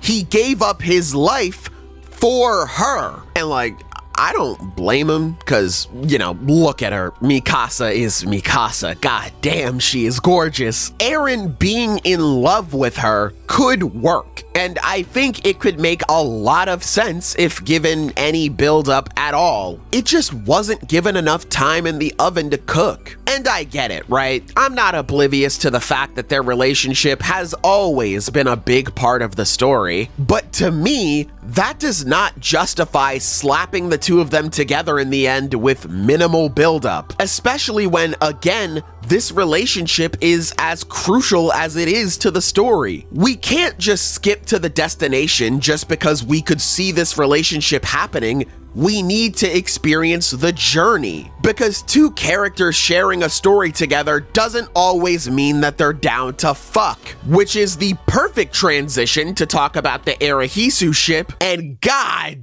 damn, do people think that these 2 are down to fuck. There are a ton of arguments on why people believe that Hisu was actually canon this whole time. Some that I've seen recently is that Eren and Historia share a story together, or that their stories are similar. I won't get too into that one. I've already mentioned how I don't think that just qualifies as a good build-up to a relationship on its own, so let's look at some of the other arguments for it. One other one that I've seen recently was referring to Eren yelling at Reiner in the treetops after being captured. And they said that the reason Eren was mad at Reiner wasn't because he just got betrayed by someone he viewed as a role model. Instead, Eren was mad at Reiner, saying that he wanted to get with Historia, despite the fact that at this point in the story, Eren doesn't care about her. I've also seen a parallel between Eren's talk with Reiner in the basement, with Historia healing Reiner's wounds, and lastly, claiming that Eren pays special attention to Historia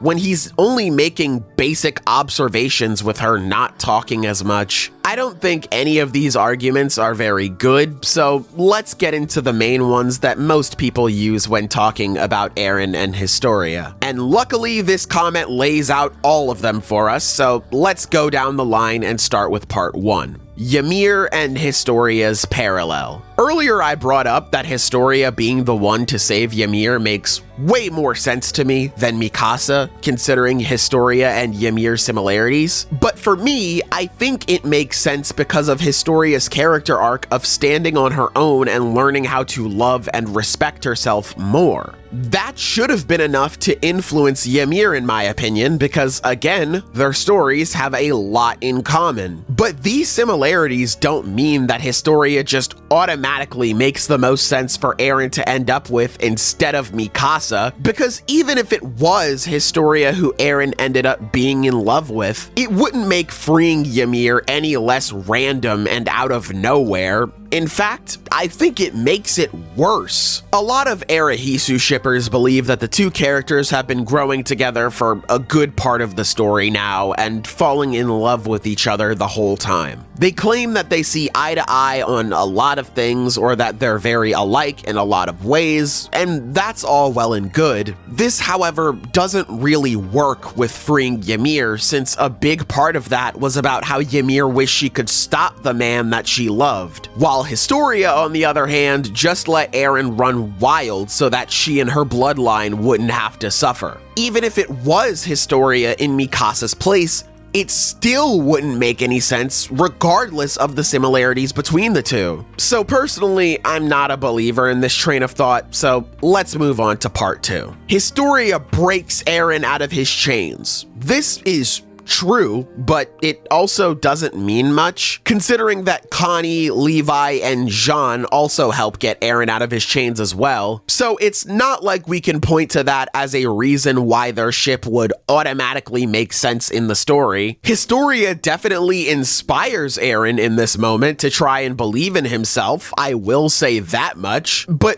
that doesn't really hold up that well either, considering that Eren still wants to sacrifice himself because he doesn't believe he's worth it, only later getting inspired by seeing Mikasa work and punching himself out of his mopey attitude. And even then, that didn't really change much until he heard the words of his mother about being born into this world. So I don't think that this is a very strong argument either. Let's move on to part 3. Historia blushing when Eren complimented her at the end of the Uprising arc. This is true. Eren tells her that she's amazing and she gets a little embarrassed by it. But immediately afterwards, Mikasa comes into the picture to cut that out because she's jealous. And Historia apologizes to Mikasa because she knows how this must look to her. Which leads to my main point here. Historia knows that Mikasa has a crush on Eren. Later on, in the post-time skip, we see her teasing Mikasa about only showing Eren her Azumabito brand and no one else. So for Historia to know that one of her friends is into somebody only to go behind their back and sleep with the person her friend has a crush on, it just makes Historia look like a really bad person. And I get it, she's the worst girl in the world and all of that, but she gave herself that title because she was willing to let humanity suffer because she stopped caring about pleasing others. She wanted to put herself and the things that she cares about first, and one of the things that she cares about are her friends and being there to support them. So, to me, it'd be out of character for Historia to say this only to betray one of her friends because she was dignitized or something. And with that, let's move on to part 4.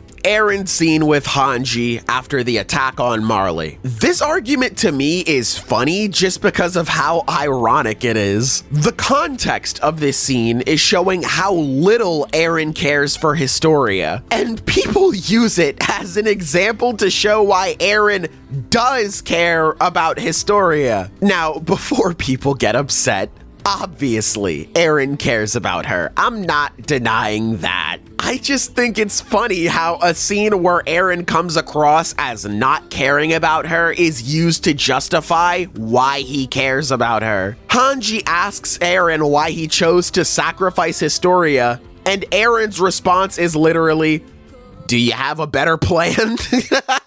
I'm sorry, that's just really funny to me. Like I said, I know he cares for Historia, but maybe using that scene isn't the best to actually illustrate that point, but let's move on to the final argument that's used, and that is Historia asking Eren what he thinks about her having a kid. Okay, so this is a big one. This is the most blatant moment of potential romance that these two characters have had in the story, especially with how it's framed by Isayama. We get the truth about the Ackerman clan's protective genes or whatever from Zeke. It's all nonsense. It doesn't exist. And when Zeke asks Eren about how he's going to respond to Mikasa's feelings, Eren denies pursuing a relationship with her. All the while, we're shown Historia asking him what he thinks about her having a child, and the answer is left completely open-ended. This is the one thing I will give people who are trying to force this ship into the main story. The way this is framed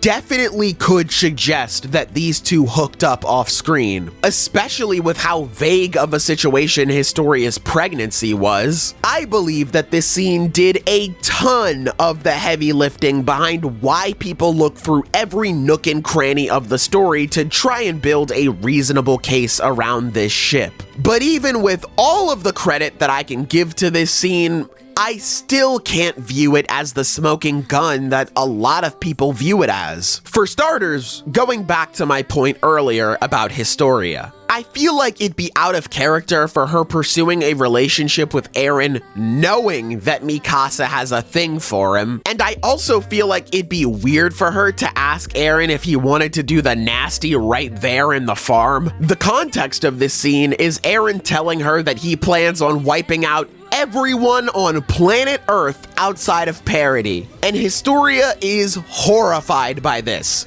She tries to talk Eren out of it by telling him just how destructive that idea is, the death and destruction that he's going to be responsible for, and how she feels like she just can't sit by and let Eren do something like this, but deep down inside, she also doesn't want to sacrifice herself or her loved ones either. It's some pretty heavy stuff to be dealing with. But then in the next 1 to 2 pages, she's ready to do the Bus It challenge all over Eren. It just feels like there's a bit of a tonal clash there to me. You know, like, it just feels weird for those two moments being back to back, if that was the intent. But why did Historia even ask Eren about how he felt about her having a kid anyway? And while we're at it, why did Eren go and have a private conversation with Historia in the first place? Because these 2 points are brought up a lot when talking about how close these two are. The military were planning on forcing the power of the Beast Titan onto Historia to go about enacting the 50-year plan, as well as to put the Beast Titan in the hands of someone they can trust, rather than keeping it in the hands of Zeke. So, Eren, knowing this, goes to Historia and presents her with 2 options. She could either A, run from them, or B, fight against them. She doesn't have to sacrifice herself and her future descendants for their plan, because he has a plan of his own: destroying the world. This is why Eren told his plan to Historia and not any of his other close friends, because none of them would have been directly affected by the military's plan like Historia was. She is a very integral piece of their scheme, and it would result in her being forced to bear as many children as possible for the sake of the island and take on the power of the beast. It was crucial for Eren to divulge everything he has planned because he didn't want that to happen to her. If he doesn't tell her this, then the second Zeke touches down on the island, they neutralize him and feed him to Historia. And now Eren is forced to drag Historia onto the battlefield if he wants to go through with his rumbling plan. Not to mention that since he knows that he's going to be stopped, that would mean that Historia would have to die as well. Eren definitely does not want that to happen. It's been something he's been trying to prevent for a very long time now. Although Eren admitted that he still would have put his friends and even the woman he loved in danger if he didn't know he'd be stopped. So who knows, maybe he'd be fine with dragging Historia onto a battlefield now. But for now, he presents Historia with an alternative route to ensure that that she doesn't have to feel like she needs to go through with something that she doesn't want to. He gives her a choice to decide what she wants to do, much in the same way he gives Ymir a choice. Which is another parallel between the two, but like I mentioned, I don't think that matters much here. But then Historia presents an option of her own. An option C in response to options A and B given to her by Eren. What do you think about me having a child? While this could set up Eren being the dad, especially with the framing of the scene, it could also just be seen as Historia asking Eren the validity of her idea and if it could work or not. So at most, this scene to me could potentially set up a relationship between these two, but based off of what we know, it wouldn't make much sense to throw the two of them together here. Even using the school cast universe as evidence, it doesn't really work out that well. In this universe, Historia looks like she has a thing for Eren after he lies for her to relieve her of blame. Historia doesn't know that Mikasa would have a crush on him since they never interact. It's not like they're friends or anything either. Eren is free real estate for her. She has feelings, she could act on those feelings, but then we're shown that Eren, on the other hand, doesn't care about Historia like that. He didn't lie for her out of the kindness of his own heart, he just did it so that he wouldn't have to deal with her and her group anymore. So at this point, knowing how both characters feel about each other, it doesn't make sense for either of them to be in this relationship. Plus, Eren was responsible for murdering the one person Historia cared about in the whole world. So, that could make things a little awkward if that manages to come out. Like, imagine you are catching straight back shots, and then your head is flooded with memories of your sister being brutally murdered at the hands of the guy who is beating your cheeks right now. Of course, maybe that doesn't happen, but also, it could. We know all they'd have to do is come into contact for that possibility to happen, and it doesn't look like there's anything you can do to really prevent that. Look, all I'm saying is, at the very least, if I'm Frida, I'm pissed. That's all I'm saying. But here's where my theory of ideas over execution takes over. Because is Eren being the father vastly more interesting over some random nobody that we've never heard of? Yes!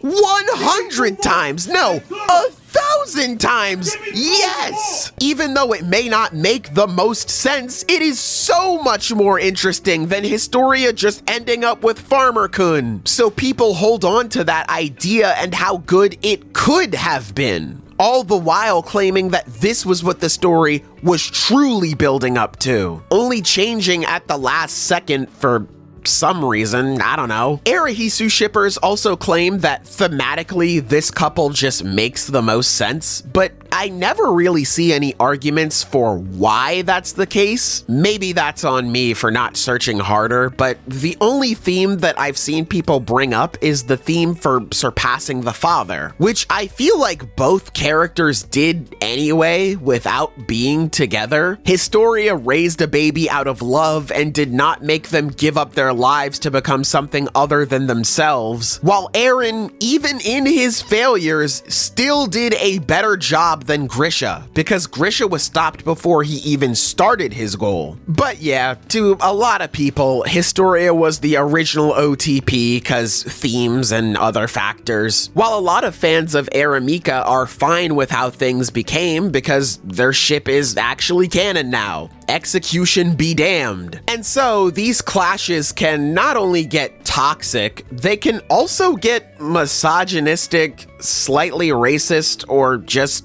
plain weird. For Historia, when the ending first dropped, I saw a ton of people claim that her character was ruined by the ending because she didn't sleep with Eren. Just to remind people, Historia's character arc is all about her learning how to value herself and stop letting others decide her self-worth for her. This woman's character arc about learning how to be independent could only be wrapped up nicely depending on if she slept with the right man. And for Mikasa, people like to bring up the fact that she's Asian from time to time for some reason. And while I haven't seen any blatant hatred towards Asian people yet, there's still this weird constant that I see where people bring up the fact that she's Asian for, again, some weird reason. People saying things like Eren wants to get with his Asian stepsis, or that Eren did all that so he could sleep with an Asian. Or they'll scoff at the idea of Mikasa being the one to save Ymir by saying things like,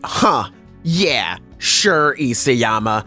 The Asian girl is the chosen one. Or they'll even say that Aramika only happened over Arahisu because Isayama had to pander to the Japanese. The hate boner this community has for Mikasa is weird. Like someone trying to pay an artist to draw Mikasa unaliving herself type of weird. But why does her race have to get brought up so much when talking about her? I feel like at this point, I should stress that it's obviously not everybody who ships either of these two couples that acts like this. There are a lot of people who just think that their ship is neat. And that's great. This isn't meant to discourage people from shipping characters or anything like that. This is just meant to show how bad these types of talks can get in the Attack on Titan community. I will now end this segment off by preaching that Eren x Annie is the only true ship, and I will not tolerate any slander on my OTP. I've aired my grievances for a while.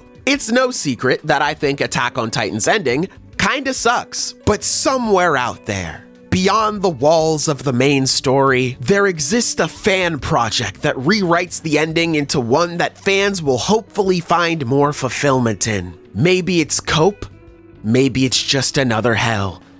And I'll never know unless I keep moving forward. So move forward I did, and I sat down to read the first 3 chapters of Attack on Titan no Requiem. So, how do I feel about it? Well, I think it's all right. I do have my issues with it, but I won't go as hard on it since it's clearly not finished yet. At the time of recording this, only 3 chapters have been released, so let's keep that in mind. And let's start with the things that I enjoyed about AOTNR first. I'm a really big fan of Armin and Zeke's conversation in chapter 139. It's a personal favorite for me in the series, so I'm happy to see that conversation pretty much get brought over to this fanfic as well. Speaking of Armin, I'm happy with his portrayal in the story as well. I know it's pretty late in the video to mention the last member of the EMA trio, but I haven't felt the need to talk about him until now, because Armin catches a lot of grief from this community, sort of like Mikasa, but not nearly as bad. He gets accused of having a suddenly holier-than-thou attitude, or that he's morally superior to others, even though that's not what he's about. Armin even flat out states that he's not a good person, and this has been something that he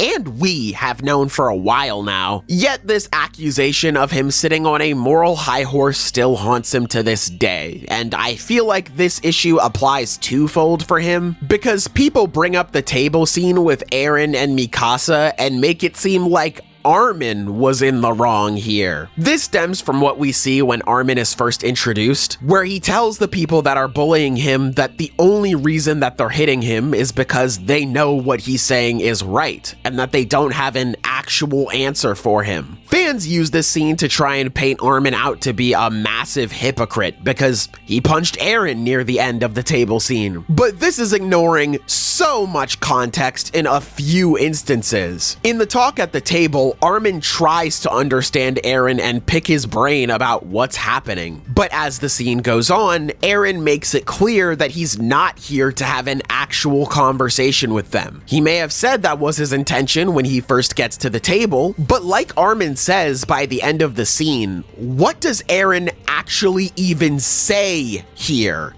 Nothing. He doesn't actually say anything to them. All he does is insult them or belittle them, talking about how they're being brainwashed by other factors while he's completely free. This then culminates in Eren really digging into Mikasa and her insecurities and using them against her. But even with his anger, Armin tells Eren to stop not once, but twice, because Eren is really hurting their close friend's feelings. Yet Eren continues to escalate the issue until he tells Mikasa that he hated her, which in turn angers Armin to the point of wanting to punch him. The three of them grew up together. Mikasa has constantly been there for him. How could he say something that cruel to her? Armin is not admitting defeat in the face of Eren's arguments because there was no discussion or debate to be had here. Eren did what he did in this scene to cut ties with his friends, not to have a productive conversation or start a dialogue with them. Armin getting beat up for simply believing in something else is different than Eren instigating a confrontation between his friends, Armin telling him multiple times to stop, Eren continuing to insult them, and Armin getting so upset with his best friend as a result that he wanted to punch him. There's this strange need for Armin to be the perfect victim of Eren's aggression here. He has to handle the situation flawlessly, unable to show anger for one of his best friends being hurt. Because now that he's upset, he's now the person in the wrong? I don't get that at all. Hey, what's up? This is Editing Sailor once again. There are some other points that Saint Chief brings up in this video that I wanted to address real quick. He says that Armin is indecisive and passive, and this just isn't the case at all, as Armin is very decisive during the post-time skip as a whole, and he's certainly not passive. He's the first person out of Eren's friends that thinks about killing him to take the power out of his hands to put it in the hands of someone that they can actually trust. But he doesn't immediately do it because he wants to give Eren a chance to prove himself as trustworthy. He's then beaten by Eren and taken to prison when suddenly Marley attacks. So Armin supports Eren thinking that he's going to initiate the 50-year plan. Of course, he didn't want it to come to this point, but there's literally no other option left. And hey, it's better than Zeke's plan, so he rolls with it until he realizes what Eren is actually doing. He is then the first person to stand up to Eren and what he's doing, and then goes to track down Connie to make him get his shit together. He is the one who recruits Annie to help their cause because she's one of the few people in the world that can help them get to their basically impossible goal. Armin refuses to stand aside and let others sully their hands at the dock because he's responsible for the mess like everyone else is, which once again goes back into the whole overarching theme of humanity facing their shortcomings head on. I've already talked about it enough. He then recruits Zeke, who in turn recruits the previous shifters to help them blow up Eren to stop the rumbling, opening up the door for Mikasa to eventually kill him. He also calls this plan bad, but like it just works, so I don't know. Random. I don't know why he mentions that. But anyway, Armin is not passive or indecisive at all. In fact, he has been consistently presented as the opposite. He then says that he teamed up with Annie, who killed many of his friends and loved ones without a care, but like, who did Annie necessarily kill that Armin cared about? Like, Marco is for sure one, and then, his grandfather? But that seems more like an assist since Annie delivered Reiner and Bertolt to the walls, which, by the way, are we not gonna talk about how Armin is cool with Reiner? You know, like he felt bad for almost killing him in the return to Shiganshina, wanted to negotiate with him and Bertolt, and felt sad when they couldn't do that. Why is Annie the black sheep of the group when Armin is cool with or sympathizes with people who have done much worse than her? Is it because she didn't attempt to unalive herself, or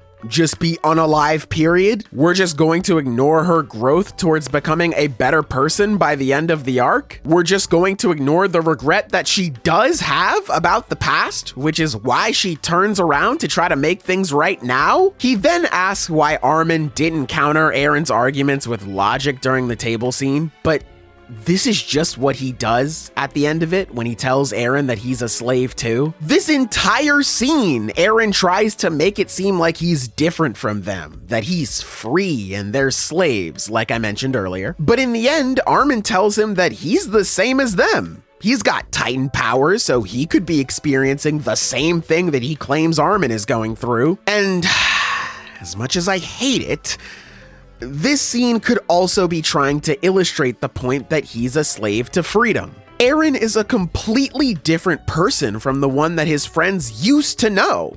And for what? For freedom?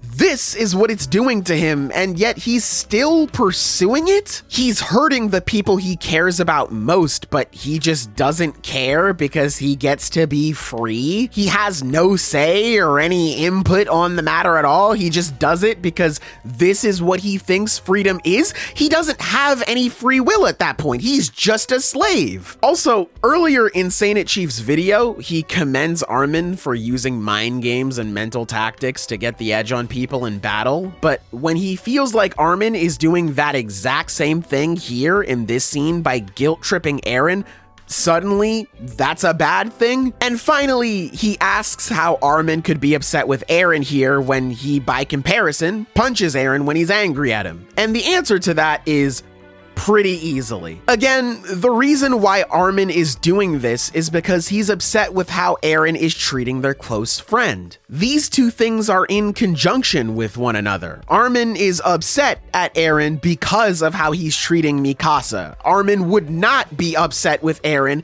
if he was treating Mikasa better. Eren and Armin have disagreed with each other multiple times throughout the post-time skip, and even in the final chapter alone, and Armin doesn't just resort to hitting him then. Again, he's upset with how they're treating their close friend. It hurts Armin to see Eren treat Mikasa in the way that he did, before the confession obviously, so that's why he hit him. It's not a contradiction for Armin to be upset with Eren here. This is like making Eren out to be a victim and not the guy who just committed mass murder and cut ties with his friends in order to do so. And that's all I care to go over in depth. There's some other stuff in there, like how he wonders why Armin's speech to the Marleyan military commander worked. Like we didn't just see this same group a handful of chapters ago vow to be better people rather than perpetuate hatred. Or him saying, you know, I noticed that Armin is thankful that Eren committed the rumbling to provide them with a better opportunity to exist with the outside world. But when Armin thought the rumbling was going to wipe out all life beyond the walls, he didn't like that. Yes, very interesting. I am #noticing. Listen, don't get me wrong. Armin thanking Eren for committing genocide is terrible. But even in this terrible scene, context matters, guys. But yeah, I just don't think this video is a very good critique on Armin and wanted to express that. Back to the content. Aside from that, a lot of people used to feel like Armin didn't do anything in the post-time skip, which has died down a lot, thankfully. My point is, Armin gets ragged on, and I'm really happy to see this story show him off and show just how good of a character he is. It doesn't change anything about him either. It instead gives him more spotlight to the point where he's now pretty much the face of Attack on Titan's themes. For example, I like these pages of Armin being the one to tell Eren how wrong his plan is and not Historia. Or that Armin is the one to tell Mikasa that they need to give up on Eren and not Jean. Or that Armin tells Eren that there's no difference between people in and outside of the walls. Strip away all of the labels and they're all just humans at the end of the day. Overall, it just gives Armin a lot more to work with, and I think that's a great choice. And lastly, I enjoyed this little tidbit of Eren and Historia trying to access more memories together. It's a small touch, but I think it would have been really cool to have seen something like this in the main story. To show Parody trying to soak up as much knowledge as they can so that they can try and make a plan for the future. It's nice, but unfortunately, that's the last thing that stood out to me as nice within these chapters. Let's talk about the things that I didn't like about this story. I think it's only fitting to start at the same place where I started for the canon storyline, which is Eren's character. Good lord, did they make this man into a massive edgelord or what? I get it, right? In the canon story, Eren could be a bit of an edgelord at times, but it was never this bad. エレン、ポケットから手を出して。従わなければどうなる？引き金を引く。あなたの脳みそが床に散らばる。見たことない？巨人になる暇なんてないよ。それで？まだ打たないのか。今引き金を引かないなら何しにここに来た。 But here, reading these chapters, I just get secondhand embarrassment watching this guy speak. First off, they just turned him into a psycho-nationalist who's lost any and all sympathy he had for people outside of the walls. There's no humanity left in Eren anymore, which I get is the point. After all, he brings up the fact that you have to be a monster to face monsters, which by itself makes me cringe a little bit because I've seen these types of arguments all the time in comment sections. However, this goes against Eren realizing that there are no monsters. People in and out of the walls are exactly that. Just people, which is another issue that this story has because I guess Eren just forgot that he felt this way and now views those outside as monsters, even going as far as to justify the horrible stuff he's doing when in the original series, he feels awful about what he's going to do. And it was that duality of his determination and his humanity that made him so interesting to me. Here, I just can't help but feel like Eren is boring by comparison. And I think the story is trying to address that by having Eren not wanting to fight his friends. But so far, with how much they've leaned into edgelord Eren, I don't think something like this does a lot to add depth to his character. There's also stuff about Eren that I think is so goofy in the context of this story. Like Eren pulling the Alliance into paths to tell them that there's nothing left for them to talk about and that it's time to throw hands. Only for Eren to drag Armin back into paths to try and justify his actions of global genocide as the correct answer. Also, Eren telling Armin that his comrades will have given up their lives for nothing with what he's doing. They have the audacity to include Sam and Daz in this panel. My brother in Christ, they were not giving up their lives for him, they were trying to take life away from him. And then there's the Arahisu shipping. So, in this story, Eren has controlled the power of the Founder and the Attack Titan so well that he's able to look into multiple realities or timeline to find the path that best suits his goal. This isn't how the paths work, like, at all, but hey, it's just a fanfic. Just because it doesn't follow the rules to a T does not make it bad automatically. Alright, so Eren has mastered his power, but actually, not really. Because a few pages later, he lets it slip that he and Historia hooked up off screen when he touches Armin and accidentally shares his memories with him. Oops. Again, it's just funny to see the story gas up Eren so much in the previous chapter just to make him look so cringe in the next one. And then there's how Historia is treated in general that isn't so funny and is just kinda weird. In this story, she has absolutely zero reaction to Eren telling her that he's going to wipe out the rest of the world. Even Flock, someone who supports Eren a ton, has at least some form of reaction to being told the plan for the rumbling. I get that Historia puts her desires above what's best for humanity, but seriously, she has nothing to say about the idea of innocent people being sent off to die in the most brutal way imaginable. What makes this even worse to me is the fact that, again, parts of the community will call Mikasa a dog that only follows Eren, despite the fact that, again, it's just not true. Parts of the community will still mock her and say that she's only following Eren no matter what. And here we have Historia, who does not care that the rest of the world is going to be destroyed. She only follows Eren no matter what, and people think this is good writing for her and that this falls more in line with her character. It's the exact same thing that people think Mikasa does and make fun of her for, but it's good when Historia does it. The romance just feels very forced to me here. Eren has complete mastery over his powers until he doesn't, so he can show off him and Historia hooking up. Historia has no reaction to millions, potentially even a billion people dying. She only cares about Eren potentially not coming home. And the story is implying that they already have a kid on the way to help motivate Eren to come back. It just felt like the story was going through a a checklist to get these two together rather than the characters just being characters naturally. Especially for Historia. She just feels like she's a prize for Eren to come back to by the end of his rampage against the world. I get that if he wins, he'll probably be sad about what he did.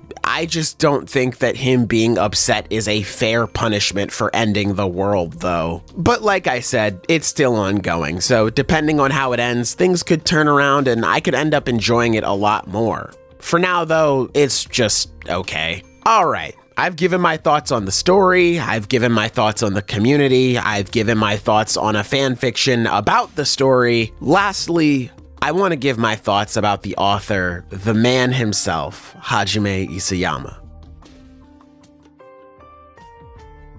There are things surrounding Isayama that I thought I'd mention here, like stuff that bugs me. For example, I don't like how people take this man's word as indiscriminate proof that they're right, when ultimately it doesn't mean anything. I've used quotes from Isayama in this video. It doesn't mean that nobody can bring up counter arguments to my claims. I could have done the wrong math and have gotten a similar answer to the professor. I don't have to have complete understanding of the story because my take and Isayama's statement in a very random interview over a very specific part of the story align. Plus, there's just no such thing as being 100% correct when it comes to media analysis because there is no right answer specifically to...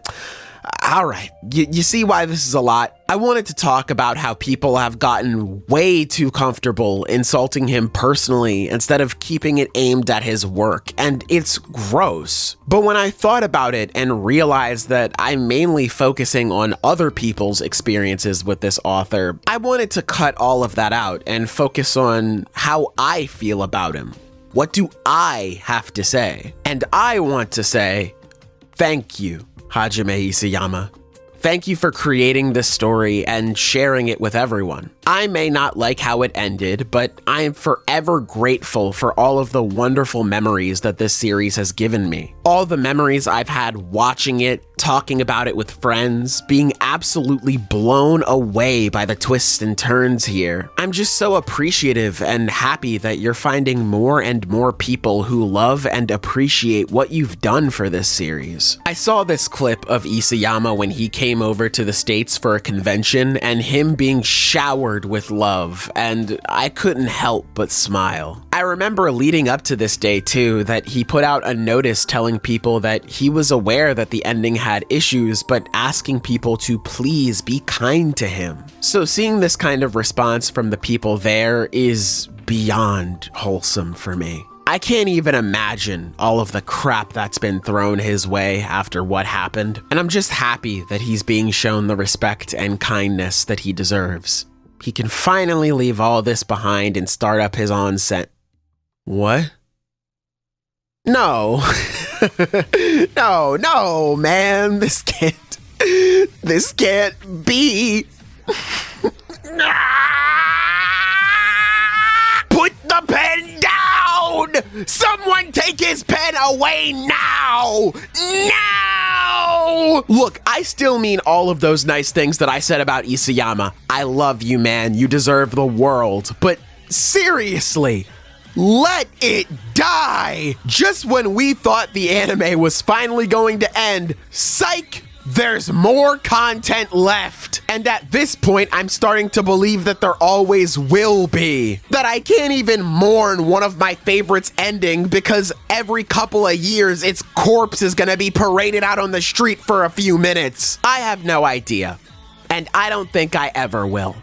All I know is that now, more than ever, I have to escape. For a long time now, I have just been so tired of talking about this series online. It has been exhausting engaging in conversation with this series, trying to figure out the why behind the actions of certain characters or why things in the plot turned out the way that they did. I'm just exhausted. Even researching for this video, trying to learn more about topics that I can't stand, it's draining my energy, and it can't be this. I cannot go back into this hell. I have to keep moving forward. I have to end this cycle. I have to be done with Attack on Titan.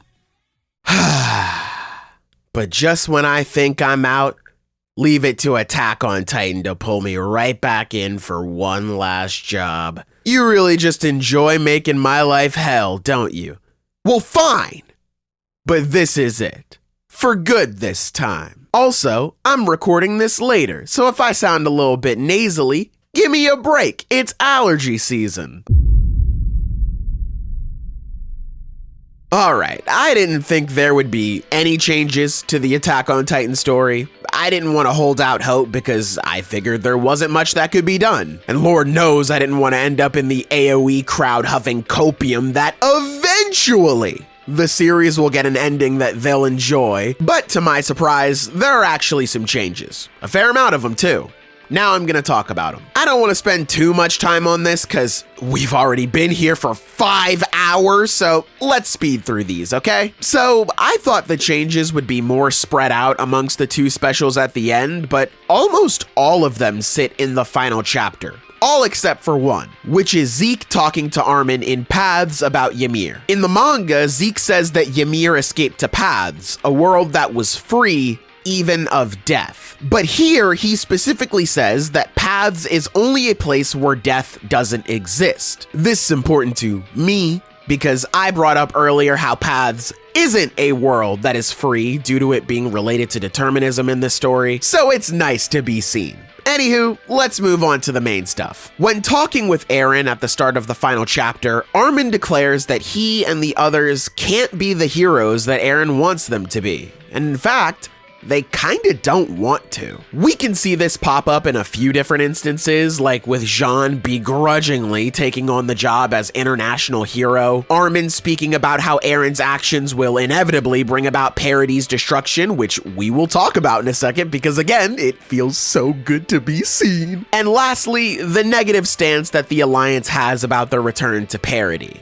I'd say this one interaction is the biggest change to the story because this bit here really permeates throughout the rest of the finale. A far cry from the manga where none of this happened. And I'm in the middle about this change. On one hand, I love how Armin addresses how pointless this all was. That even if we never are able to fully break away from the cycle of hatred, we must always try to stop it by caring for one another and finding ways for peace to prevail. But the world isn't going to be interested in thinking about that now. They're not going to be thinking about how violence isn't going to answer any of the actual problems they're having. They'll instead learn that it's just kill or be killed.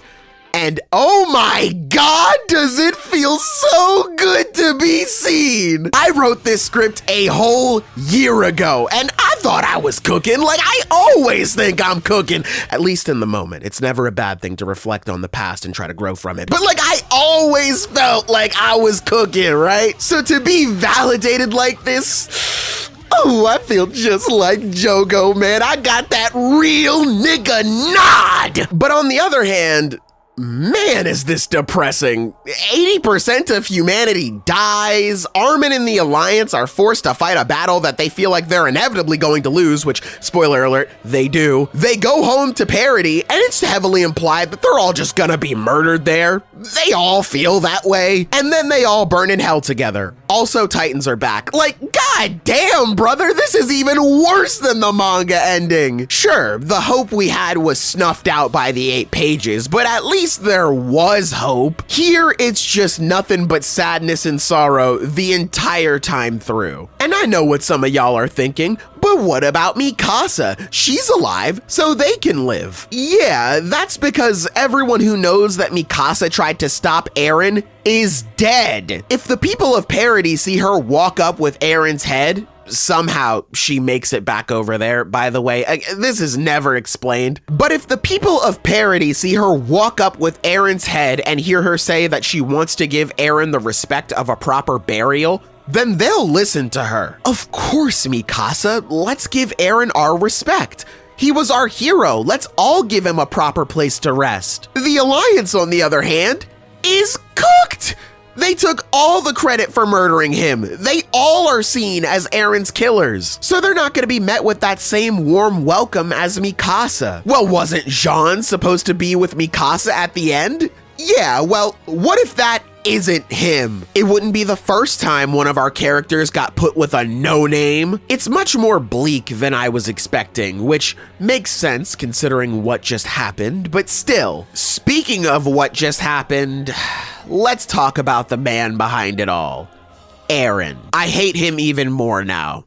I'm not gonna sugarcoat it. While it is cathartic to see Armin bring up how pointless the rumbling was like I've been doing, having him do so just makes Eren look worse and worse as the episode goes on. He sets up this plan to make his friends heroes, which his friends don't want to do. They never wanted him to do something like this. He still kills his mom by directing Dina over to her, and we still don't know why he sent her there specifically either. He tries to justify the rumbling by saying that he knocked the population down to match parity so that they won't be outnumbered if they do respond. He then tries to say that this was all determined to happen, like he had no say, before finally confirming that he wanted all of this to happen, which that whole situation is still confusing, by the way, but anyway, it's revealed that the reason he did all of this, the reason he put his friends in danger, even killing some of them, the reason he destroyed the world and put parity in a worse position than ever before, is because he's an idiot.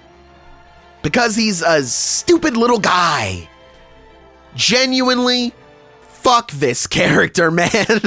To wrap this up, I want to mention something that wasn't changed. I am shocked that there was no update to Ymir's character and her connection to Mikasa. I was kinda excited to see how they changed that, mainly for my love for Mikasa, just to see her character not get dragged down again by Ymir. But that storyline is still so ass.